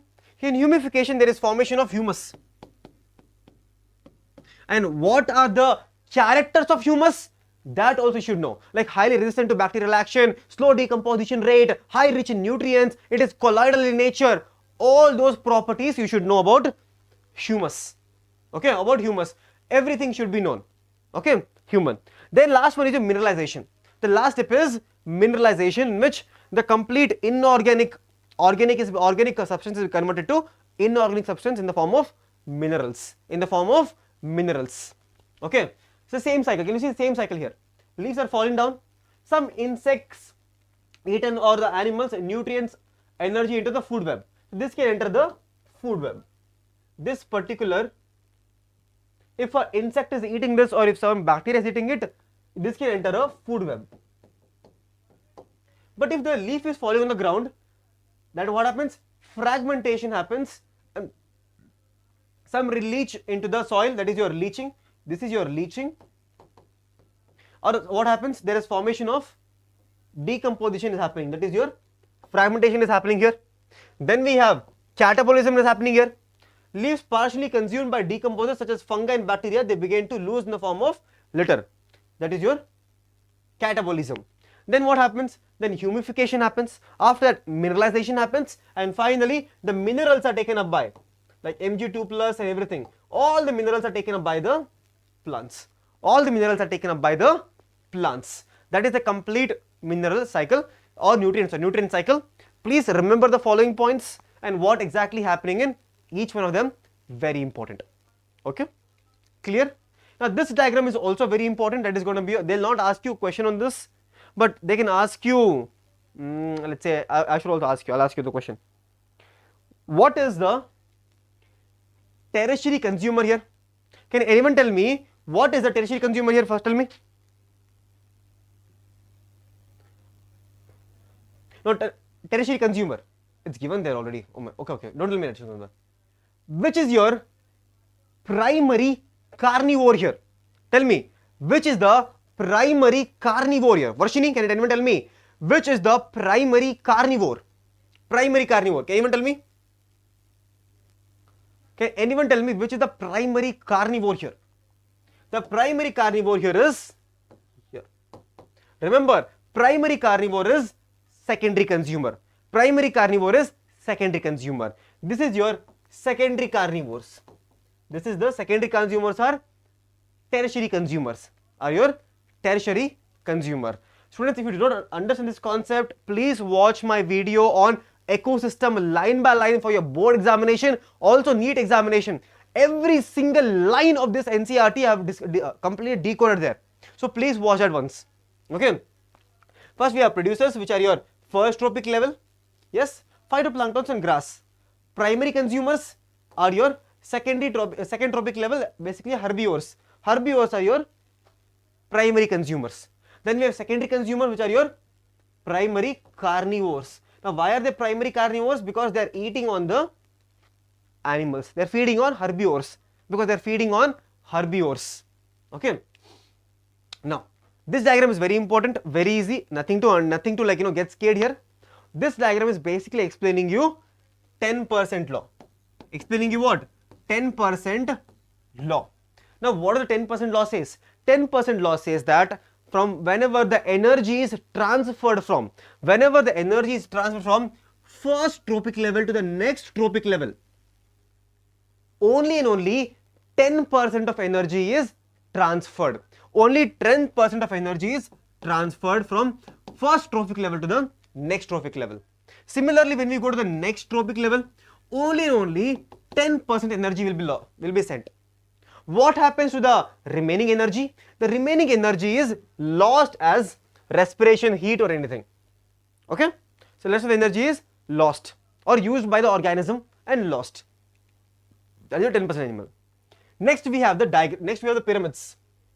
Next we have the pyramids, that is your pyramid of number, pyramid of biomass and pyramid of energy. Every single pyramid is very important. First of all, the first pyramid we have is pyramid of number, upright. This is upright, it can be inverted also. Pyramid of number is upright here. Pyramid of number can be inverted when? Can anyone in the chat tell me when does the pyramid of number become inverted? Pyramid of number can become inverted in the one big tree. Remember, one big tree and many plants, right? Now, pyramid of number in grassland ecosystem, only 3 are present on the top, only 3 are present on top and supported by a ecosystem based on the production of nearby. This is your pyramid of your number. Producers are many. Then we have less number of your primary consumer, even less number of your secondary consumer. Finally, we have top consumers or tertiary consumers are even more less. Then we have your pyramid of biomass. Pyramid of biomass. Pyramid of biomass shows sharp decline in the biomass. Okay, this is normal. Suddenly we have only 1.5. Can you see a small decrease here? Sharp decrease. This is pyramid of biomass, inverted in the case of your in terrestrial. In terrestrial it is upright, but it will be inverted. It will be inverted in the case of your ocean or water. Okay. Inverted, biomass inverted in the case of phytoplanktons supporting a large group of your zooplanktons. Okay. It is inverted in the case of ocean. So biomass is inverted in the case of ocean or aquatic ecosystem. Okay.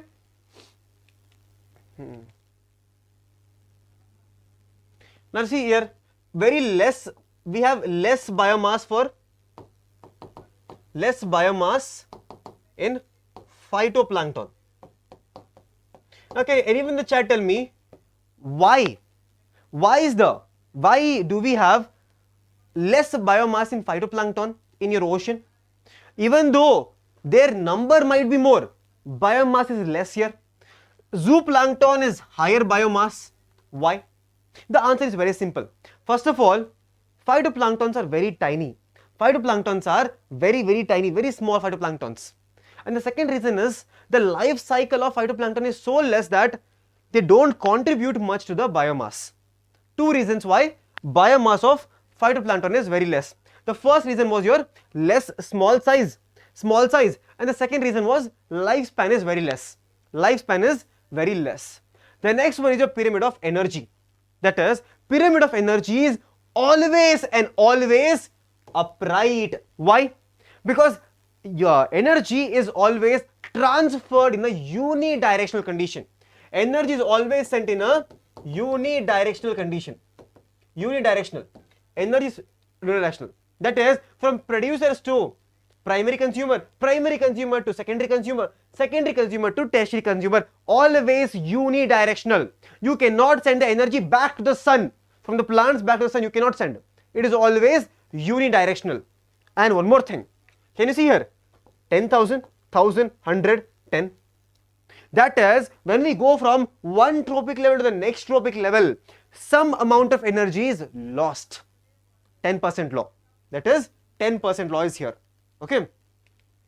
Now students, one more line is given here. See, observe that primary producers convert only 1% of energy in the sunlight available to them in the NPP, net primary productivity. So plants are using only 1% of PAR, only 1% of PAR, photosynthetically active radiation. Out of the 50% of PAR, only 1% is used by the plants. 1% used by plants. Clear? Are you understanding? This is ecology. This is ecology. Okay. The last chapter is here. The first diagram from the last chapter, that is biodiversity and conservation. The first diagram is basically telling you the distribution, the global distribution of different animals. Now quickly tell me in the chat, everyone. Quickly tell me in the chat, which is the largest phylum? The largest phylum is nothing but your, which one? Arthropoda. Can you see? Highest number of insects here, Arthropoda. Which is the second largest phylum? The second largest phylum is your Mollusca. Again more here. Then we have crustaceans, and rest of the other small groups are grouped together here. Easy way to remember this? Yes, easy way to remember this. The next thing which you need to know here is, fishes is more than compared to the entire of other vertebrates. That is, amphibians, reptiles, birds and mammals. Fishes are more in number. Why? Because the earth is 3/4 of earth is covered by water. Obviously, we'll have more fishes. Yes. The next one you need to see here is, the fungus is comparatively, fungi is comparatively more in number or more diversity compared to your angiosperms, lichens, algae or moss of ferns. Now why is the reason? Remember, how to remember this? Fungus is a separate kingdom. Plant is a separate kingdom. Remember that. That's why remember fungus is going to be more in number. Now we have angiosperms is more here. Now why is angiosperms more? Because the current condition, the current world condition supports angiosperm development more. Before, in the before era, that was gymnosperm era was before. Currently it is angiospermic era. Okay, angiospermic era. The last diagram for today. Can we start? Can we start the last diagram? Is the Joe still the same? Students, we are teaching from past 4 hours almost. 5 to 6, 6 to 7, 7 to 8, 8 to 9. Almost more than 4 hours. The entire class 12th biology diagrams. Most important diagrams. So this should be show that you know how dedicated we are for your future. Okay. So can we start? Yes. Now tell me, Krishna, have you played cricket in your gully? In your road, have you ever played cricket? Or in a field, have you ever played cricket? Krishna or Pranav or Vaishnavi, Aishwarya, have you ever played cricket? Okay, fine.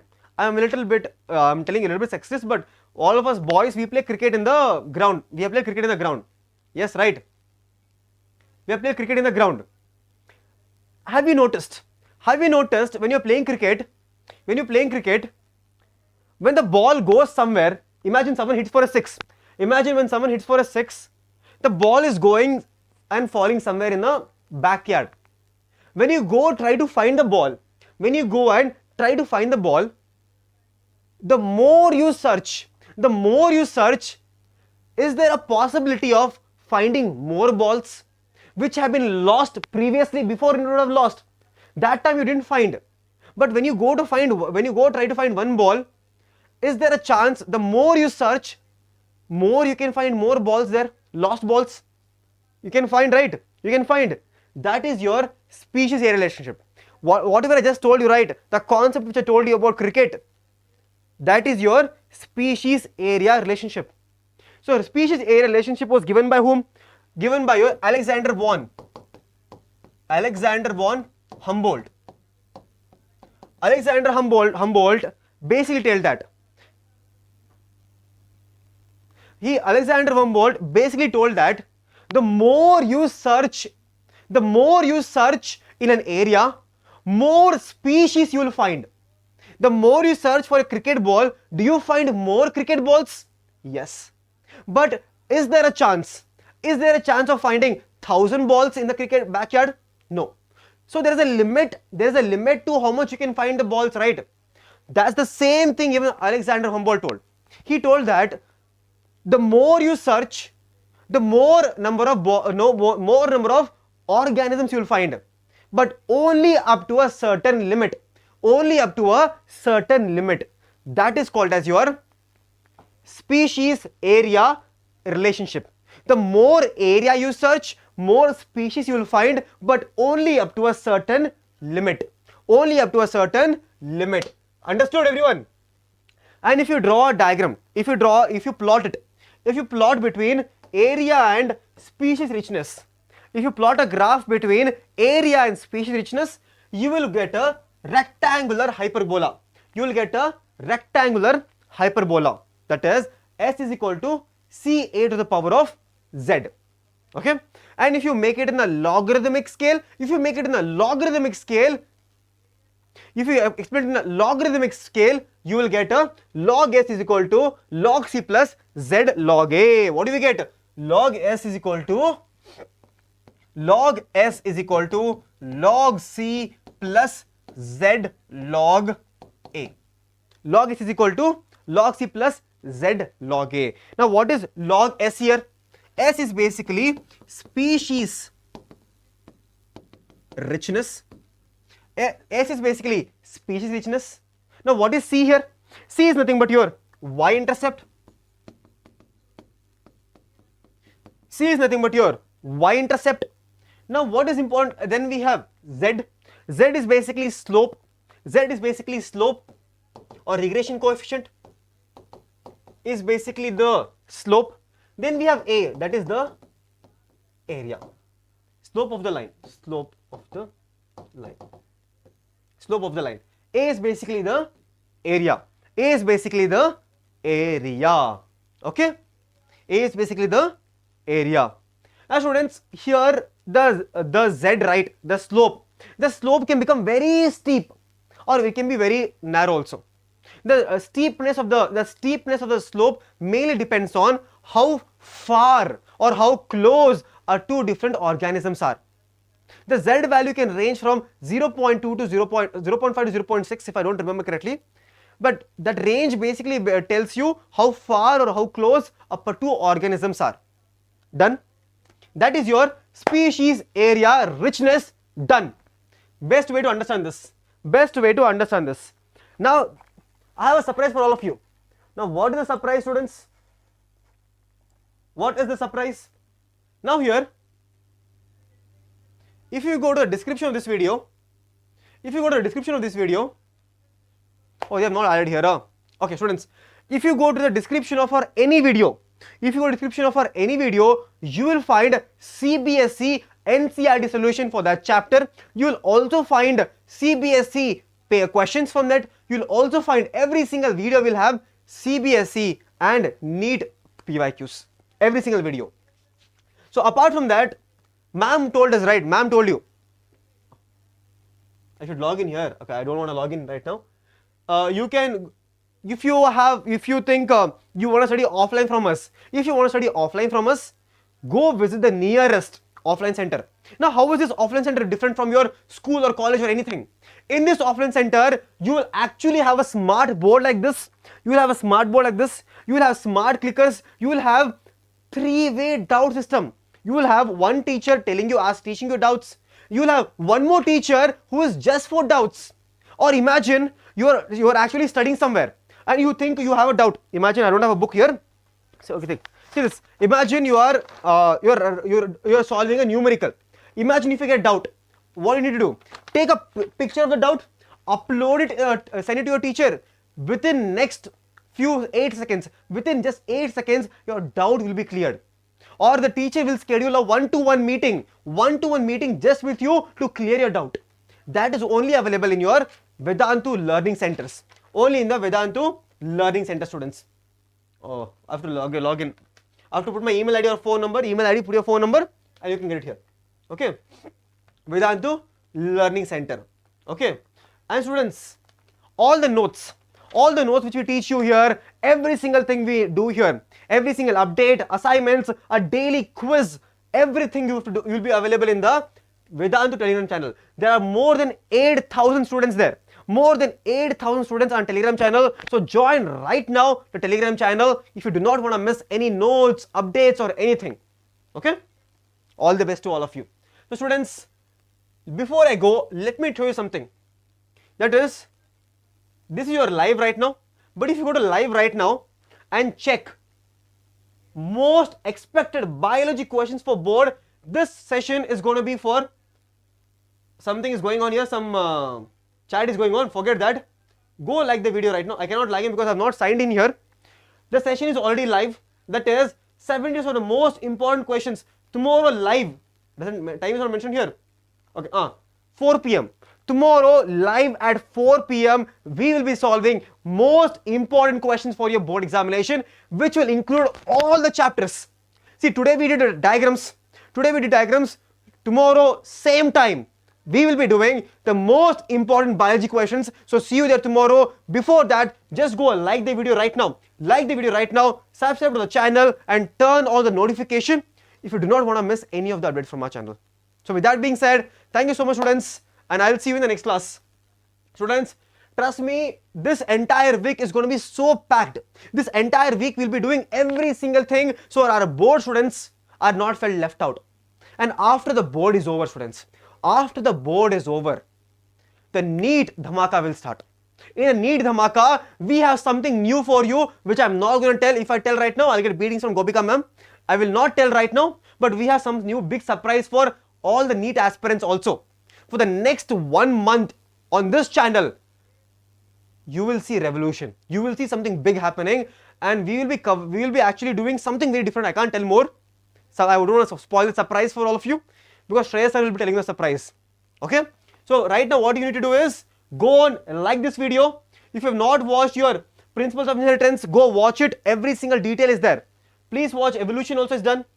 Okay? So I will see you tomorrow at the same time, and take care all of you. Bye bye.